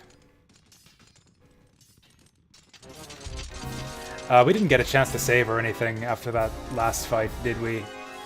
This is maybe gonna be horrible. If he's only as tough as he was in the war battle, we should be fine. Actually, in fact, we should be more than fine. This should be really easy if they're only as difficult as they were in the war battle. Let's start off with one of those, and one of these, and Leo can actually just sit tight for now. I should have healed him. I play S2 before? Yes, actually. We played Suikoden 2 just before we started up this game. I finished Suikoden 2 last week. I was really hoping we would get the ice spell off before she charged forward like that. I guess regular attacks are always faster than magic. No! Yes. And I had played Suikoden 2 before that. I missed Suikoden 2 back in the day. I played Suikoden 1 when it first came out. I had a PS1 at the time. Did we do any damage there? Ooh, that's a big hit. I think we got this. Let's just clear off the lizard mans. Actually, let's go for this one, the weakened one. Take out all the lizard mans and then go for the leader. I load save data. No. Not for this game. I technically didn't for Suikoden 2 either, but I used the Game Shark code to do all of the extra content for loading your save data. Chris is the only one damaged here, so let's just use an item.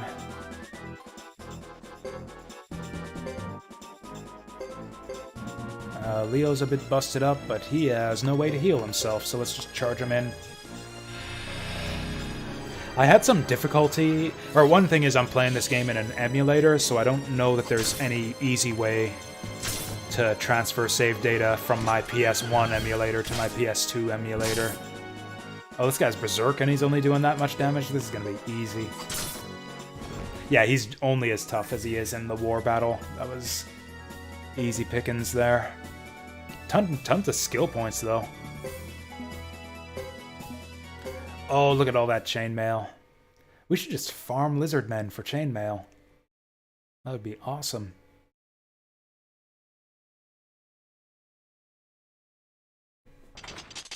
Retreat! What's with this guy? Why doesn't he fight in the party anymore? I know he's supposed to be our strategist, but come on, he was fighting with us earlier in Chapter 1. But yeah, I found it hard to get a clear answer on what transferring save data actually does in this game, but the general consensus seemed to be that it doesn't add much. And it seems like it would be a bit of a hassle to set up in the emulator, so I didn't bother.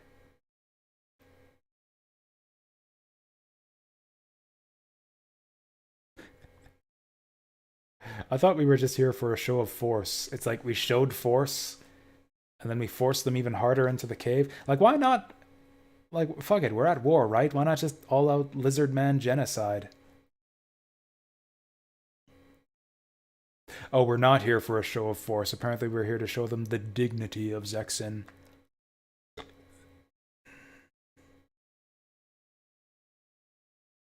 Yeah, as if they're not gonna be super pissed off that we just slaughtered like 20 of them.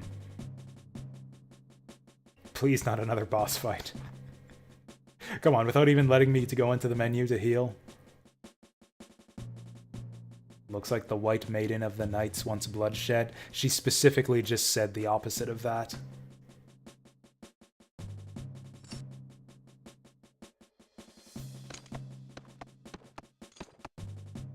Let's be diplomatic about this, Chris.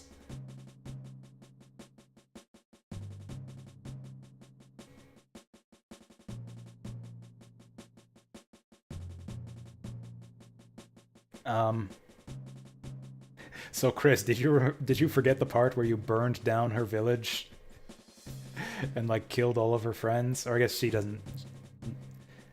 Actually, does Chris know that all the civilians got slaughtered in the town? I think she rode off quickly before they got to see all of that.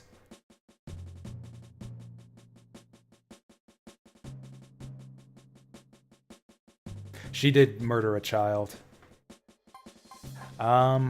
I mean, she can't really deny it. She didn't kill the other townspeople, she did murder Lulu.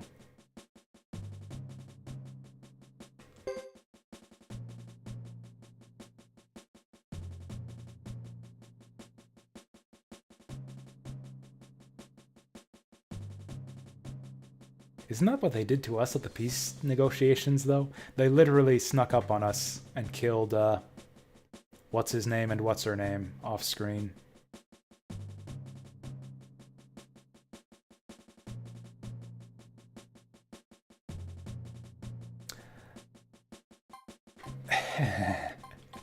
I smell an optional boss fight right here. I bet you we can avoid battle here if I pick the right option, but I don't want to wuss out. I'm gonna do my duty. I'm gonna do my duty.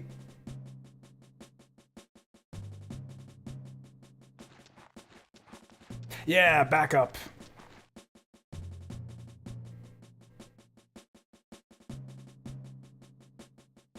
Oh shit, the Harmonians are here already.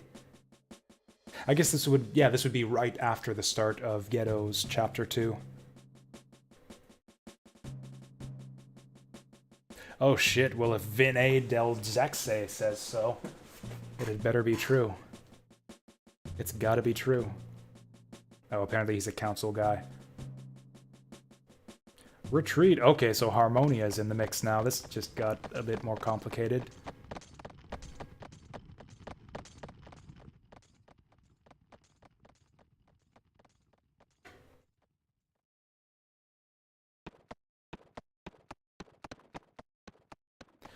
So we didn't see Hugo in this whole dust-up. I wonder what he's doing right now. I actually forget what he was doing at the end of his Chapter 1.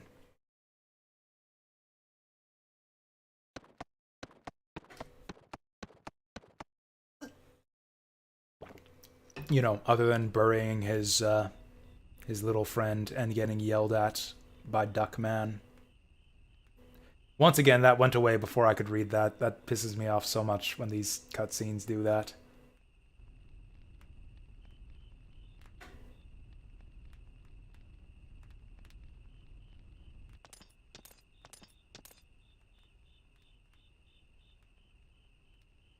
It's like certain times where the cutscene is like doing like dynamic camera pans or like character movement or something, then the text boxes will just automatically close to match the movement of the scene, and it's really annoying because I often can't keep up.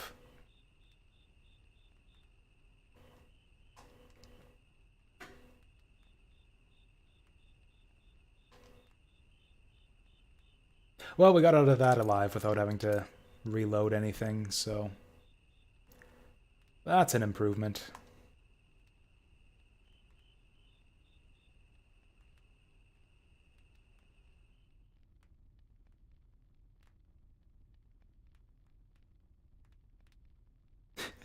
For those of you just joining us, I've got all my all my heroes at the start of their level at their chapter 2. Yeah, the start of their chapter 2s right now. I tried to do Ghettos first, and we got crushed. I just got absolutely demolished by a rock golem boss in the mountain pass like 2 times in a row, right at the start of his chapter 2.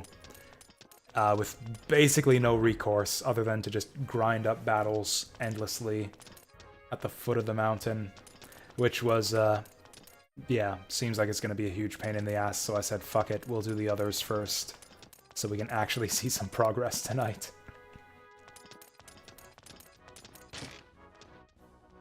Is this my first time playing Suikoden 3? Yes, it is. So I played Suikoden 1 back in the day. I missed 2, because I couldn't find it anywhere. Also, it got kind of mixed reviews back in those days, so I didn't really look for it that much. It wasn't at the local rental shop. I never saw it in stores. Apparently, it had kind of a limited release. That's why it's so valuable these days, I think. But yeah, I didn't play Suikoden 1 back in the PS1 days. I didn't play it until... I played it via emulation in college. I got big into PS1 emulation. I had a PSP. A jailbroken PSP that I emulated a bunch of PS1 games on that I missed the first time around. So I played Suikoden 2 in college, and I loved it. It's like one of my favorite RPGs of all time now. So we just replayed both of those. I played Suikoden. We did 2 viewers' choice polls. I did Suikoden 1 and 2, won the first one, so I played those games back to back, and now Suikoden 3 has won the next viewer's choice poll, so now we're playing this. This game I haven't played before, though. Since I didn't play Suikoden 2 at the time, I didn't bother with this one. I was actually... I don't even know if I knew that there was a Suikoden 3 at the time. I was kind of losing interest in JRPGs during the PS2 era, so I played a few of them, but I didn't like a lot of the RPGs I played on the PS2. So yeah, I never played this one back in the day, but several people in chat recommended it, so we're playing it now. People have talked up 5 a lot too. A lot of people said you should... Everyone says I should skip 4 and just go straight to 5, because apparently 5 is great. Some people have said that 5 is the best one. Most people say 2 is the best. A couple people have claimed that 5 is the best, and like one person has said that 3 is the best. From what I've seen so far, I would say I definitely don't agree. But I guess there's time still. It's still early. I've got to take a piss. I'll be back in just a minute.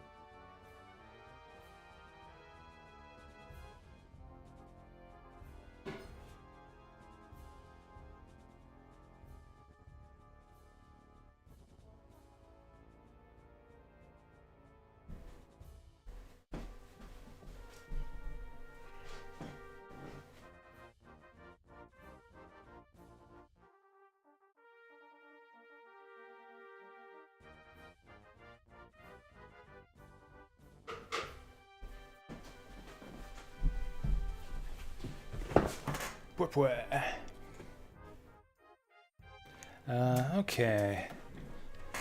Suikoden 3 is good, but takes times because we play 3 characters. Wait, is this game longer than the previous 2? Or I guess it's not that hard to be longer than Suikoden 1 because that's a pretty short game.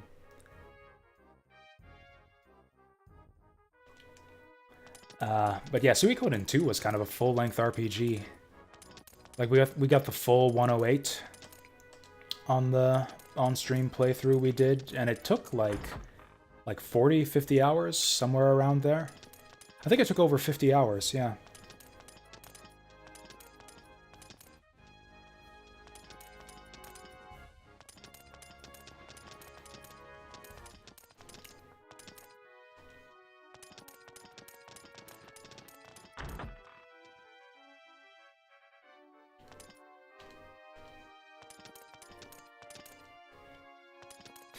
Also, it's, I think the biggest thing that has me interested in this game is because I like Suikoden 2 so much. I'm kind of curious to see if there's going to be any callbacks to previous games to kind of like advance the Suikoden story. So far we've seen the biggest connection we have to the previous game so far is Lucia. She's like the only returning major character that we've seen so far. We've also seen a reference to Fitcher, who's apparently become the mayor of Muse, although he just They just mentioned him in one NPC dialogue box. And... who else? Oh yeah, there's that one mage person, the mage from Harmonia, who Luke dueled in that one mass battle in Suikoden 2. That guy has showed up again.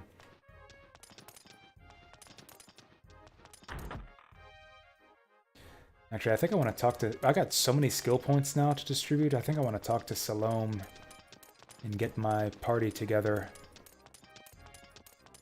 And get our skill points sorted out.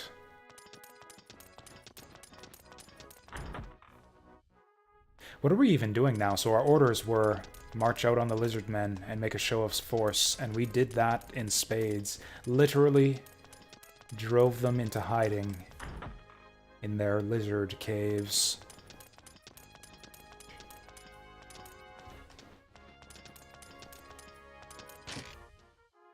So I don't know what they're going to want us to do next.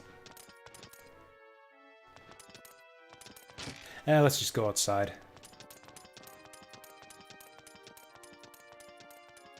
Wandering around outside often seems to be the thing you do to trigger plot flags in this game.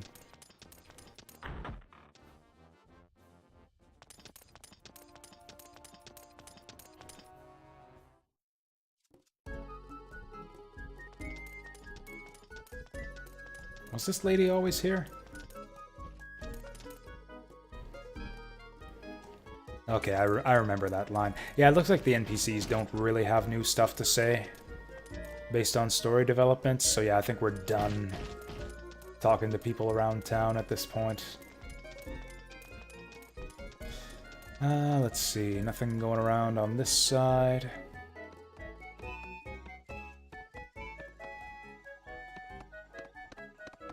Nothing going on out here.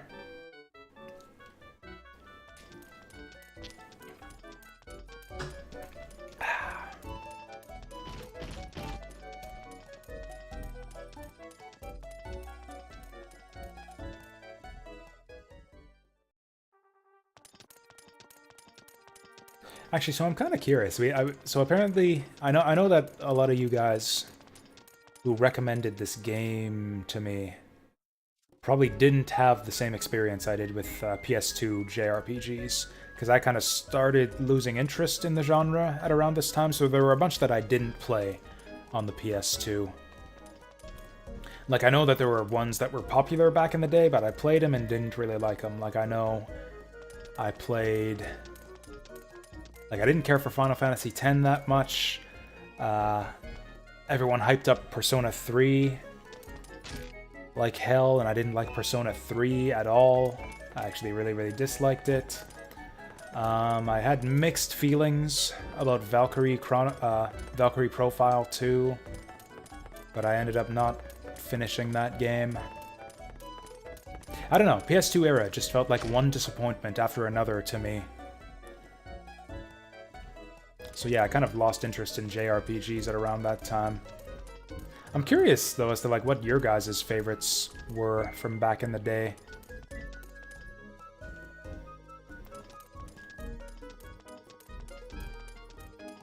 Like, for me, my favorite RPG on PS2 was probably Dragon Quest VIII.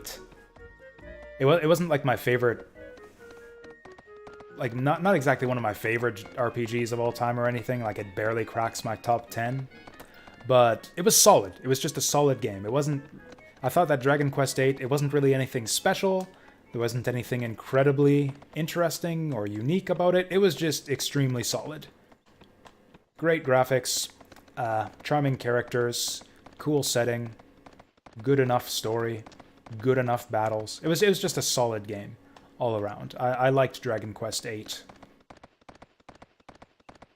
And that's the one that stands out for me. I don't know that any other PS2 game I would list. I don't know that I would list any other PS2 RPG as one of my favorites. So we can march out now, I guess, but I probably want a party with me if we're going to do that. Or do we go back home? Do we go back home and report to the council, maybe? Even then, I probably can't survive the forest on my own. Fuck yeah, what are we even doing right now? What if we go the other way? Oh, here's the guy. Here's the strategy guy. I overlooked him before.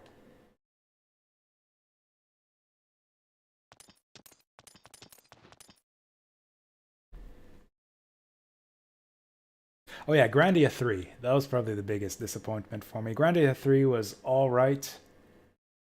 It was okay, but it was a big step down from the previous two. I really, really liked Grandia 1, and I quite liked Grandia 2.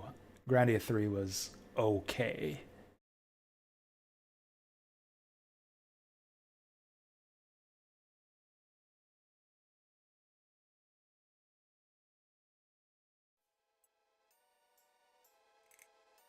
Oh yeah, that's right. Oh yeah, duh. Harmonia's invading.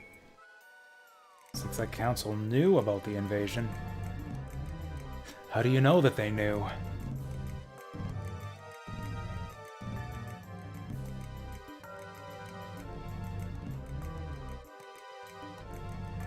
That's weird.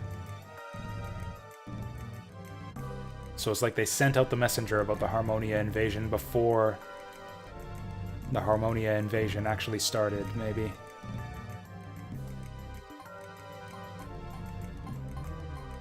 What do you mean by what? He didn't say anything. I thought all he said was ... This is nonsense. Used as bait for the Harmonia invasion? What does that even mean? Why would beating up a bunch of lizard men bait the Harmonians into invading? I mean, we know from Ghetto's story that us beating up lizard men doesn't have anything to do with it. They're here to investigate the Flame Destroyer or whatever. Or the True Flame Rune, something like that.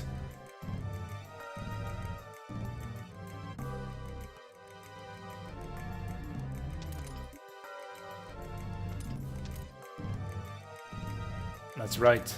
Demand answers. Demand answers from these jackass politicians.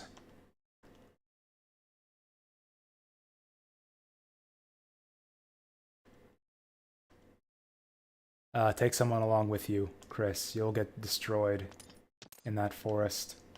Yes, Boris. No, you won't be okay, Chris. Take Boris. Okay. Hopefully she'll travel back automatically. I don't think she can take the enemies in the woods on her own. Well, maybe she can. She's gained a few levels, and we sharpened up her weapons since the last time we were on here.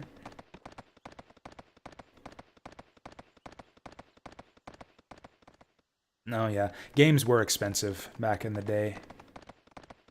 You are right about that. I actually didn't purchase... Actually, no, that's not true. PS2... The PS2 era was where I actually started... like, I had a job in high school. A couple jobs in high school. I worked at a seafood store, and I worked fast food over a couple summers. So I had a decent amount of spending money. PS2 was actually the first console era where I started really buying my own games quite a bit. And renting a lot less often. Because that was actually about the point where rental stores started jacking up their prices. It's like I could buy used games for like twice the price of a weekend rental. It was ridiculous. But yeah, I owned a lot of PS2 games, but then I would sell them back to for store credit and then just buy more. So I kind of cycled through games that way.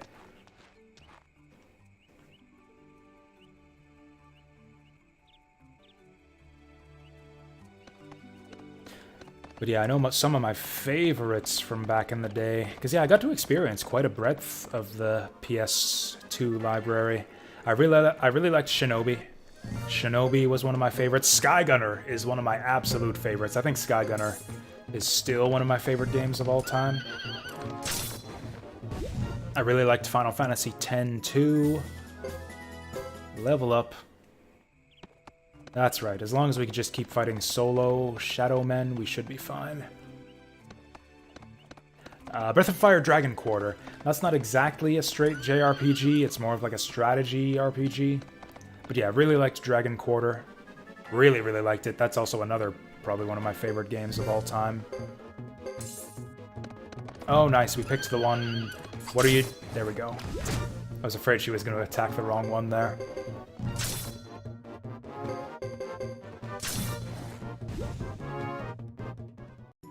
Probably should have upgraded our skills before we left town, but whatever, we can do that in the next town. What are other good PS? Oh yeah, Kingdom Hearts. I didn't care for Kingdom Hearts 1 that much, actually. I thought for as much as it was hyped up at the time, I thought Kingdom Hearts 1 was a big disappointment to me. Did not like it much at all, although I did finish it. Kingdom Hearts 2 I really liked, actually. I thought 2 was a big, big improvement over 1. Oh yeah, the Nippon Ichi games. I really, really liked. Nippon Ichi's PS2 titles. Disgaea 1 and 2, Phantom Brave, especially Soul Nomad. I really, really like Soul Nomad. Again, probably one of my favorites. PS2 was like golden age of gaming, just about. I don't know.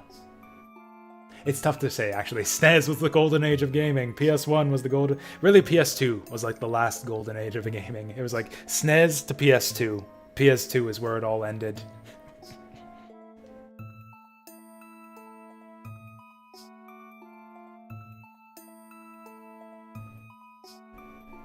PS2, this is my hot take, I kind of actually believe this. PS2 is where innovation in gaming died.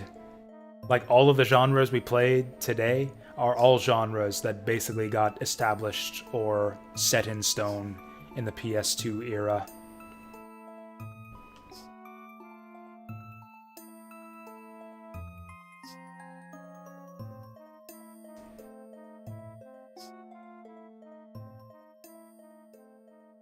Oh yeah, so this is a graphical glitch. The weird bars at the top there, that's a graphical glitch in the emulator. A known issue. KH1 had unskippable scenes. No, it was mostly the combat. Camera issues, and the combat was super mindless and repetitive. Like, the second game had much, much better enemy variety, much, much better controls, particularly camera control. Much less bullshit. I remember there being just some shitty worlds in the first game. Like, I remember Wonderland was a pain in the ass. Like, the flying levels were horrible. Like, yeah, Neverland was horrible. Little Mermaid Land was horrible.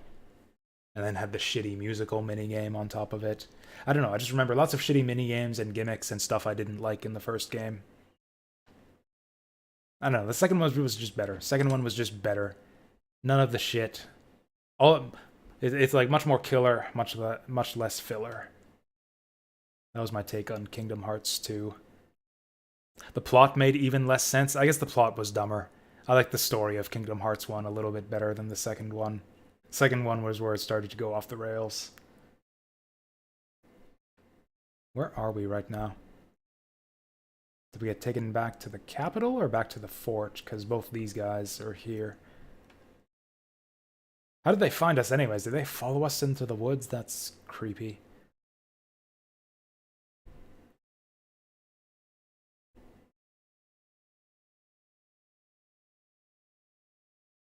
Dude.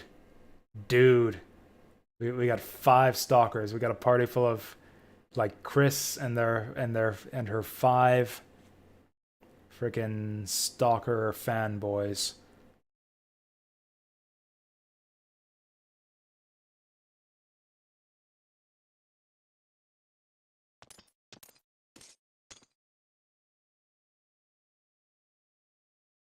And then Percival had to make it even more creepy.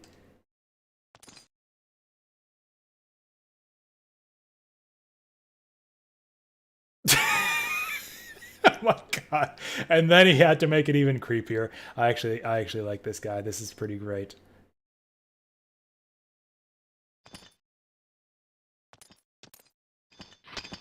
And then Leo takes it a step beyond. So they had a big, so they saw her, they all were stalking her through the woods and then saw her pass out and then had a big fight over who gets to take off her armor. Great.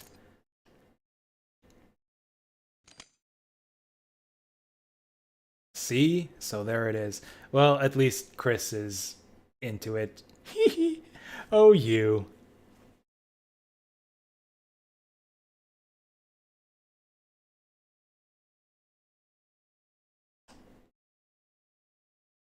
Salome. We never know where that guy is. He's never in the party. He's never in the room I expect him to be in.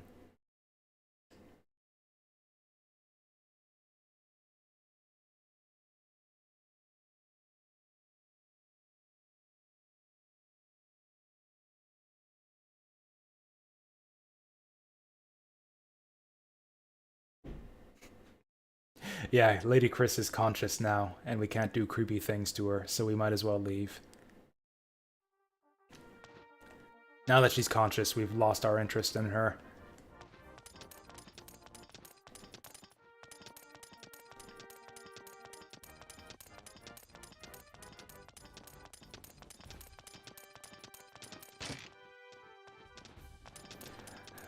So Salome's not going to be here, which means we can't form a party and spend our skill points like I wanted to. That's great. Let's go to the inn. Let's go to the inn and save before anything horrible happens.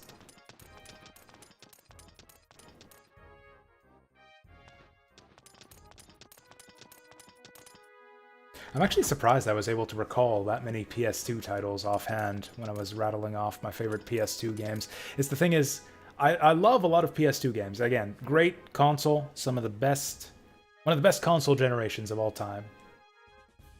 Right next to the PS1 and the SNES and Genesis and all of them. But they're not games that I revisit that often because I don't own a PS2 anymore. I sold off my physical game collection a long time ago. Just because I can emulate anything I want on my PC these days. Which is trivially easy with PS1 and earlier. But PS2 emulation has some issues sometimes. At least when I've tried it, so I don't revisit these PS2 games that often, so I tend to forget about them. I didn't mention Klonoa 2, which is another one of my favorite games of all time. That's actually one game that still doesn't work perfectly in PS2 emulation. There's like some sound and graphical bugs, and it's still not 100%. Although it's better than it used to be. It's actually playable in the newest version of PCSX2.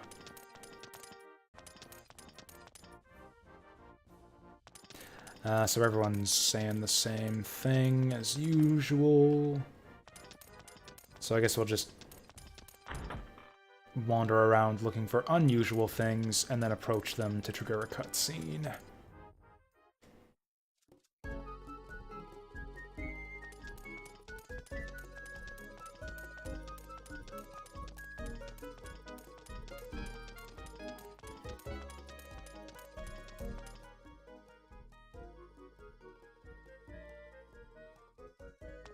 Hey there, Percival.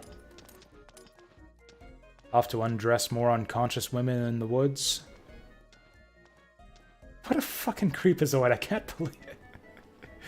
I can't believe that whole scene we just went through is in this game.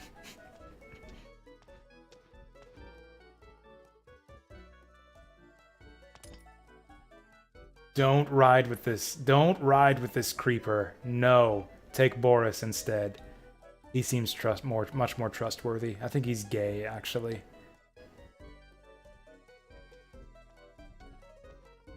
Is he asking me on a date?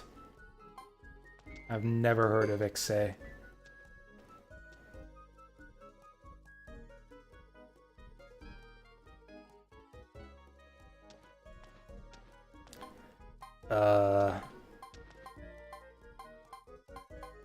I really don't want to go along with this creepazoid, but I'm afraid I might miss out on something if I don't. Sure, it's a good idea. This is a great idea.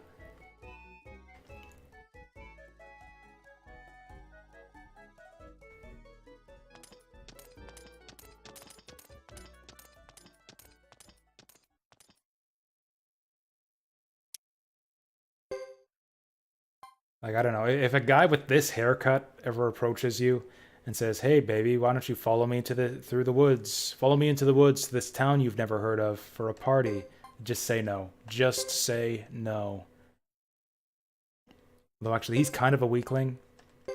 Chris is okay to say yes because she could actually beat the shit out of him in a fight. He's only got 239 hit points, so Chris is fine. But the rest of you should say no in a situation like this. Before we head out, we should probably spend his skill points. Oh yeah, level up his water magic, like I said we should.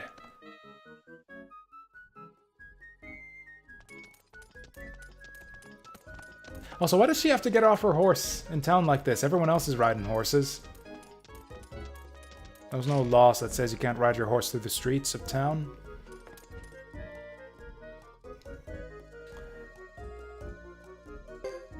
Okay, so let's lesson Percival some water magic. Like, go all the way on water magic. Take him all the way to A or B plus if we can. Nice. Awesome, so he's going to be a great healer now. Chris.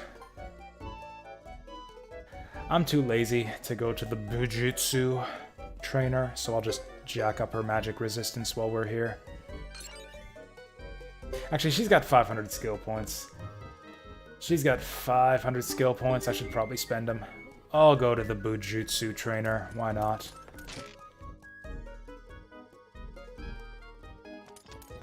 I'm about to drop a save on the way out of town anyways. Might as well do this first.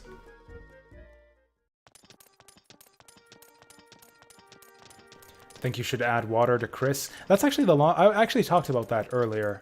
That is kind of our long-term plan. Eventually I'll switch Chris over to a water rune, probably. For the time being, though, I think Percival is better for it. He's got more spell charges, he's weaker than Chris, so it's better if he uses the spell so that she can attack that round. I guess I could split them up. I could split them up and then they could both rune. Actually, that's probably the better move. Fuck it, we'll keep them paired up. That way she can protect him while he's casting water magic. But yeah, the plan is eventually for her to probably forget one of these shitty skills.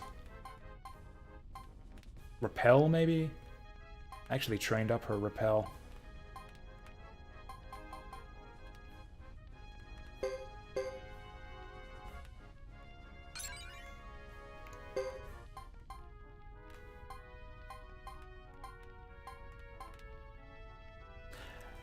Yeah, probably forget, like, repel or something, and then give her water magic, because I know she has aptitude with it. In the meantime, what do we want? What do we want? Maybe just armor protect so she doesn't take as much damage. We take a lot of damage these days. I think I'll go accuracy still, just because she's still missing more than I'd like her to. And then even though we don't have aptitude, I just want swing. Although then I don't have enough to learn anything else. So these two together would be 230. That's too much. Maybe we'll just go armor protect. We'll go armor protect just to use up all the points for now.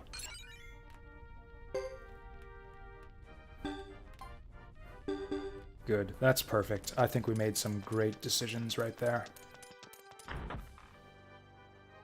I have no idea how the scaling works, though. Like, the costs go up and up and up, but I don't know if the scaling for each successive skill... Like, if you assume that, like, protection gives you, like, plus X to defense, is it, like, plus 10 or something every time? Like, plus a constant amount every time you rank it up?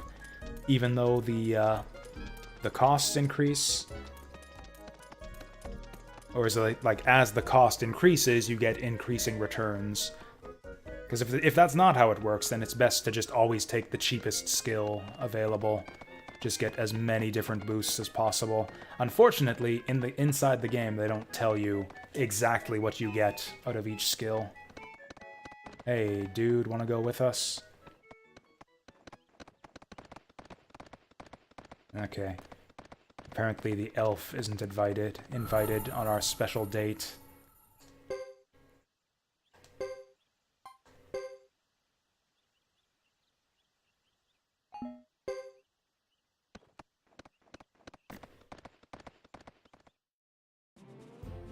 So we're going to Ixay.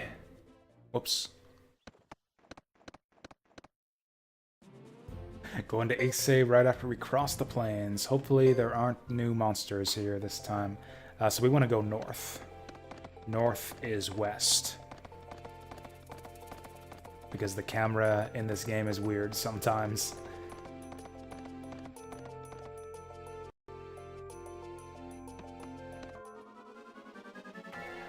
I think these are the same fighters we spawned. Oh, actually, no, they're not. These aren't Arachna whatevers. These are Dokugumos. Well, I hope they're not too strong. That one went down in one shot.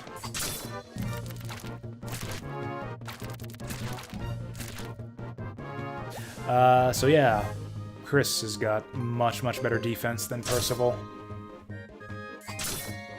Oh, come on, man! Did that say full damage?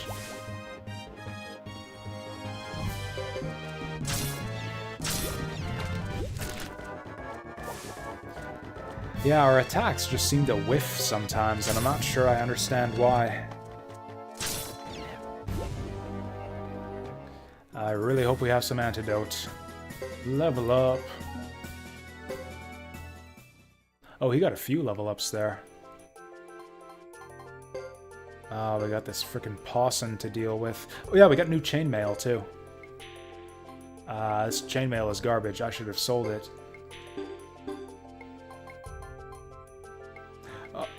This evasion ring is garbage too. What the hell?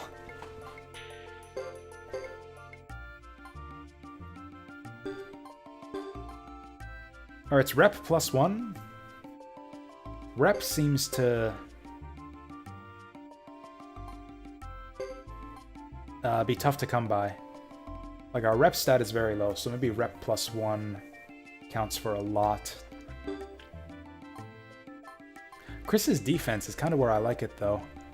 She's taking almost no damage. Maybe she can afford to lose a bit of defense, then. Maybe swap out Power Gloves and see what that rep gets her. I still don't know what rep does. It's a complete mystery to me. I'm guessing Mauve is how many steps you can move before you attack an enemy. Because yeah, if you target an enemy, say in like the back row, the character will just run forward and then just give up and attack the nearest enemy. Rep, I have no idea.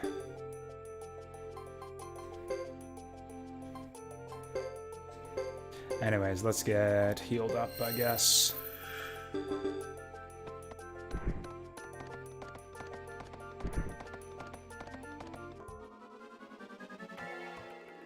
Ah, only 2 spiders this time. Oh, that poison doesn't seem to be ticking away very fast at all.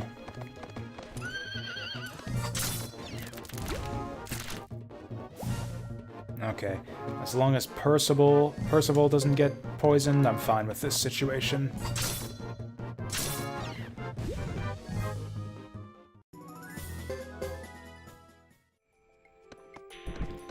No more level ups. It seems like characters get caught up in levels just with one fight. I love it. It's like the experience scaling is even more aggressive than Suikoden 1.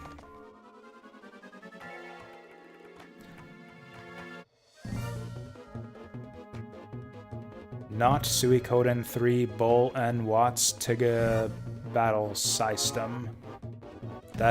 I agree. I definitely agree with that, Matthew Cousin. Actually, yeah, it's Matthew Cousin. Named for the Suikoden 1 character.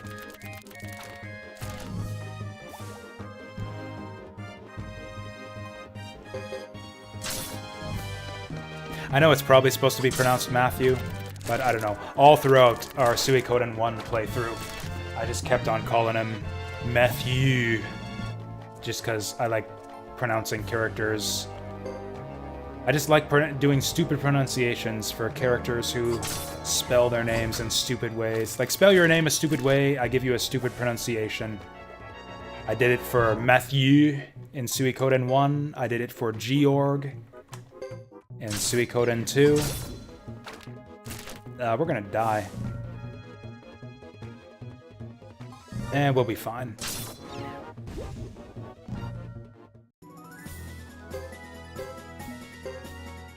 We got busted up there and didn't even get any XP for it, hardly. Hey there, Jadis. How's Suikoden 2, or how's Suikoden 3 going? Well, it's going now. It's definitely going forward. It is a game that we are playing. That it is. There's been some highs and lows. Not a lot of highs. Several lows. It's been solid, mostly alright. It's been mostly alright, and sometimes not alright.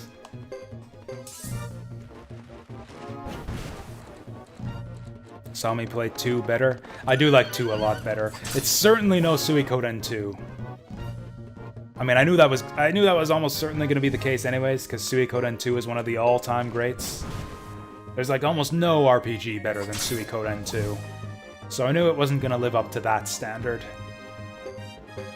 It's no Suikoden 1 either. No, that's right.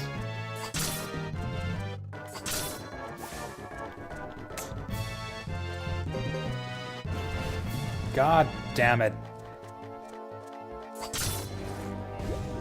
I underestimated this guy. It's mostly the battle system. It's mostly the battle system and the weird encounter balancing. Oh, also, now that he's KO'd, that heals his poison. That's actually just fine for us. He's gonna die if I don't heal him again. Actually, no. We'll use his water rune. Use his water rune to heal them both. But yeah, I do not like the changes they made to the battle system at all. I think that every single change that they made is stupid and bad. And yeah, the balancing of the encounters is just out of whack.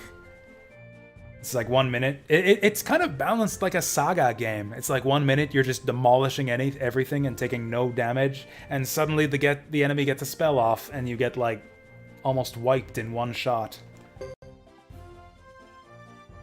Like Ghetto's party felt like overpowered, basically. There was like nothing that could stand in our way. And then, or I guess we were having a bit of difficulty with the encounters in that one dungeon. And then we came to that golem, which is like mathematically impossible for us to clear right now. Gotta go out and grind for it. Yeah, Unite attacks got nerfed, like runes got nerfed. Basically the pairing system is just a huge encumbrance. I thought it was a cool idea. It's like, oh, we can get paired up. You know, pairs, teamwork, tactics, all that good stuff. But all the pairing system really does is dramatically restrict your options. Like, each pair only gets to do 1 item or 1 rune per turn. You can't rune or item with both characters in the pair. And the other one just auto-attacks, which is kind of meh. Yeah, mounting was fun. I'd like to see more mounting.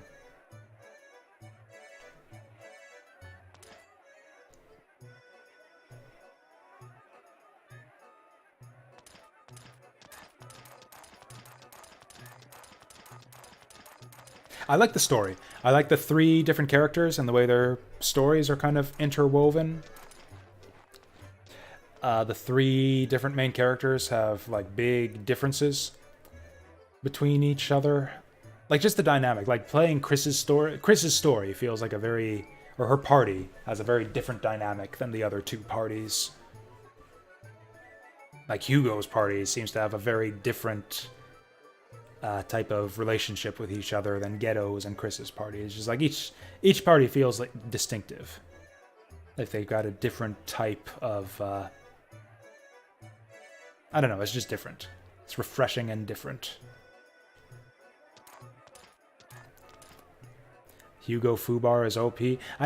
We'll probably play Hugo after I'm done with Chris's chapter here. Apparently Percival's mom isn't important enough to have a portrait or unique character model or anything. Was this all just a ploy to trick Percival's mom into thinking that he has a girlfriend?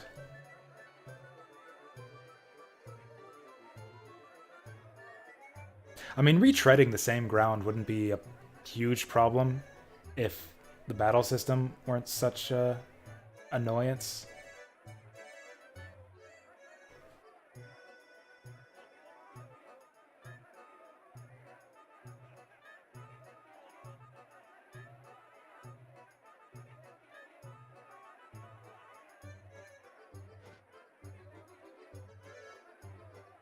I'm actually surprised that that the townspeople haven't mobbed Chris already. She seems to get recognized everywhere she goes.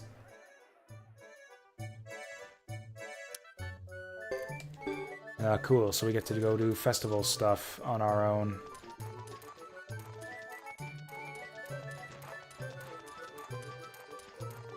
So I don't know why we're going on this random date with Percival here. The only way I can see this whole sequence contributing to the story is if this town just gets randomly attacked by either Harmonia or Grassland or something.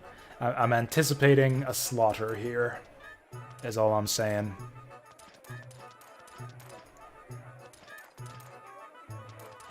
I like the skill system, I'll say that. I like the idea of skills as a way to differentiate the characters from each other even more. Each Suikoden game, since the first, has done a better and better job of making the characters feel distinct from each other. Like, there were a lot of knife throwers in Suikoden 1. A lot of characters whose thing is just like, yeah, I throw knives. Oh, this person throws knives. Oh, these other 5 people throw knives.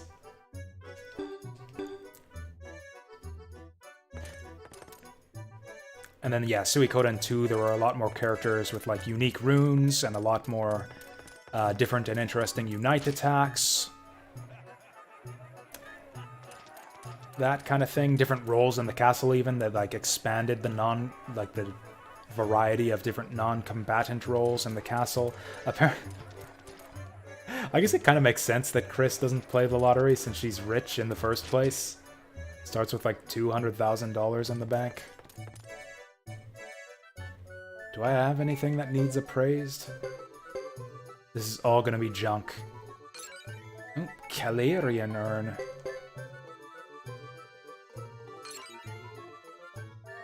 Should I hold on to these until we get a castle? Or just sell them right now? Nope, apparently the appraiser doesn't buy urns.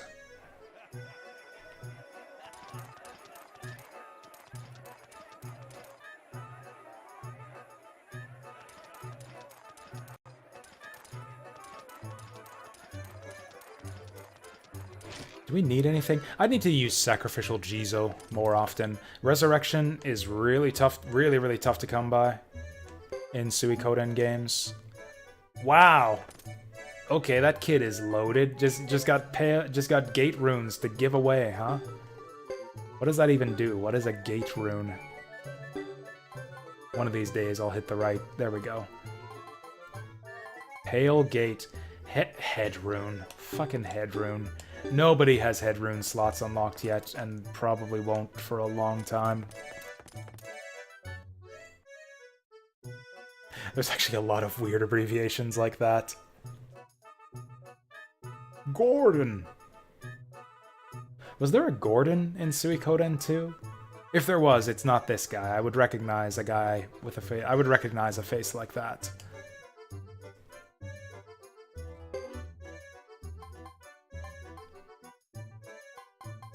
But the name Gordon sounds familiar. Oh, he's got rarities for sale. Rose Brooch Swing +1. That sounds cool. I'll take that.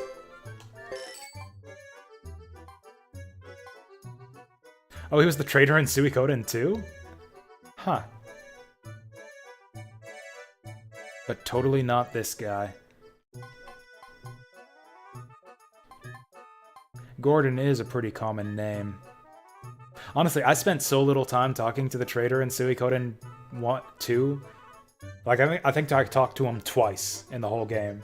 The time where you first meet him and he tells you how to recruit him, and the second time when I went to recruit him, and I don't think I ever went to talk to him afterwards. This could be the exact same guy with the exact same portrait, for all I know, and I wouldn't recognize him. His other rarities are garbage. Might as well sell the armor here since it's worse than everything my guys have on. This stuff's actually worth a fair bit too. Getting all my money back. Ooh, power gloves. Why didn't I put those on anyone? Oh, right, because I took it off to put on the evasion ring, because apparently I thought that would be a good idea for some reason. Which one was it, though? It was one of the skill trainers, I think, who had a really, really strange abbreviation. Or maybe it was the weapon forger. I'll have to keep an eye out.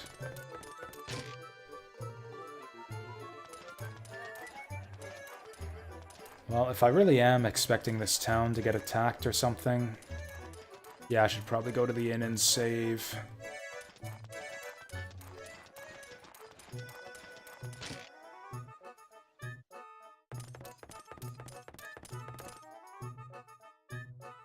The problem is Percival isn't with us, so he's not going to get the healing off of this. When he's the one I think who needs it.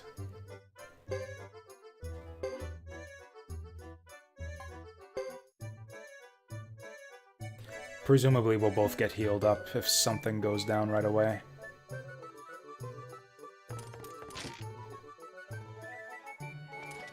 I don't know, we'll see. We'll see if something horrible happens to this town. I don't see any other way that this whole scene has anything to do with anything. Maybe it's optional. Maybe I could have just said no and not done any of this.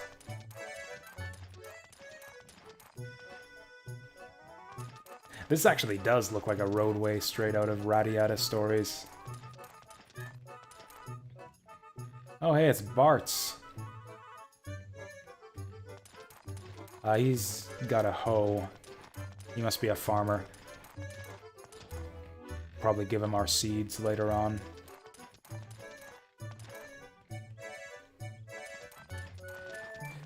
So there's nothing going on. Oh, never mind. There's something going on at the windmill.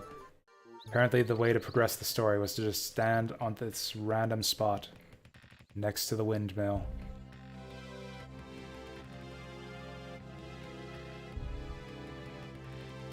Yeah, the game does this sometimes, just randomly. Just random sweeping panoramic shots. Oh, panoramic shots. Oh, look at that sun. It's so bright, it's like I'm actually gonna go blind just by looking at it on the computer screen here.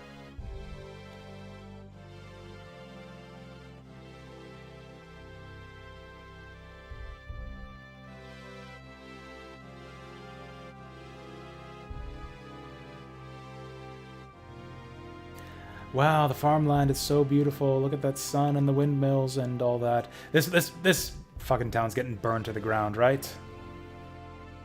That's what this whole scene is setting up for. It's gotta be.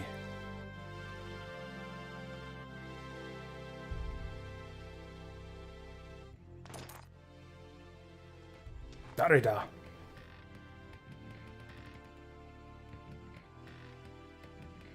Fuck, who's Nash? Who's Nash?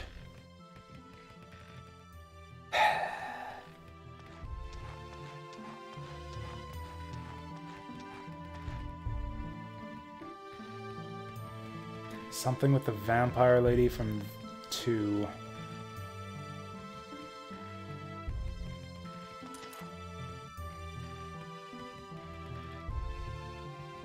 He had a side game. Man, I don't remember this guy. I remember the name. I don't remember the face. I think he's one of those characters I just didn't I think he was recruitable. Oh, he's from Suikoden? Oh, that's right! I knew that! Yeah, you're right about that. He was the main character from Suikoden Gaiden. He does not show up in the main game. That's where I know him from. I haven't played Suikoden Gaiden, just to make that clear, but I've read about it, and yeah, he's the protagonist in Suikoden Gaiden.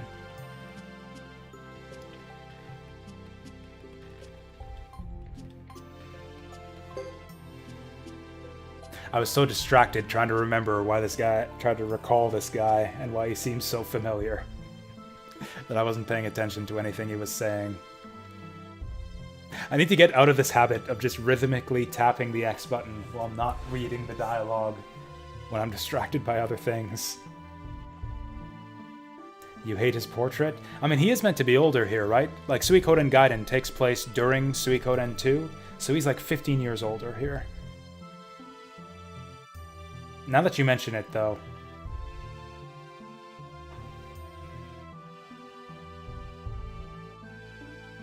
Yeah, I don't know why he's squinting with one eye. Like, is there something wrong with your right eye, dude? Just wear an eye patch. They're very popular around these parts. Ghetto wears one, that dog wears one.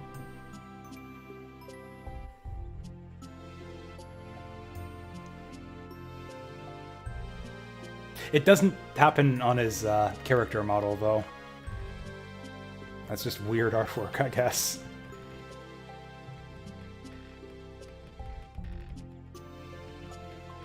What are you talking about? He looks 37.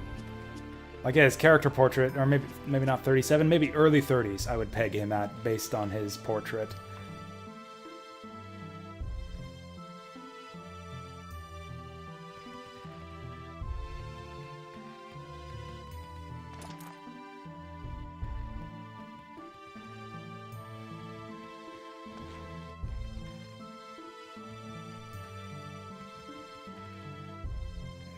Commissioned by who?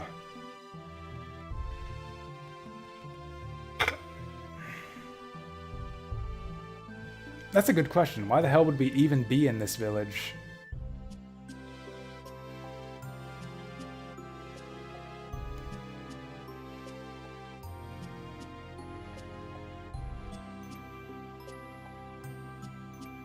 That's it. It's like, okay, I'm going into Zexen looking for a beautiful lady. The instant I see a beautiful lady, I'll know that's the captain of the Silver Knights.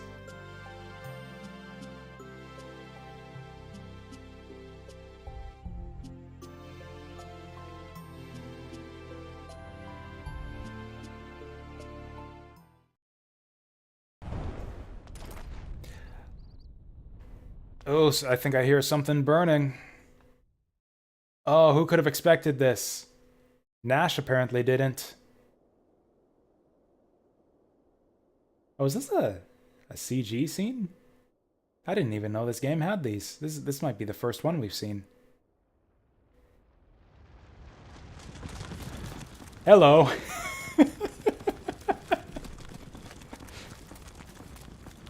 They run like ninjas.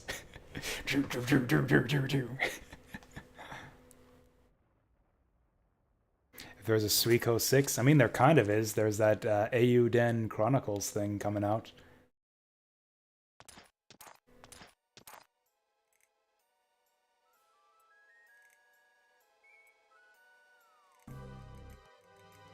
What's that thing behind Nash? Is he holding like a really, really long spear? Or is he standing next to a flagpole?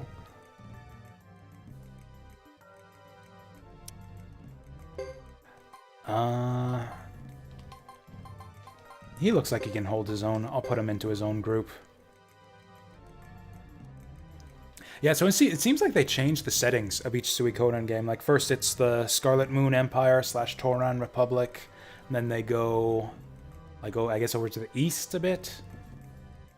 Or I actually don't know. I'd love to get to find like just a big map of the Suikoden world, because the games are so kind of isolated from each other. It would be nice to get a sense of the geography, but yeah, you go like west or north or something for Suikoden 2, and then you're hanging around in Joustone and Highland. And then I think it's, what, north and east again for this game? Or no, north and west, rather, for this game, going into Grassland and Zexen and Harmonia. Which, I don't know if we heard about Zexen at all in Suikoden 2, but they definitely name-dropped Grassland and Harmonia a couple times in Suikoden 2.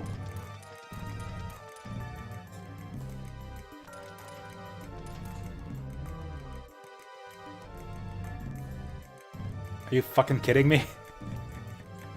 You should cut this bitch down right now. This is not a time. This is not a time for your freaking dad jokes. Well, it looks like what is this?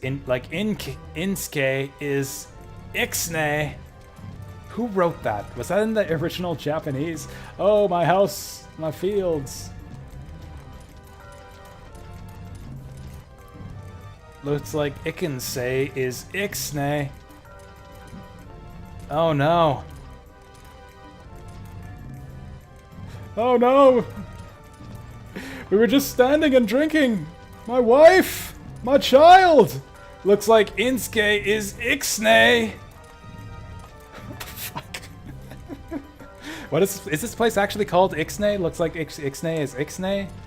That's terrible. They should have changed the name of the town just to avoid that stupid pun.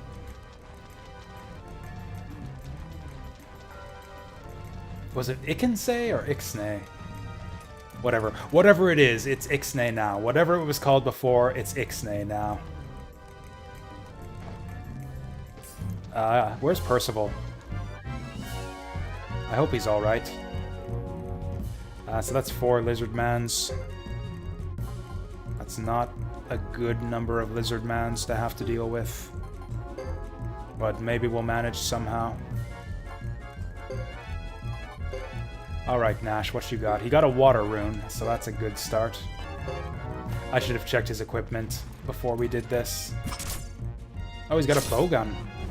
Okay, so we can double team for kills in one turn. I should not have taken off her armor, but actually apparently we're fine.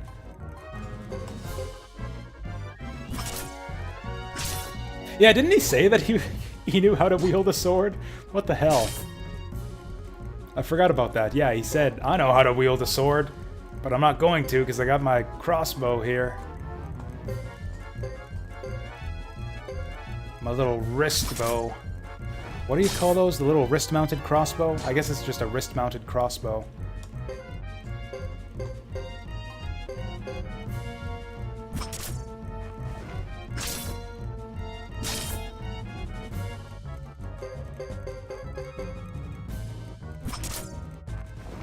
Pew pew. Oh, he's actually higher level than me.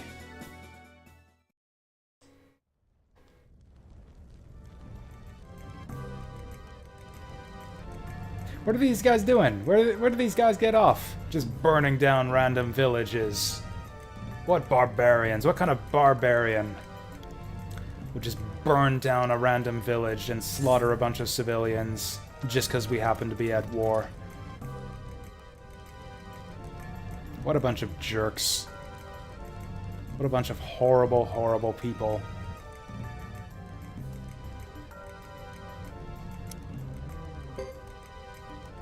Because Chris would never do something like that. That's the joke. Chris totally burned down. I mean, she kind of had a reason, but yeah.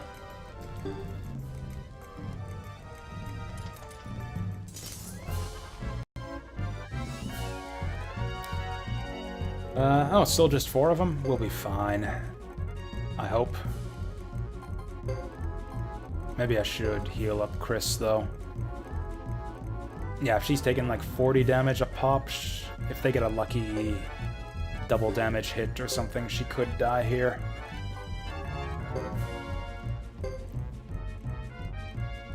Oh, that actually heals up the whole pair. That's a bit of a waste, but fuck it. See, what I would like to do now is have Chris target a specific enemy so that they could team up on him, but can't do that because this is the pair system. That's the way it works. If somebody's using magic, you can't pick your targets. Okay, luckily I correctly guessed who she's going for. Not that it mattered, because double damage. So those... Yeah, defensive skills are that parry and reflect skill starting to pay off now.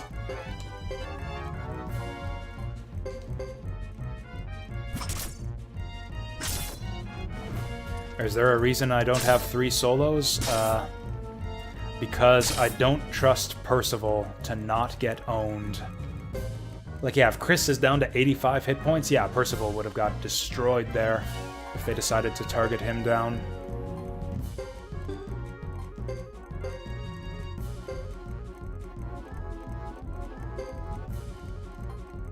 I bet you she goes for this one.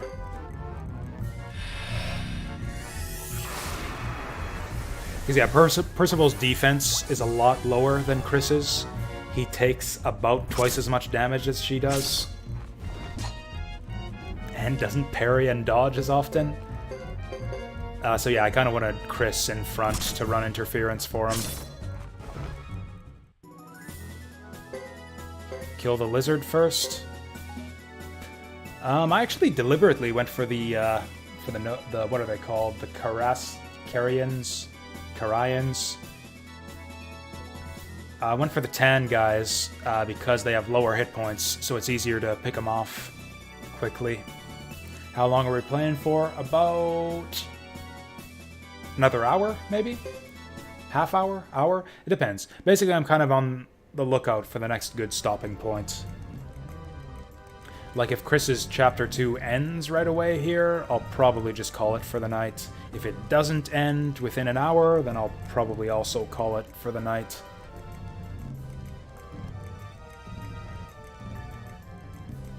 Between 30 minutes to an hour. That's what we'll say.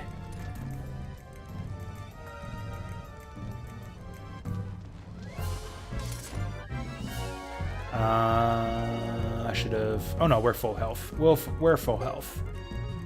Go for the lizard mans, huh? Okay, we'll go for the lizard mans.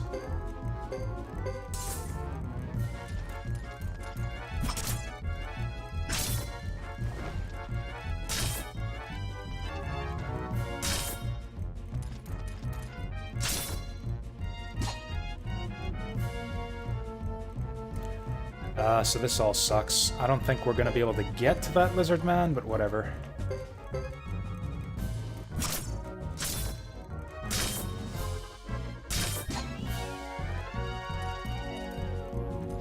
Come on, Chris, you can do it. Did they just miss their turns because they were trying to go around to hit the lizard man?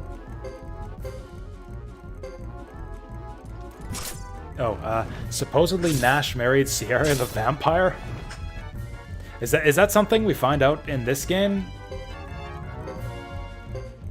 If so, I would kind of consider that a spoiler, but if that's just, like, fan craft that you wouldn't find without reading extra materials. Actually, that's in Suikoden Gaiden, isn't it? Because now that I think of it, I've seen artwork from that game, of them together.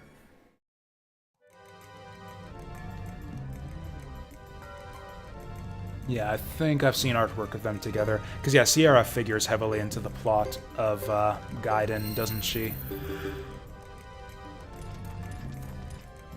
Oh, am I going the wrong way? Are we just going to keep fighting lizard men as long as I keep going for the entrance to the town? I guess we can do this again. Alluded to but not confirmed? That's cute.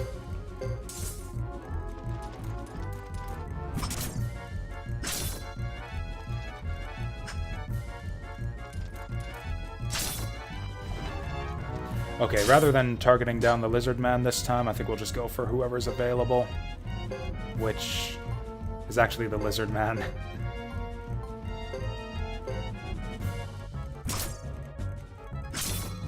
Nice. 0 damage. Get wrecked, scrub.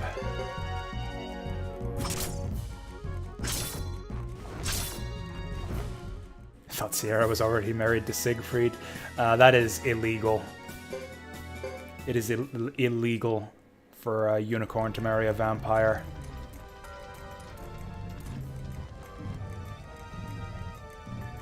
Oh cool, we get to save.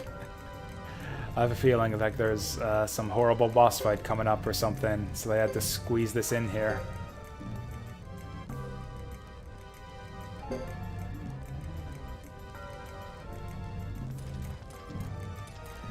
So yeah, there's like lizard mans running around. You guys have got to get out of here. What happened to the dude who was here? Did he just die? There was a dude next to that body too.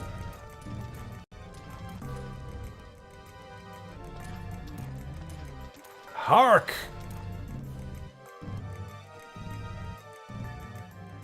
Hark! The Holy Spirit is with us. What the fuck? I am ready to take you on.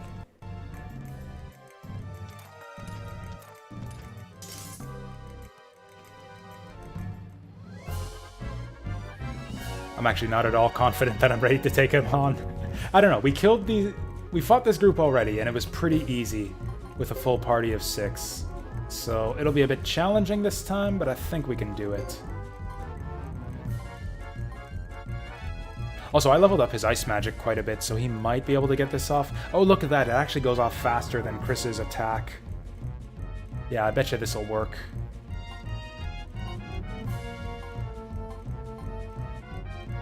Let's go for Shiba just to get it back a bit more. Nash shouldn't get in there. Nice! No mention of kobolds yet. I mean, technically they haven't been mentioned. One showed up. One showed up in Ghetto's story. There's like kind of a rival party of frontier soldiers that includes one kobold. One kobold, one sexy lady, and 2 men. We can probably one-shot the lizard mans after that ice spell. And yeah.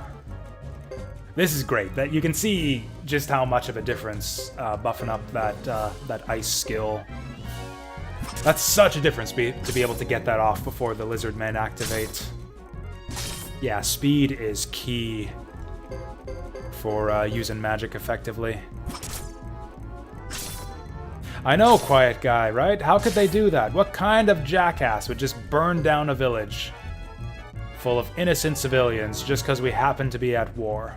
What a bunch of jerks. You know what? There's no sense getting greedy. Let's heal. Let's heal Chris.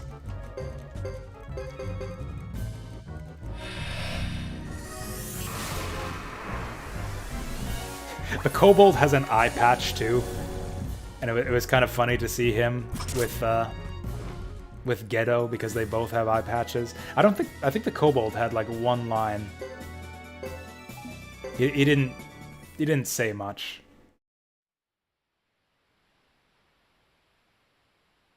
Get wrecked, scrub. This is like the 3rd time we've beaten this guy up in combat.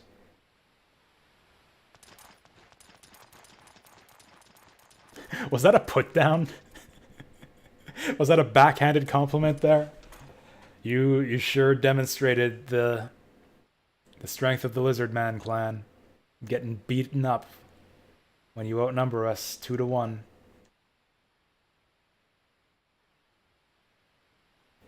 Luca Blight vibes. You know, I actually get Luca Blight vibes from Boris, to be honest. Like, he's got that rage rune with the fire sword attacks. And he went crazy in Ghetto's story when we saw him burn down that village.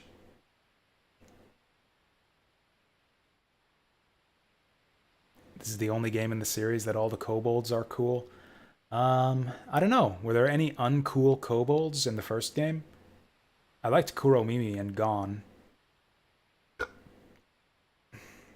I didn't like Ridley in the second game, but I forget his name. Actually, was it Boris? Was Boris Ridley's replacement? Whatever. I didn't like Ridley. I didn't like Ridley, but I liked his replacement. His son, I guess he was, yeah.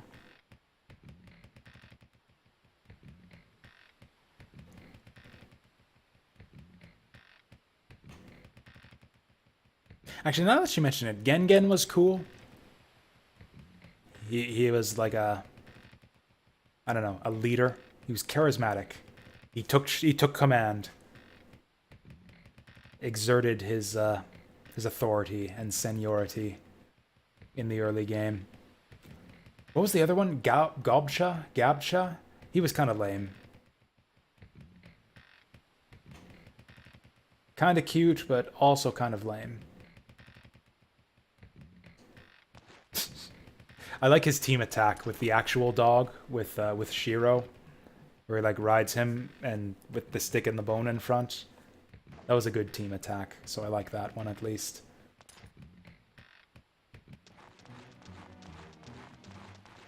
Oh, hey, this guy. This guy seems sensible. I wonder if he'll be willing to talk. Whatever, I forget his name.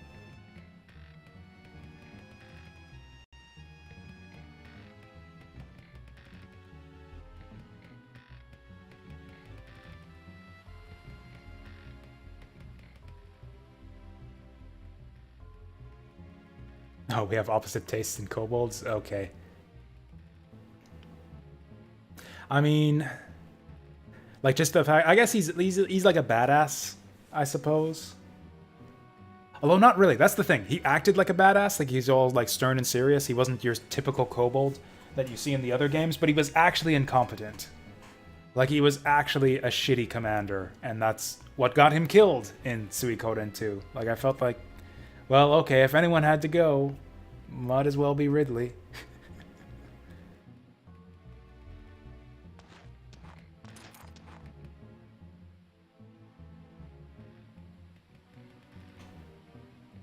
Oh, is this going to be a big reveal right here?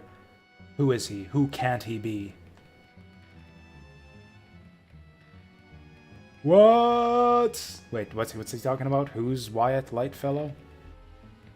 Oh yeah, he had a relationship. He had some relation to her father, didn't he? Or his father had a relation, some sort of relation to her father? I don't know.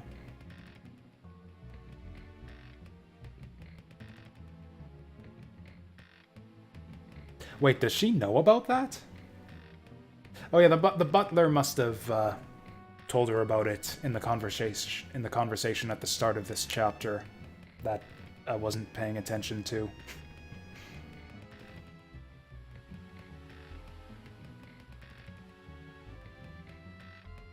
Oh shit! Oh, is that is that his relationship to her father? Yeah. Oh, is it time for our first 1v1 duel? I saw in the manual that 1v1 duels are a thing in this game. It's not that big of a leap, though, is it, Jadis? Because he has her father's armor. Like, how did he get it?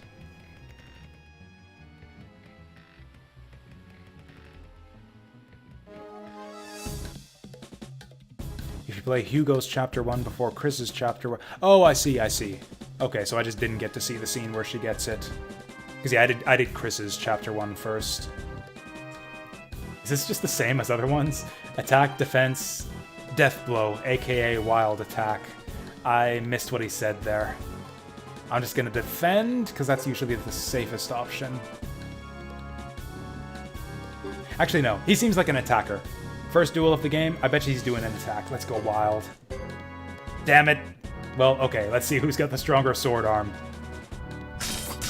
Ow. Okay. I think we'll do alright. I think we're doing alright. You're skilled. How about this? I bet you he's doing another death blow, and even if he is, I've got a better death blow than he does. Yeah, get wrecked, scrub. Oh no, 3 damage, whatever will I do? Yeah, get owned. Sit down.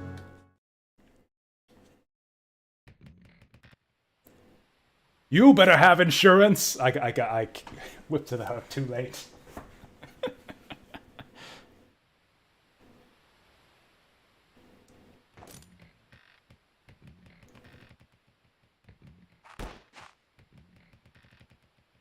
Or is he just fucking with us?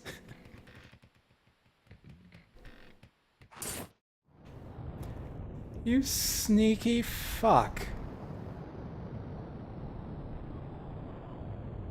Oh, now Chris is on the hunt for the Flame Champion.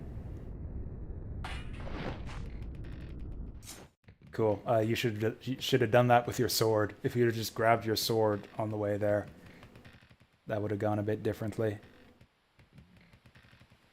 Oh, that was... Okay, so that was like a fake attack. He's just like putting on a show for the lizard men. He really just wanted to get in close to tell us that thing about the Flame Champion. What a phony. He's such an obvious liar.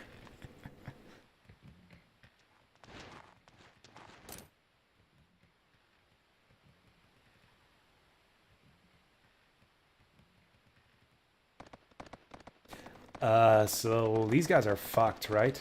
We've got them surrounded. There's no way they're getting out of this. They're like halfway to the windmill already.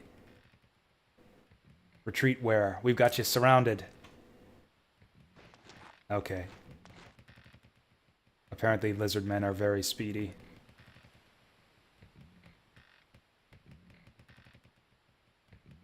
Dude, she already said she doesn't like it when you call her that. That's very rude. Ho ho hold it. Yeah, Jimba seems like a cool guy. I like Jimba a lot. I like Chris. These guys are all kind of boring.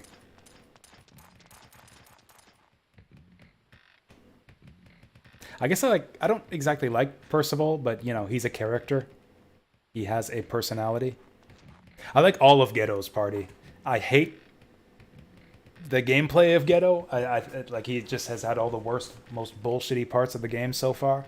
But other than that, I like Ghetto's party a lot. I like each and every one of them.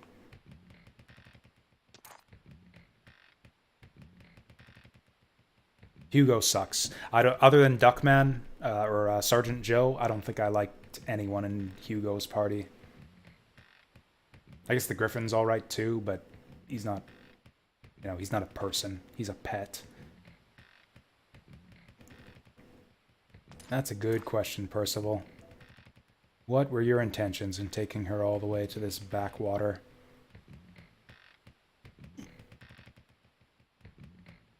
Indecent place? Is that a mistranslation? Did he actually refer to this like random farming village as indecent? This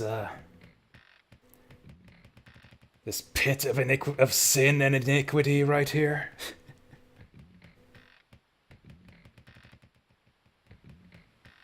Yeah, Salome seems alright too, actually. I like Salome. I'm just annoyed that he never wants to join my party anymore.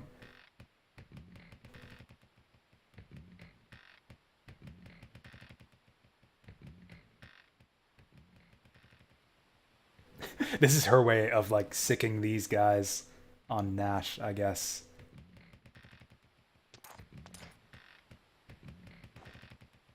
Simps.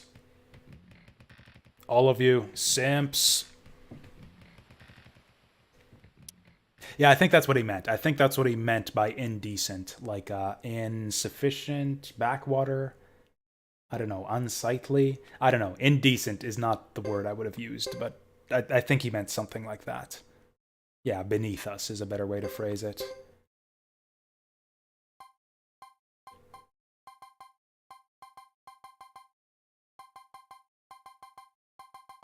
So it looks like we got like a 4-way love race going for Chris here. 5 now, I guess, with Nash. Is there like a system for that, like in Fire Emblem? Like we get love points based on who you pair her with? Maybe I should put her on her own then. You can pair with Leo.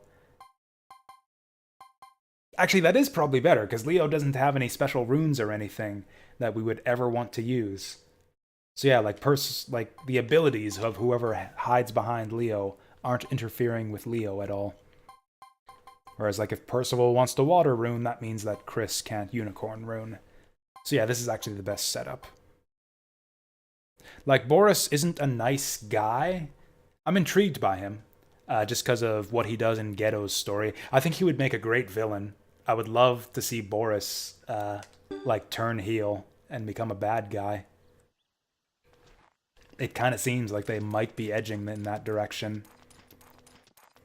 Like, from what we saw in Ghetto's story, I'm pretty sure that the Chris that he met was a fake. But I'm not sure about Boris at all. I think the Boris he met might have been the real deal, and that Boris might be kind of a jackass. To put it mildly.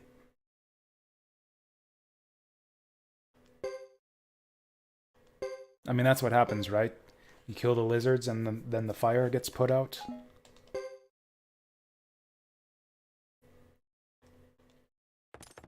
They were fire lizards.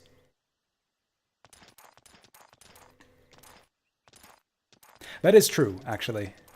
That's like, yeah, like Chris is a really bad guy from the perspective of Hugo right now, even though he might be mistaken about what exactly went on when the village burned down.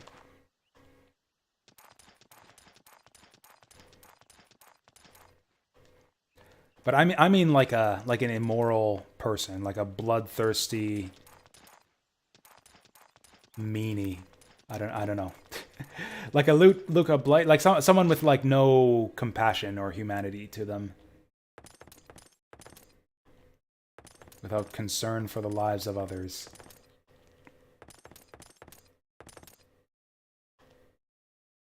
Is there anything we can buy here?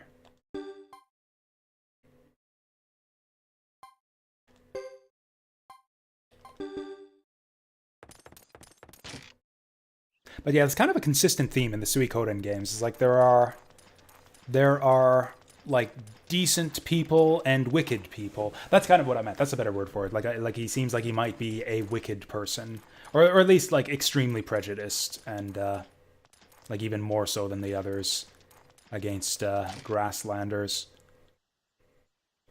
But yeah, past Suikoden games have kind of done the same thing, where it's like there are like noble and virtuous people on the villain's side, and yeah, just wicked jackasses on the good guy's side. Usually the strategists in Suikoden games can be really cold-blooded sometimes.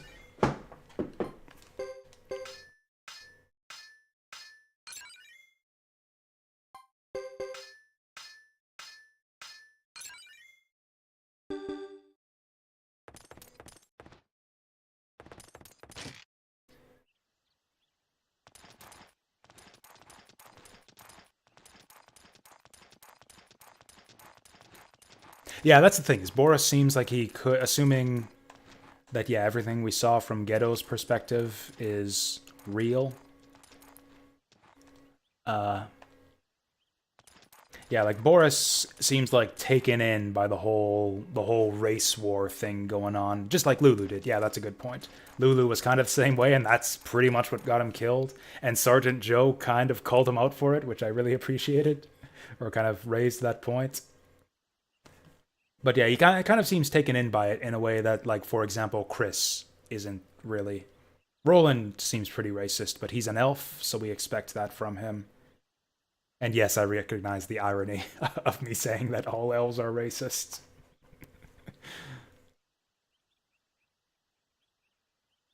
Yeah, that's the thing. Lulu's just a kid, so yeah. Although apparently old enough to, like, hold a dagger and be sent out into battle, so I don't know. Old enough to fight monsters in the wilderness, apparently.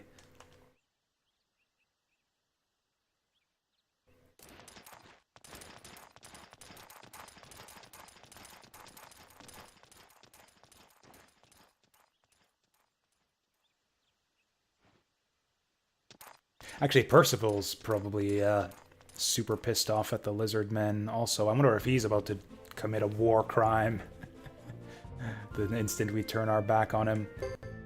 Oh, apparently there's Lake Castle up here too? I don't even know what this place is. Looks like they've been through rough times. Is this an actual castle or the ruins of a castle?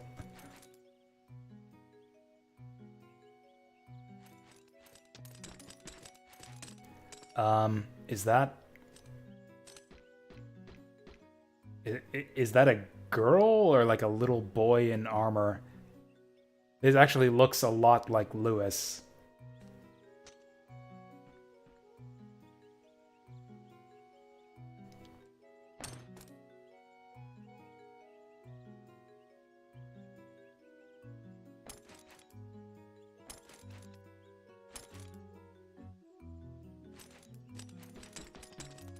Aren't you a little short for a stormtrooper?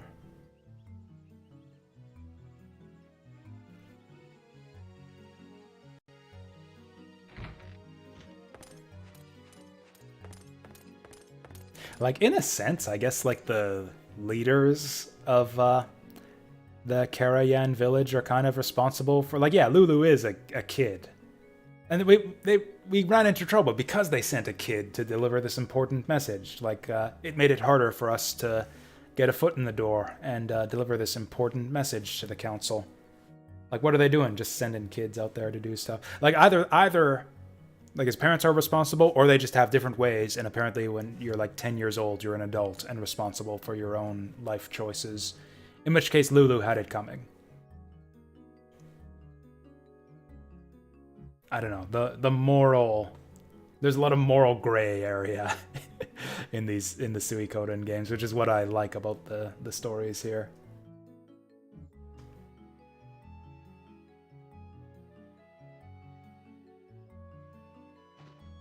That's right, you guys have been found out.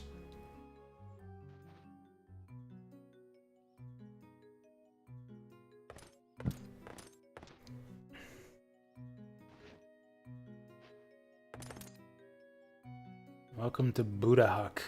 I thought this was Lake Castle.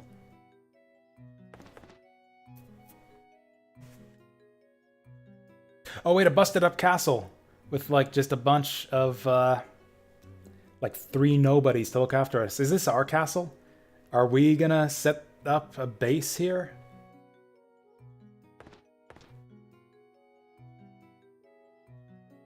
Ooh, common land. Common land! So this could even be like a joint castle if we end up teaming up with Hugo against a common enemy later on.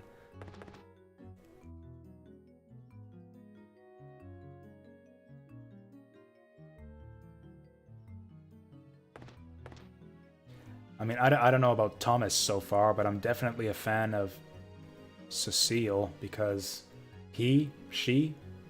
because they are adorable.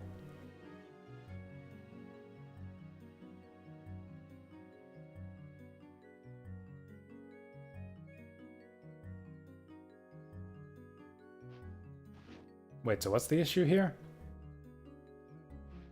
Cool, Chris is confused too.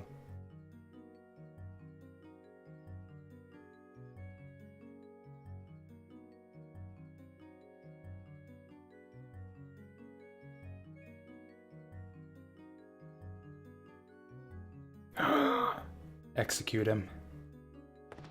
This lawlessness cannot go on.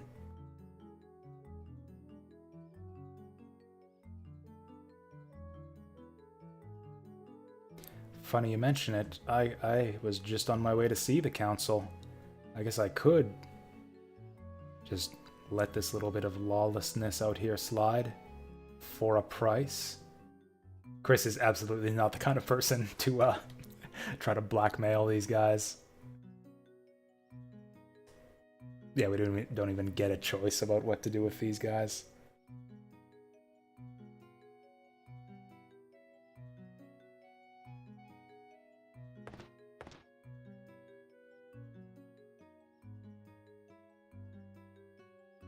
Yeah, Chris hates the council in the first place.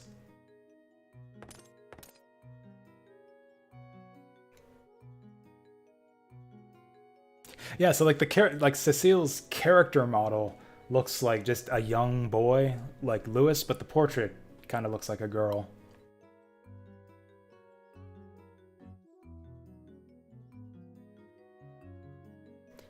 Yeah, this is our castle. This is totally our castle someday.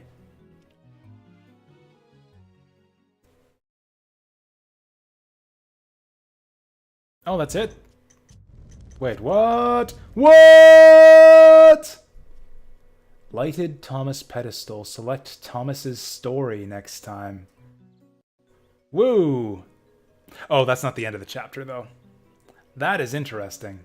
I didn't think we were going to be lighting those pedestals that early.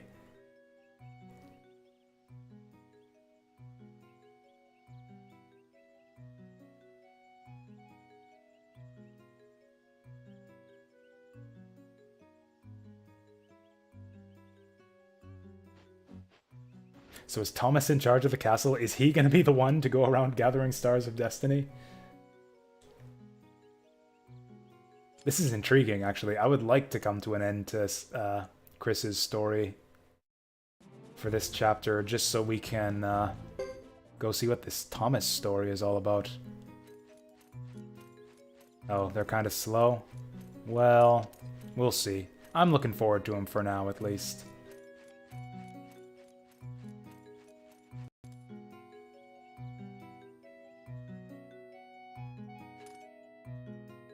Piccolo. What? Acme, average, amateur. Give me the Acme.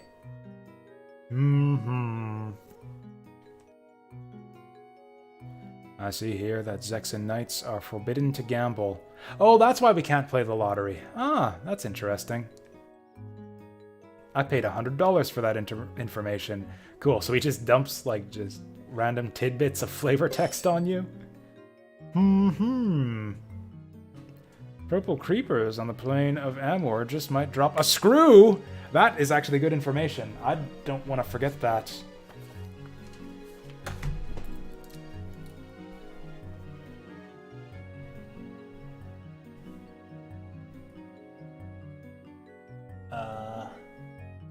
I've seen those purple creepers too.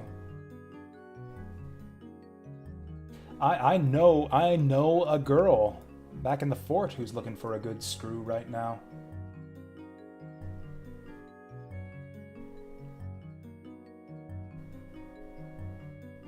There we go. Plains of Amor, purple creeper, good screw.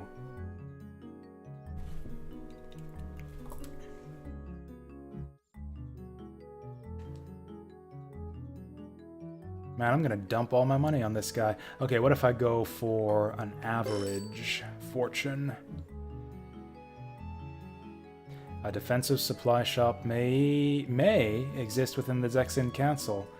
They're a phenomenally rare item. As if I'm not gonna check every shop for rare items. Although maybe that fortune makes it appear. I'll have to remember to check that. We're headed back there right now anyways. 1, 2, 3, I see. Let's see. Maintain vigilance against damage to your fingers. The gods have spoken. The gods demand that you don't let your fingers get fucked up. I got her number. I don't think she has a phone. Although maybe she might. It might be... She might have some kind of communication device inside that barrel bot. I'm assuming the barrel's actually a secret robot. I didn't actually mean to do this. I was mindlessly hitting the X button. This guy seems full of good information. I could just sit here dumping quarters in this guy. Dumping quarters in this guy's face all day. But, yeah, we'll head on now.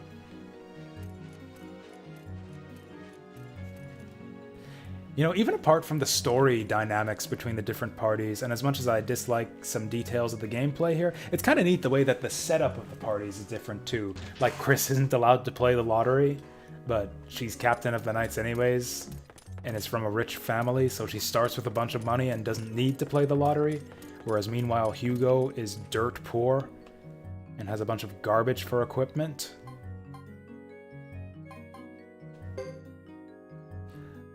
Yeah, let's save before we go here. But yeah, for those of you who haven't been following all the way through, there's a girl back at the fort who's banging her fists on a barrel robot and says that it's missing a screw or something.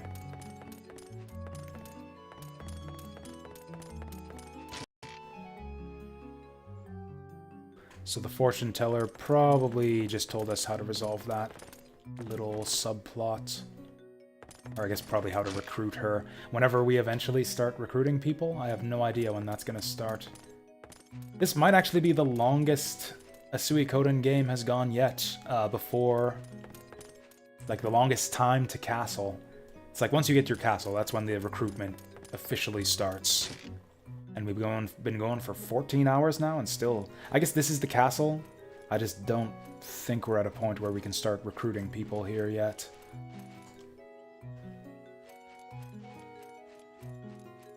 Looking forward to it, though. I'm gonna have to make a point of bringing the other parties up here, too, see what they have to say about all this.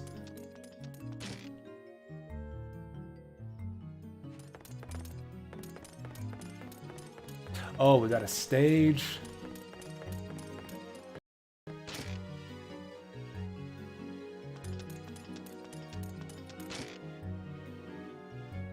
Ghetto had Lake Castle. He did have it available in Chapter 1. A bunch of locations opened up right at the end of Chapter 1, and I didn't realize that the one I went to first was going to end the chapter. I would have gone to all those other places first if I'd have realized that. Yeah, I didn't realize that the place I went to, what was it called? I forget. That one village in the southeast was the place that would advance the story. That's a cool painting.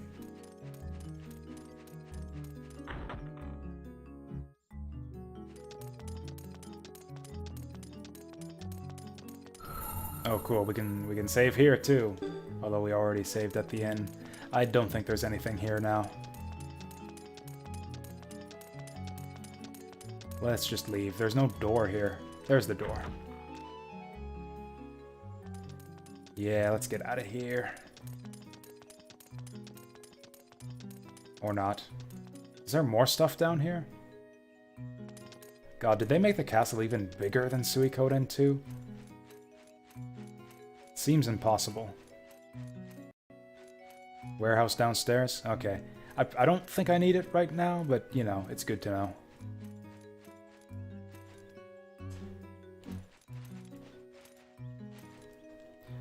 Is this a weapon shop?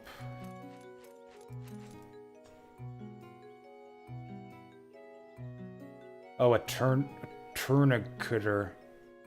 I think this, yeah, this was definitely one of the abbreviations I was laughing at earlier. How are we doing for skill points right now? 490. Lots of skill points. Let's train him up. Chris is doing pretty good on armor right now. Okay, I think I'm going to assume that skill growth is linear. So yeah, I think I'm just going to always take the cheapest skills just to get as many different buffs as possible. We'll go... Armor Protect seems like the most important. I'm taking way more damage from enemies than I would like to at this stage in the game. Oh, it isn't linear? Well then.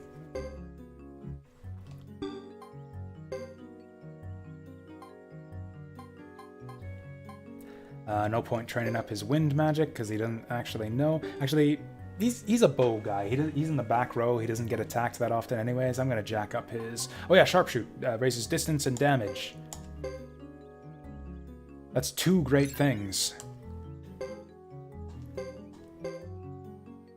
Not one great thing and an okay thing, or one good thing and a so-so thing. It's like we're playing Tome, you know? Like in Tales of Maj'Eyal, you always upgrade your weapon skill first. Oh, he's maxed out at B+.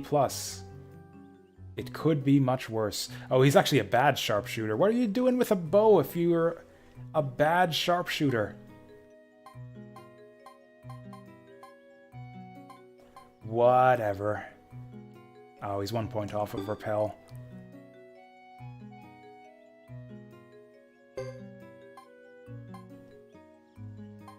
Won't be easy. Absolutely average. He wasn't good at any magic skills, though, so we'll just get him swing. Even if he's bad at it, we'll get him swing. I think. Yeah, we'll get him swing. Maybe Repel. He is kind of a frontline tank. Repelling seems really good. Like, you get basically a free turn, kind of. If that makes any sense. Like, you know, on the big boss fights, where it's like every time you get hit, you gotta heal the guy immediately, because everyone dies in 2 hits.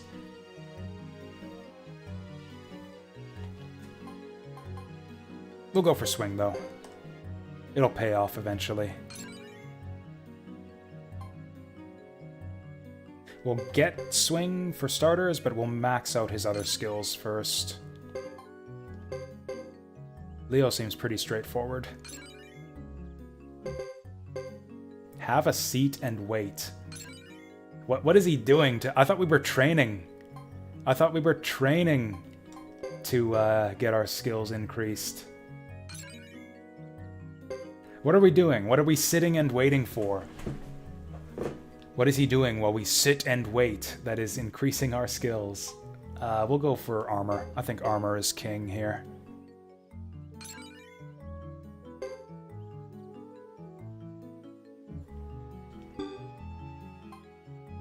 Oh, I skipped these other guys, didn't I?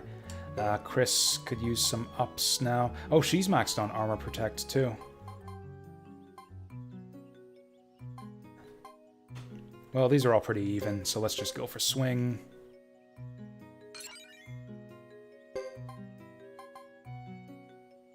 Parry seems solid too, and it's cheaper. Yeah, let's go for it. We'll do parry damage. Actually, 170, that puts us down to 80. We can't... we can get two 120s. Maybe damage and repel.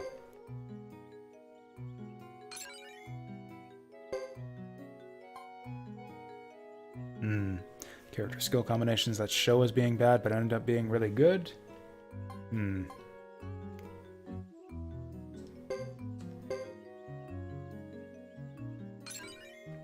Oh, so I kind of assumed, like, do characters all get the same bonuses? Like, does B rank parry with Chris do the same thing as B rank parry for all the other characters? Like, I've noticed that it tells you you're competent, average, whatever. I assumed that only affected the cost, but does it affect the strength of the skill as well? I didn't even consider that, because it doesn't actually tell you what upgrading the skills does for you. And Percival's next. He's maxed on water already. Okay, so it's the same across characters. That's good to know. Competent, average, could be worse, competent. We'll go for parry again, because yeah, that'll make him better at magic. Also, I didn't realize until just now that the aptitude influenced the cap. I would have been more careful. Yeah, I would have gone more aggressively for the stuff they have good aptitude in. If I'd have known that it affected the cap. Because yeah, originally I was thinking, like, I can take a skill that they're not adept at, and, you know, we'll get to the maximum eventually. But no, you won't.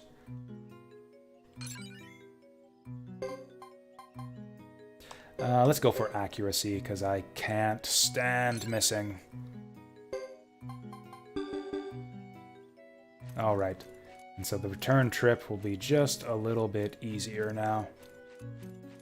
But yeah, I want to get out of here. Is this the exit?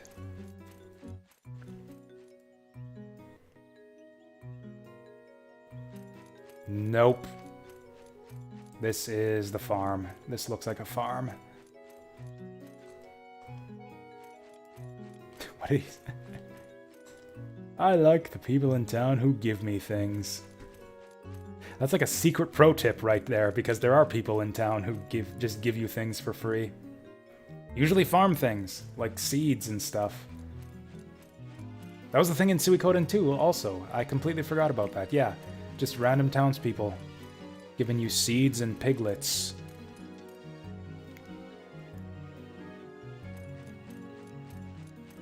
Oh, I see. So it'll tell you... So generally speaking, your aptitude determines your cap, but some skills that show as being low aptitude actually have the higher cap, even if they're expensive.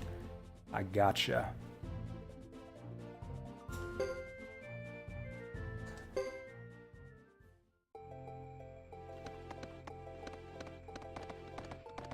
It really bothers me when I approach a zone from the left on the world map, and it starts me out on the right, and I've got to go like right to left in the zone to go left to right on the map, on the world map. It's just dumb.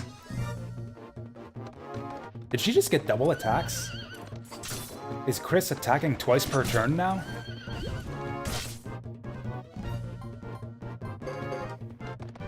I guess I could check that by actually checking how much of a turn... Oh, she got an evade counter? Okay. Those boars are tough. Oh, hey, getting the rest of the squad leveled up now. In that case, I might want to hang around here a bit. Is anyone badly busted? Nah, we're fine.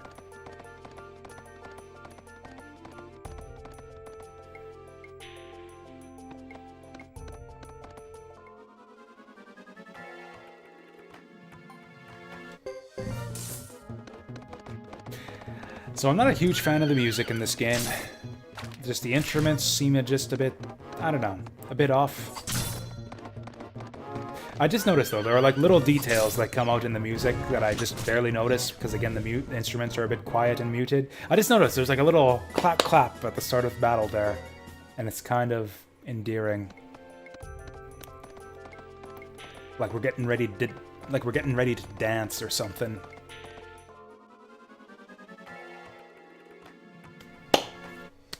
Yeah, we do like a little rhythmic clapping there at the start of battle. It's very quiet, kind of hard to hear. That bunny rabbit is gonna thunderbolt us in the face. Oh, maybe not, maybe not. Get him, get him! Nice. Battle music kind of sucks. I think most of the music in this game kind of sucks. It's fine, it's not horrible. It's not great like the music in Suikoden 1 and 2 was. There's a few good battle themes. I like the variety in the music, I'll say that. The battle music, it hasn't done it much lately, but I've noticed in the first chapter, the battle music tended to change a lot, depending on the scene. There's like different battle themes depending on who you're fighting and where you're fighting. A couple different boss themes we've heard, so I appreciate the variety in battle music, at least. I probably should have saved before coming here. We'll be fine. It's just the woods. We'll be fine. Oh, it's just the bugs again. Oh, it's the green bugs. The green bugs were the hard bugs, I think.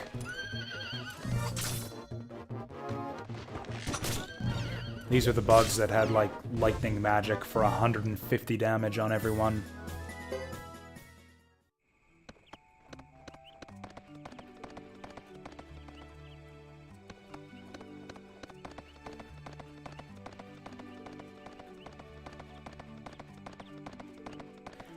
I wonder if we're gonna meet up with that Maximilian Knight again.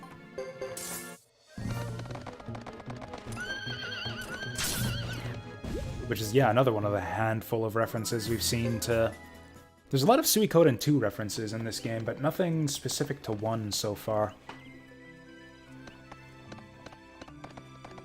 I guess the Maximilian Knight, I guess, is kind of a reference to 1, because Maximilian was in both games.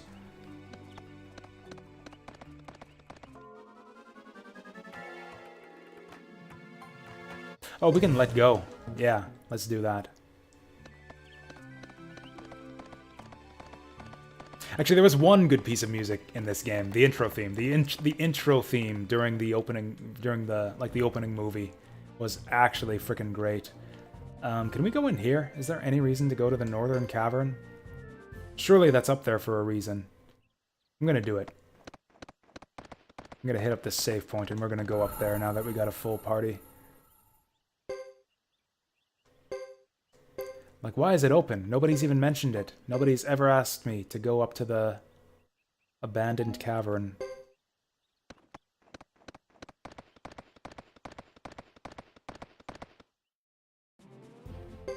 The North Cavern. Like, why is this even here?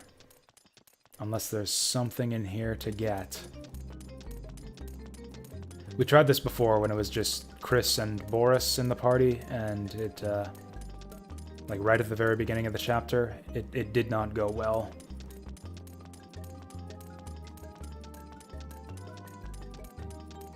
If we're lucky, we might not just fight anyone. Oh, it's just the green bugs again. This'll be easy. I think I want to go for the green bug, because I know he has a nasty spell.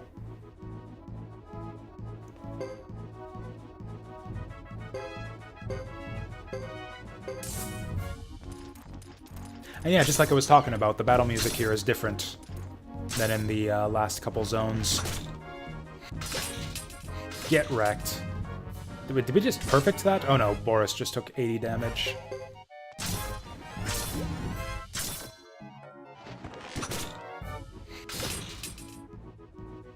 Oh, Boris is taking a beating.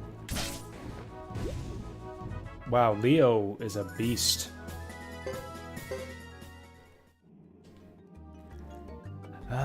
Yeah, Boris needs a bit of healing.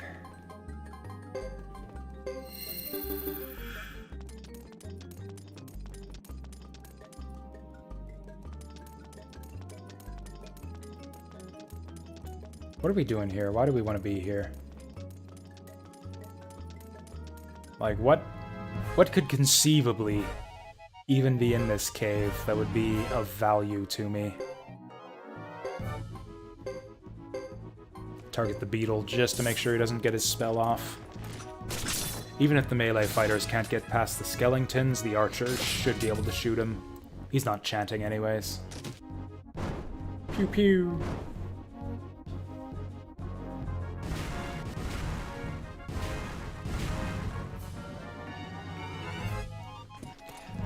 Wow, my archer guy actually has pretty shitty defense.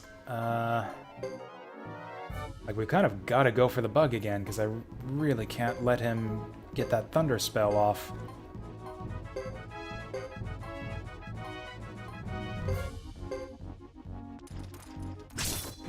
Get wrecked. These skeletons are pretty tanky.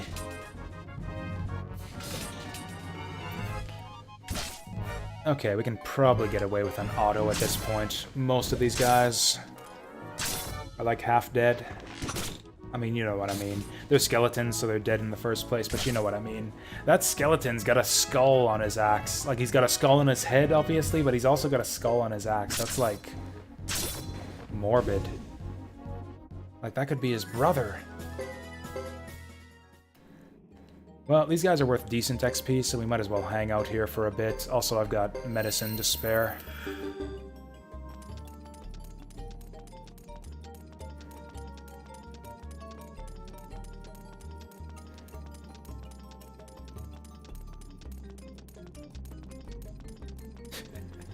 I like the encounter rate in this game. It's really, really low. Maybe the lowest encounter rate in any RPG I've ever played.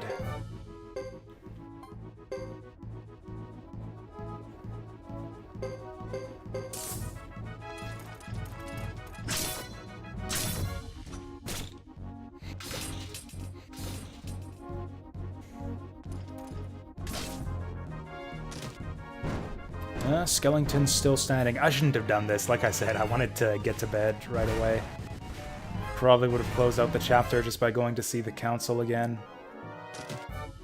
Whatever, we're here. Let's see what's in here. Go exploring, do all that good RPG shit. I'm just gonna auto. God damn it, Chris! What are you doing? Percival, clean it up. Thank you.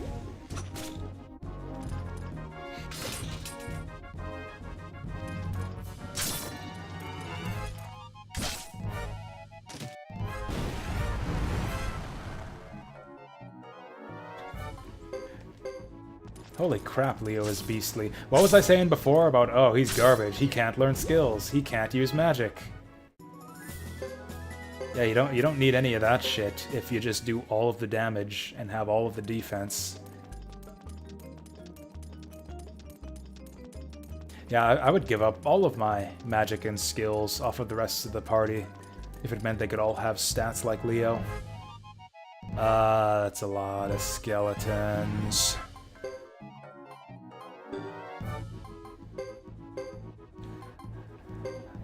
Now is probably the time for one of these, and one of these.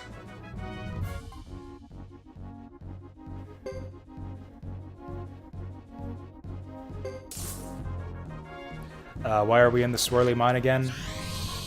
I've been asking myself that question a lot in the last 5 minutes or so. Because it's here. Thank you. Yes, that's right, Quiet Guy. Because it's there.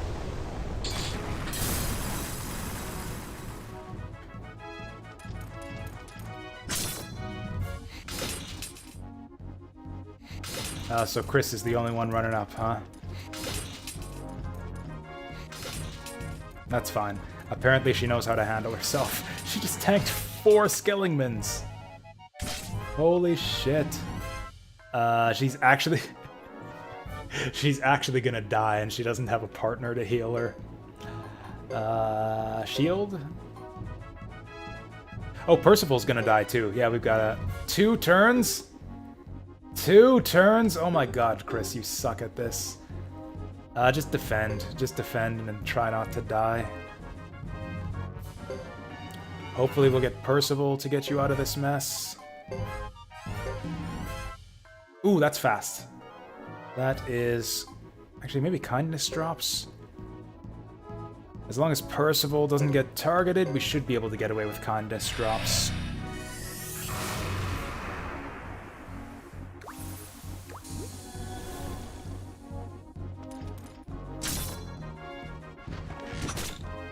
Wow, that ice spell didn't actually do much for us at all. Yeah, get wrecked. Parry that shit. She took 23 damage this round. She actually would have survived even if I didn't heal her. Leo and Percival are getting wrecked now. Which is actually great, because that means we can get a super efficient Kindness drops now.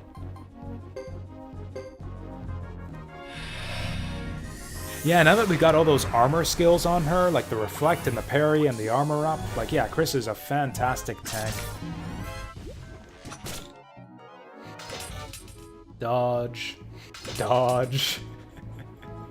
Yeah, do your worst. Okay, she took a big one there. And there. What's with these skeletons? I thought that opening ice spell would have sped this up a lot more. Oh, now she's mad. Barely survived that. Oh, do we just keep missing? Is that why this is happening? We'll be fine. She's gonna survive this. Never mind, she's not gonna survive this, and it's all Boris's fault. That's fine, we can get her up after this.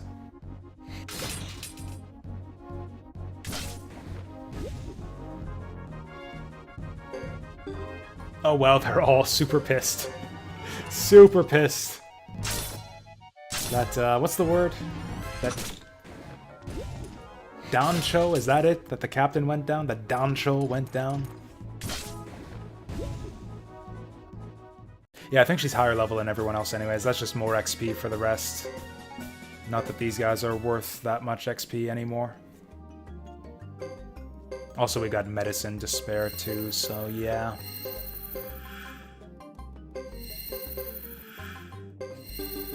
Those skeleton fights suck, though. I don't want to fight 6 skeletons ever again. I hope they let us drop down the pit on the way back here. Use the Unite attacks. What kind of Unites do we have? I didn't think we had any good ones. And yeah, apparently we don't. Apparently I can't use Unite attacks here.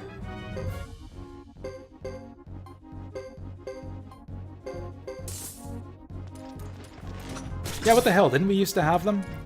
Didn't we used to have Unite attacks with all of the knights?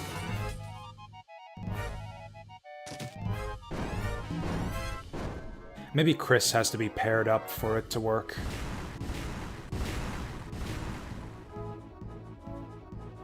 We can go to the formation screen.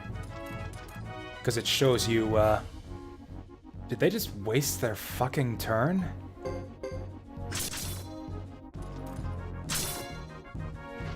Boris and Roland just running around like dipshits. Oh, it's only on horseback. Okay. Man, Chris is getting demolished again. I think she'll still be fine, though. She's got all these helpful boys to protect her. Okay, Boris, you just keep doing your thing. It wouldn't be knightly to stab him in the back, I guess.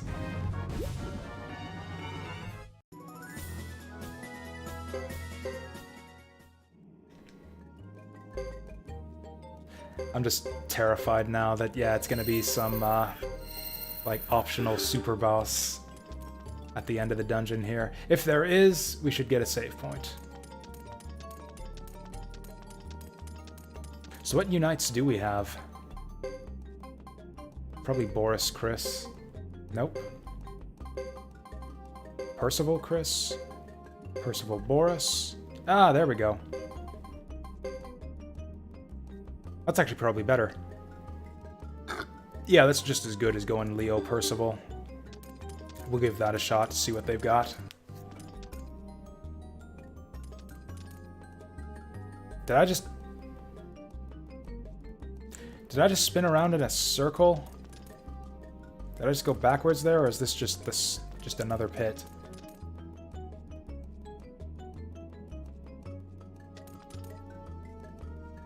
Either way, we're going down here. This will be just fine.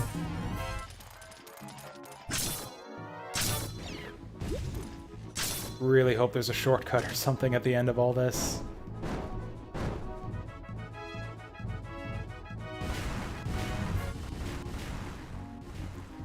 There's two identical pits and we don't know which one we're in.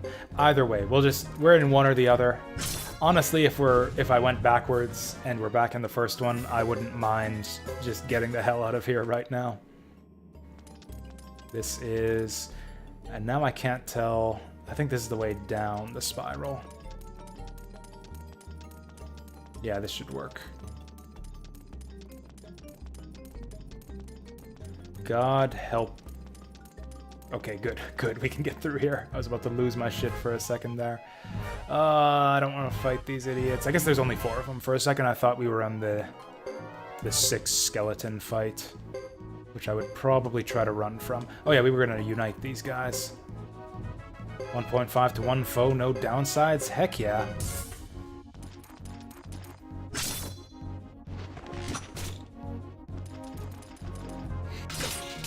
Ha!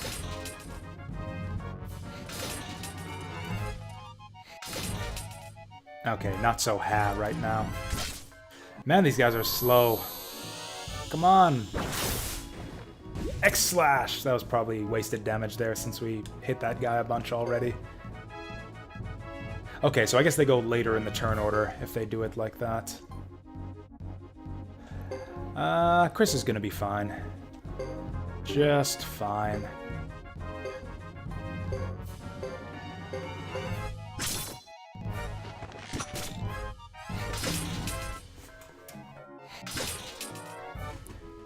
Get wrecked. She's probably gonna need to get healed next turn, though. So we didn't kill any of them there. Okay, probably a bit less X-slash and a bit more kindness.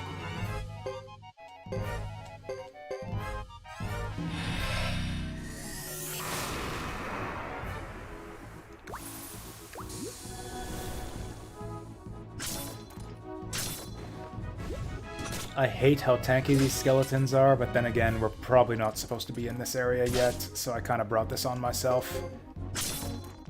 Did Roland not shoot with his bow that round? Oh no, he must have just shot earlier and then decided to run around for fun. Actually, we're getting a lot of this patched leather. That's not actually good, is it?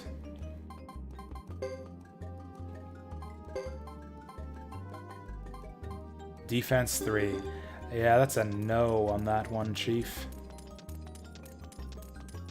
Alright, let's see where we end up. We're going forward. It's a good sign. We got a save point. That's... I'm gonna say that's a bad sign. Okay, so if this is a dead end, if this is like one of those things where you just pop out on the world map and there's nowhere to go, so you instantly go back in, the stream is over. I'm gonna end the stream immediately and go to bed if I just go out onto the world map and just automatically turn around because there's nowhere to go. Because otherwise, why the fuck is this thing here? Okay, there's a thing. There's a thing that justifies this whole area's existence.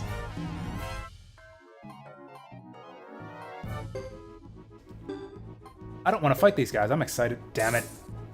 I'm excited to fight that Manticore now. We didn't take that much damage, and I've got medicine to spare anyways. I'm going to try to run again. It's a big treasure chest. Leo could use a bit. Roland could use a bit. Everyone else is close enough. Okay. This thing actually looks kind of adorable.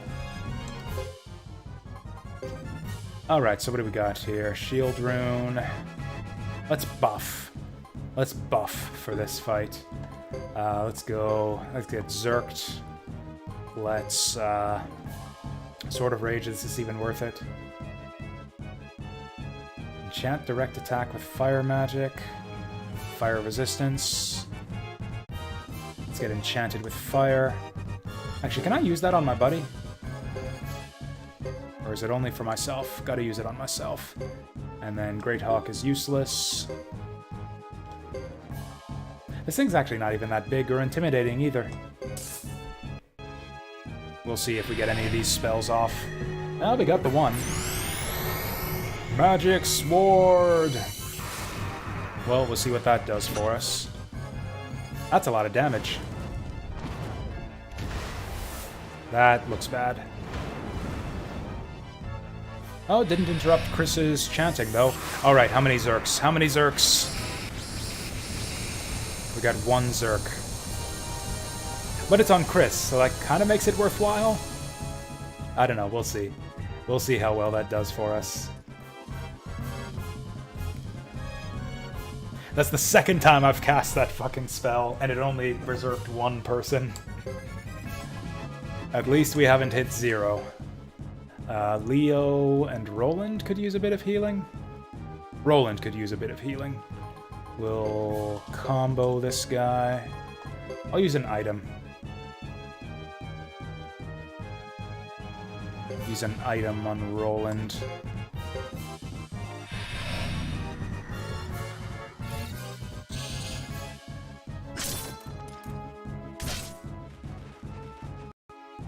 Am I gonna get one-shotted right here?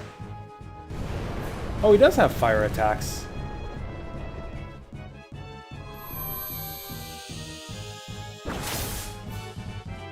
He does have fire attacks. I could use that fire barrier thing after all.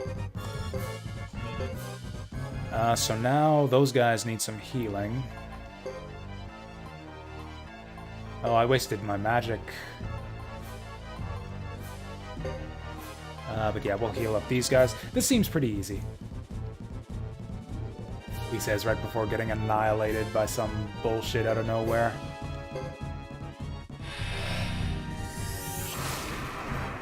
I don't know, just based on the back and forth and the numbers so far, this seems doable.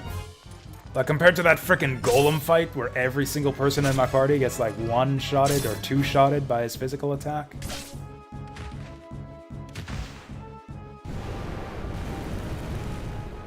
Woof. So Leo's bad at magic, although he has tons of hit points, so maybe it's okay. We'll go attack. I think now's the time for the kindness rain. We're all moderately low.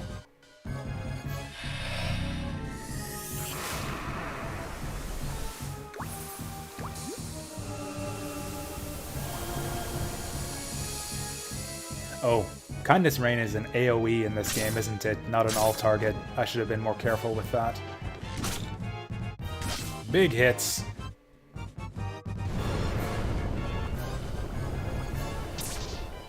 Ooh. Yeah, Leo's really not good at taking the magic damage. Let's unite again. Leo can't withstand another one of those, so yeah, we'll have him we'll medicine him up.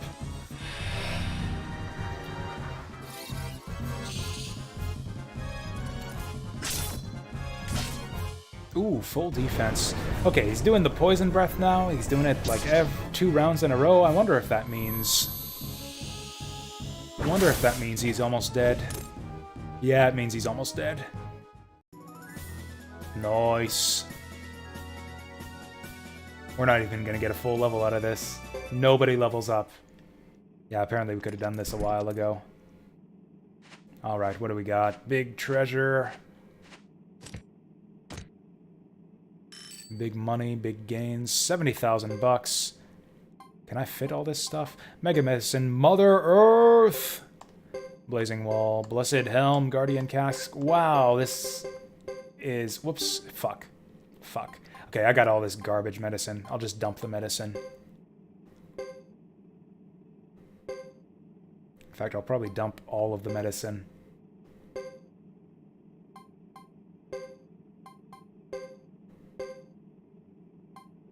Yeah, this is actually amazing.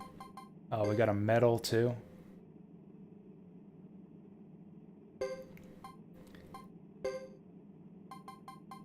I'll probably end up dumping that medicine to be able to hold the medal.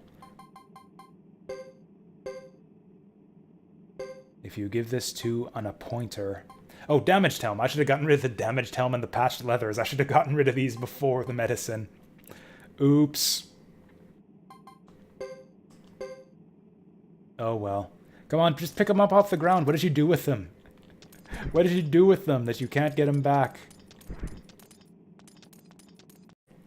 Now, where are we going to end up?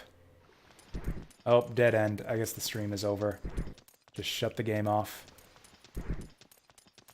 Do we have to walk all the way back?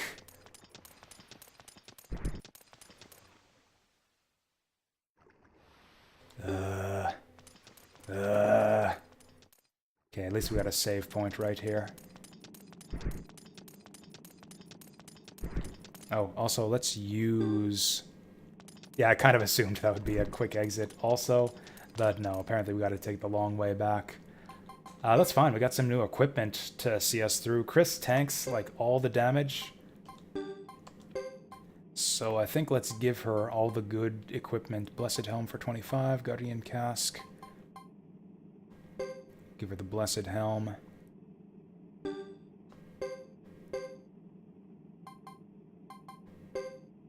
Yeah, even though she probably doesn't necessarily need it. Boris tanks a bit of damage too, I guess. Leo tanks quite a bit, but he's got high defense already. We'll give it to Boris.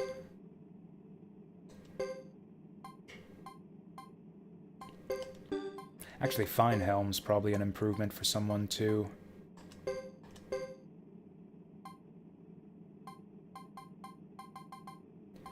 Byakko Chainmail. Fine Tunic. It's even better, almost even better than Chainmail. Wearing all this heavy plain mail when you could have just been wearing fine clothes this whole time. This is actually worse than the stuff we have on. We get higher rep, whatever that's worth.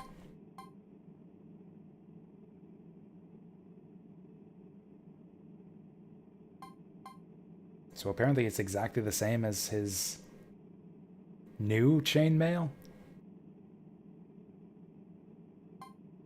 Yeah, I haven't seen a single shield user in this game yet.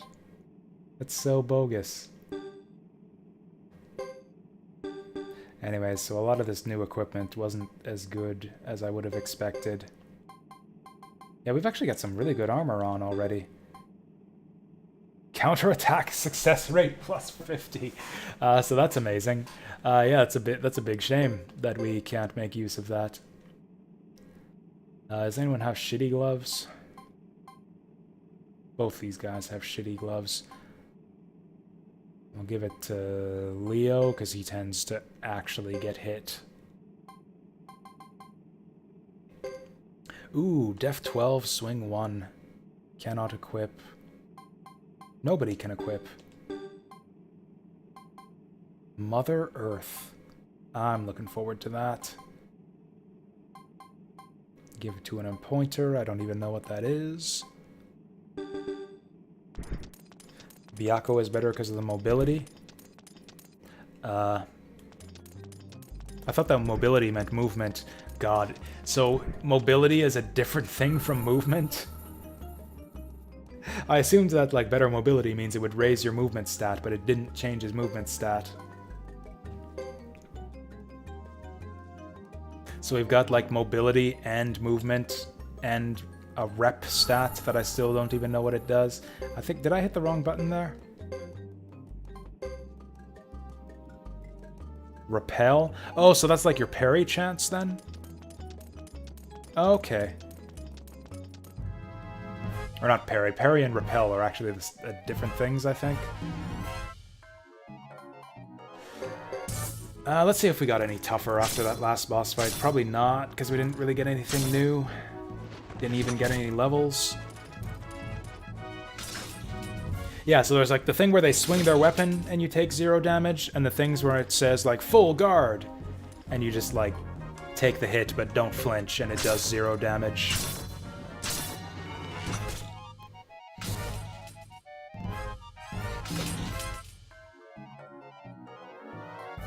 I am annoyed by these skeletons.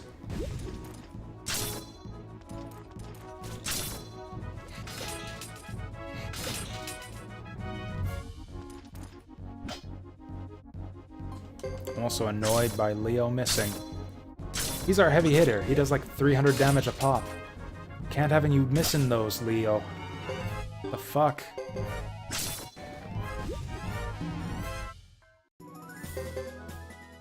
These guys are hardly worth any XP now, too.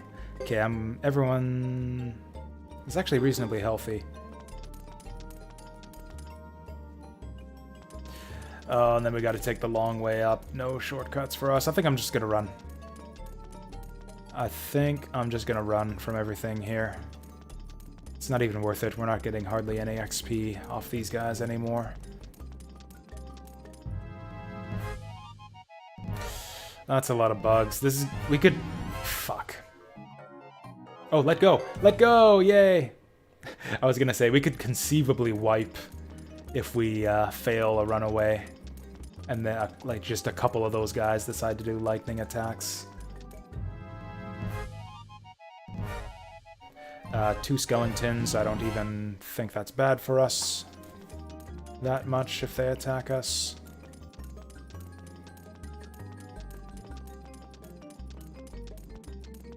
This actually wasn't too bad. I think this spiral, never mind, we apparently got one... oh, it's down at the bottom. The exit's down at the bottom.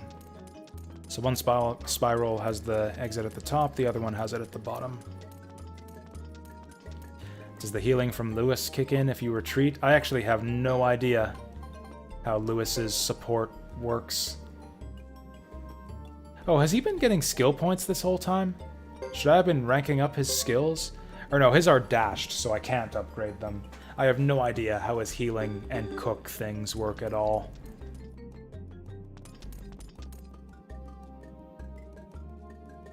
Motherfuck. Did I just go backwards again? I think I did. Yeah. Yeah, because we always want to run towards the camera.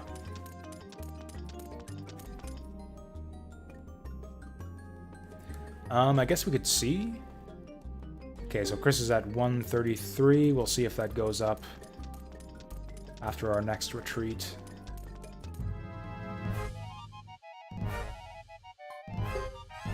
Damn it. Well, she's at less than 133 now. Never mind. She's at 128. A little bit less than that. Probably like 127. She'll take 1 damage. Just watch. Yep.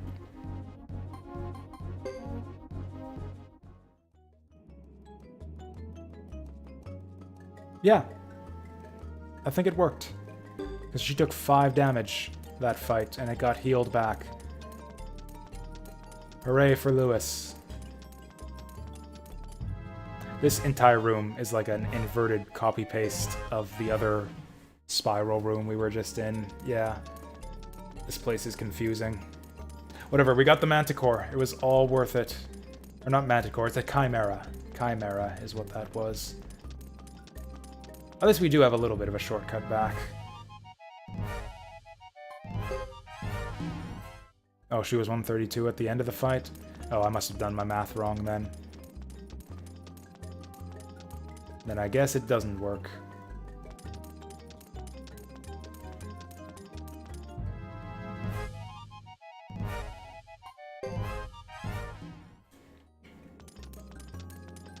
Well, that was quite the diversion. I probably lost out on like an hour of sleep thanks to this. But we got a treasure chest full of junk, at least.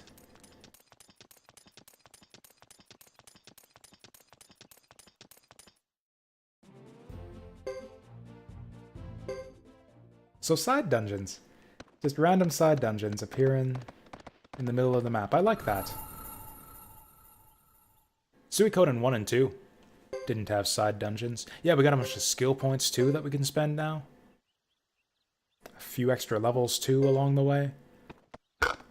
Yeah, the Mother Earth rune. The equipment wasn't very good. The equipment was underwhelming. But the other rewards were solid.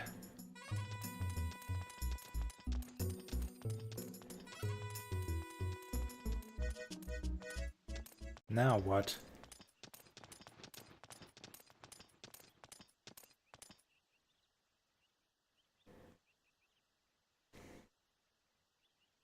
Yes. It's a city. There's lots of people passing by all over the place all the time. This is like the biggest city on Earth as far as we know. Am I supposed to follow them? Was that my hint that I'm supposed to go seek these guys out and do something?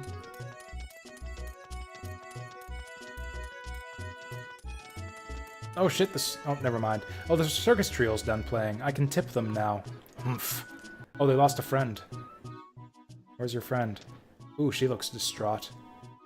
The other guy doesn't seem to give a shit, though.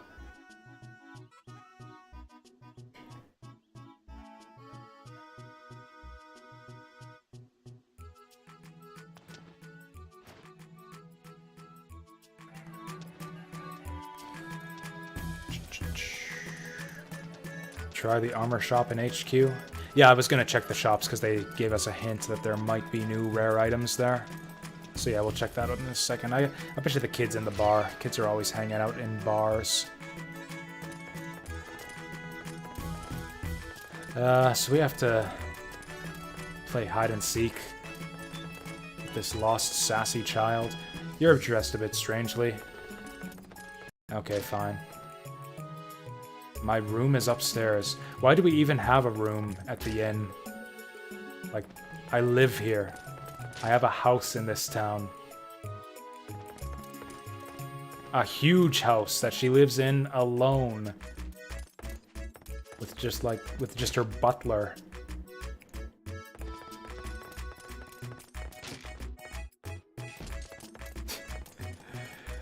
And yeah, her little unhelpful hint there. I've seen a lot of kids. I mean, it's not like the circus people were that helpful either. It's like, have you seen a kid? Yes. Yes, I have seen like 5 kids on the way here.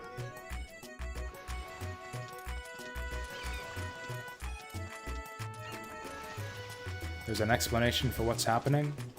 What's happening with what? With me running around looking for this lost child?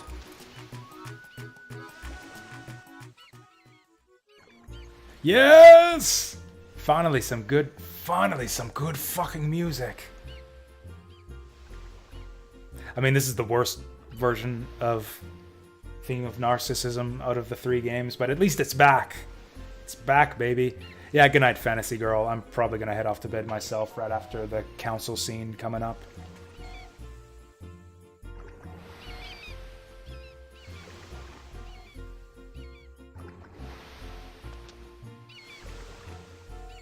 He's a lot less dandy looking than the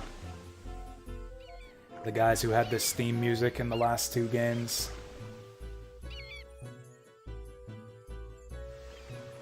Huh.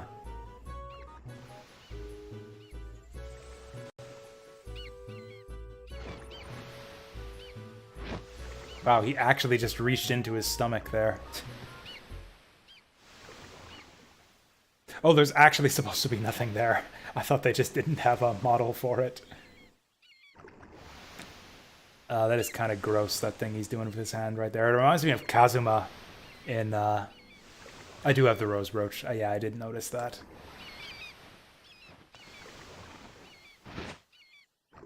Hooray! Hooray, hooray! Or whatever he says. Oh, that's too bad. So there's that guy running around again. This is a mess. Like, lost children and the weird merchant running around, and this guy's lost his brooch that is apparently related to the merchant running around.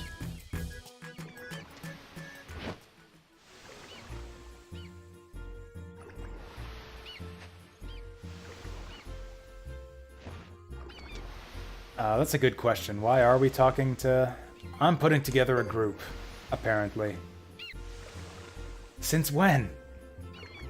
Since when is Chris putting together a group? Have we been able to recruit people this whole time? Have I just been missing out on everyone so far? Or is this the point where we start being able to pick up recruits?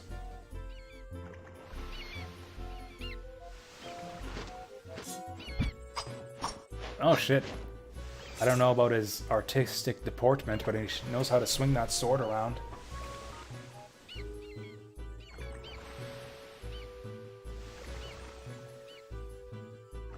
Oh, it's the castle that does it. Okay.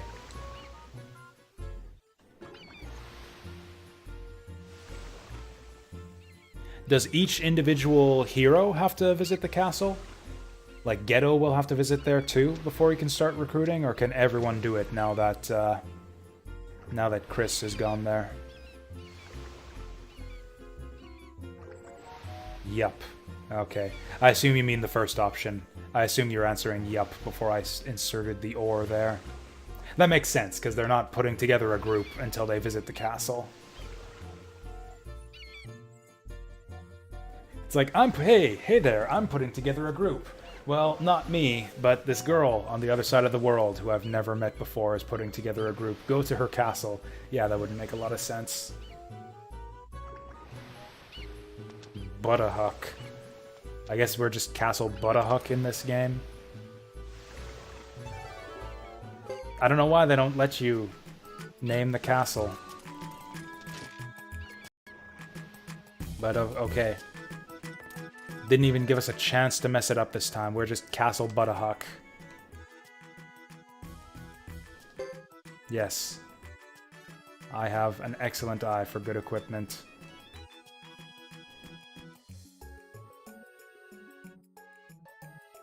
Mole armor. That looks like garbage.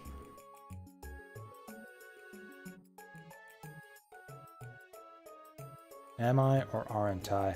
I'll buy. I'll take it! Or was this a test? Or is he cheating me? And I don't actually appreciate value?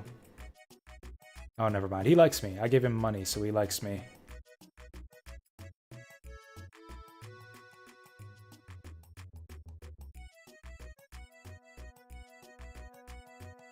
Castle Castle would have been a great name. I would have literally named it Castle Castle. Because I've never thought up of a better name for anything in my life. Well, it looks like I made the right choice.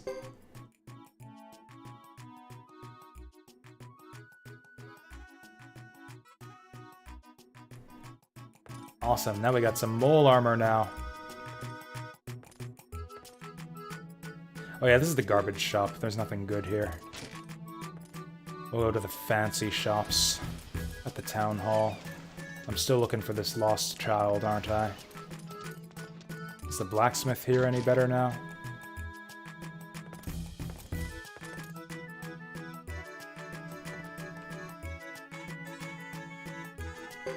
Level 7? Shit, you gotta up your game. Arrivederci. Now what? I guess we're still looking for this lost child. Maybe he went back into the alley. Maybe he went to the trade goods store. Yeah, we'll catch you later, Jadis. Or actually, can we wander around town afterwards? I kind of want to go to bed myself, but I'm afraid we'll miss out on something in the town. I'm assuming we'll miss out. We'll be able to wander the town later. I'll just go do the scene with the council. We'll go report to the council, and then I'll go to bed, and then we'll do more of this tomorrow. Oh, apparently this was the way to go anyways. Never mind. I thought we were about to transition into a story scene. Oh yeah, this was the way. This is the way.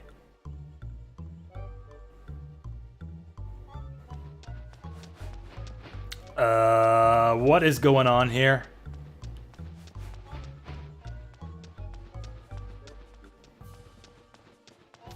Okay, it looks like this kid really does need... Is he swinging a weapon around? He's got a trident. Wait, he has a weapon. Is he gonna join us? Is this pedophile gonna join us?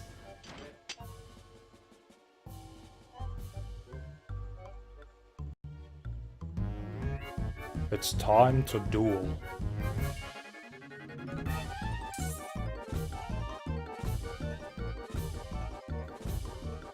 Don't look kindly upon pests who... Is this guy actually gonna join us? I don't want him. Deathglow Furious Flame. Let's defend then.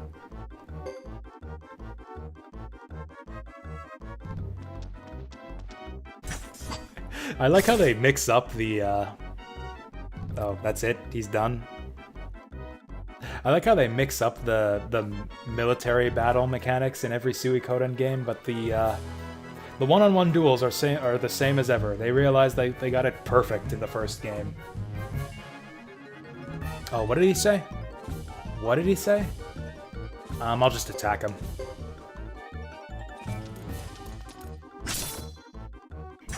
Oh shit. Oh shit, I'm all screwed up from our trek through the mountains there. I am absolutely not gonna lose to this scrub lord. No, no, no, no, no, no, no. Don't expect me to spare you. That sounds like a desperate attack. Damn it. Oh, this is bad. Okay. Hardly any damage. My turn? Okay, it's my turn.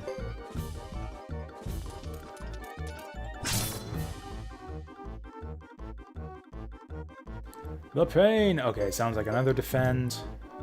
Even if he survives. What does that gauge do at the bottom anyways? I thought that he would like surrender or something once it went all the way over. He's not gonna spare me. In that case, let's defend. Oh, that's right, he does attack with this one. Shoot. Although apparently he's zerked up now. Oh, he's doing like double damage.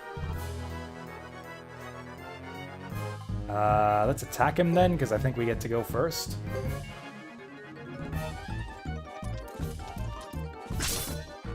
Rip.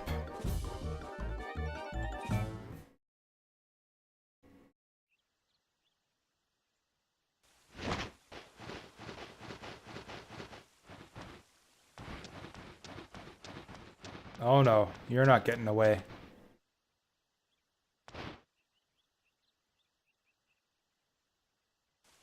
Oh, okay, apparently he is getting away.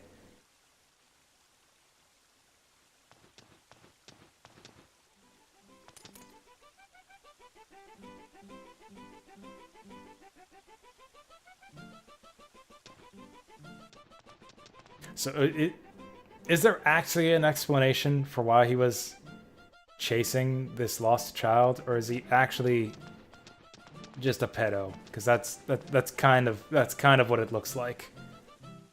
That's actually a lot what it looks like.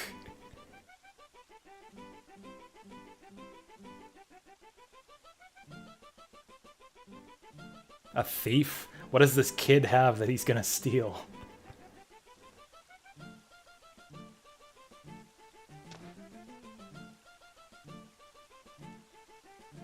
Oh, are they gonna join us now? Cool, we'll like double the size of my army.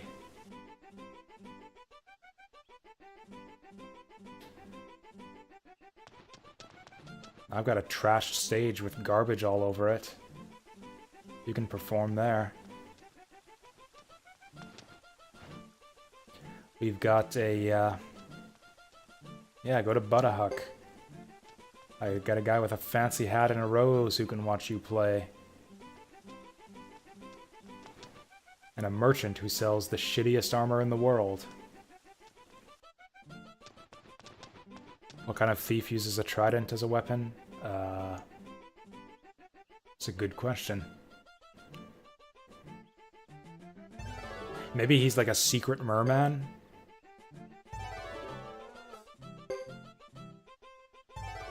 Maybe that's it. Maybe he's a secret merman and like a sea witch gave him legs and he has to get a small child to give him the kiss of true love.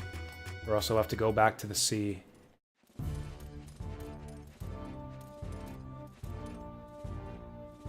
We'll have to get Richmond to investigate it.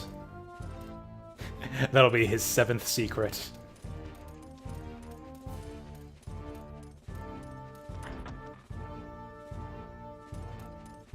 Wasn't I supposed to report to the council? What's going on here?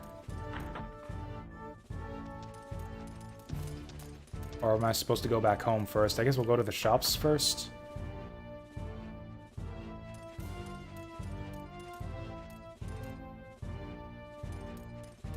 Because, yeah, the fortune teller said there might be a rare item.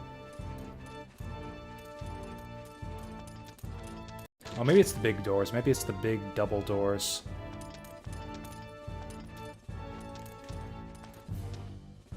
Also, do they sell water runes here? I would kind of like an extra water rune. Viper, Great Hawk, Goss, garbage.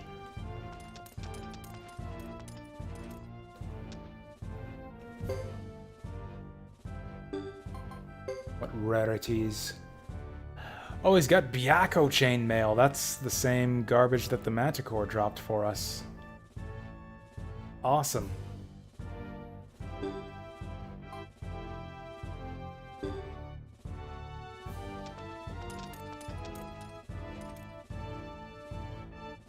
What about this one? Have you got any rarities for us? Flame Amulet. Oh, what am I doing? My inventory's full anyways. I can't store any of this stuff. We'll come back later. So who do I need to talk to get a meeting with the council?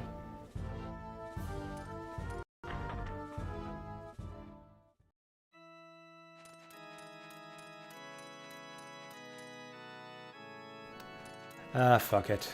Maybe let's go home? I could have sworn they said report to the council.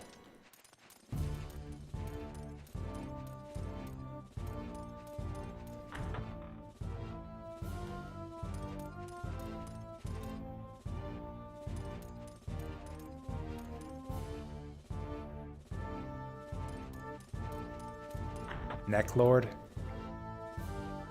What about him? God, is he gonna show up again in this game? I actually don't know if I would mind that. It's one of the staples of Suikoden. Vicky. Are we gonna get these little children in our castle? Okay, good. But yeah, what? Vicky, Jean, and Necklord. Oh, the music? Oh, I didn't notice. I didn't notice. Did we hear Necklord music and I didn't even notice?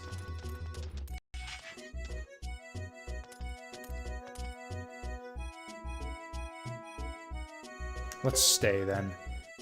Maybe we'll just stay overnight and then they'll let us into the council room.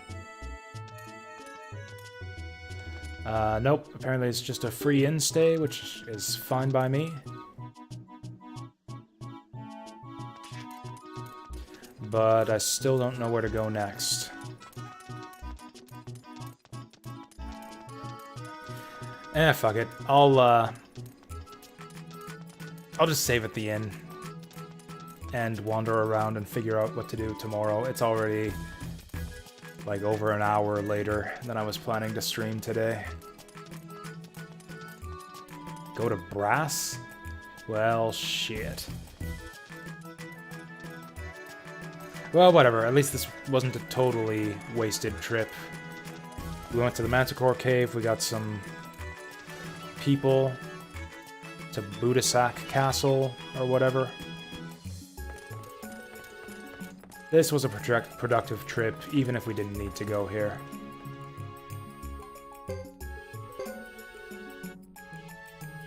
a productive day all around eventually. I am so glad I didn't stay in Ghetto's stupid story and bash my head against that stone golem all night instead of doing this. This is actually fun. I'm actually warming up to this game a bit again, kind of slowly sussing it out. We'll see how much that holds up when I eventually get back to doing Ghetto's bullshit golem fight. But for now, times are good again. We're going to be doing the same thing tomorrow that we did today. We'll do Mobius Front in the afternoon, Suikoden 3 in the evening, and yeah, you guys can watch it if you want to and are available. I'm going to bed. Have a good one.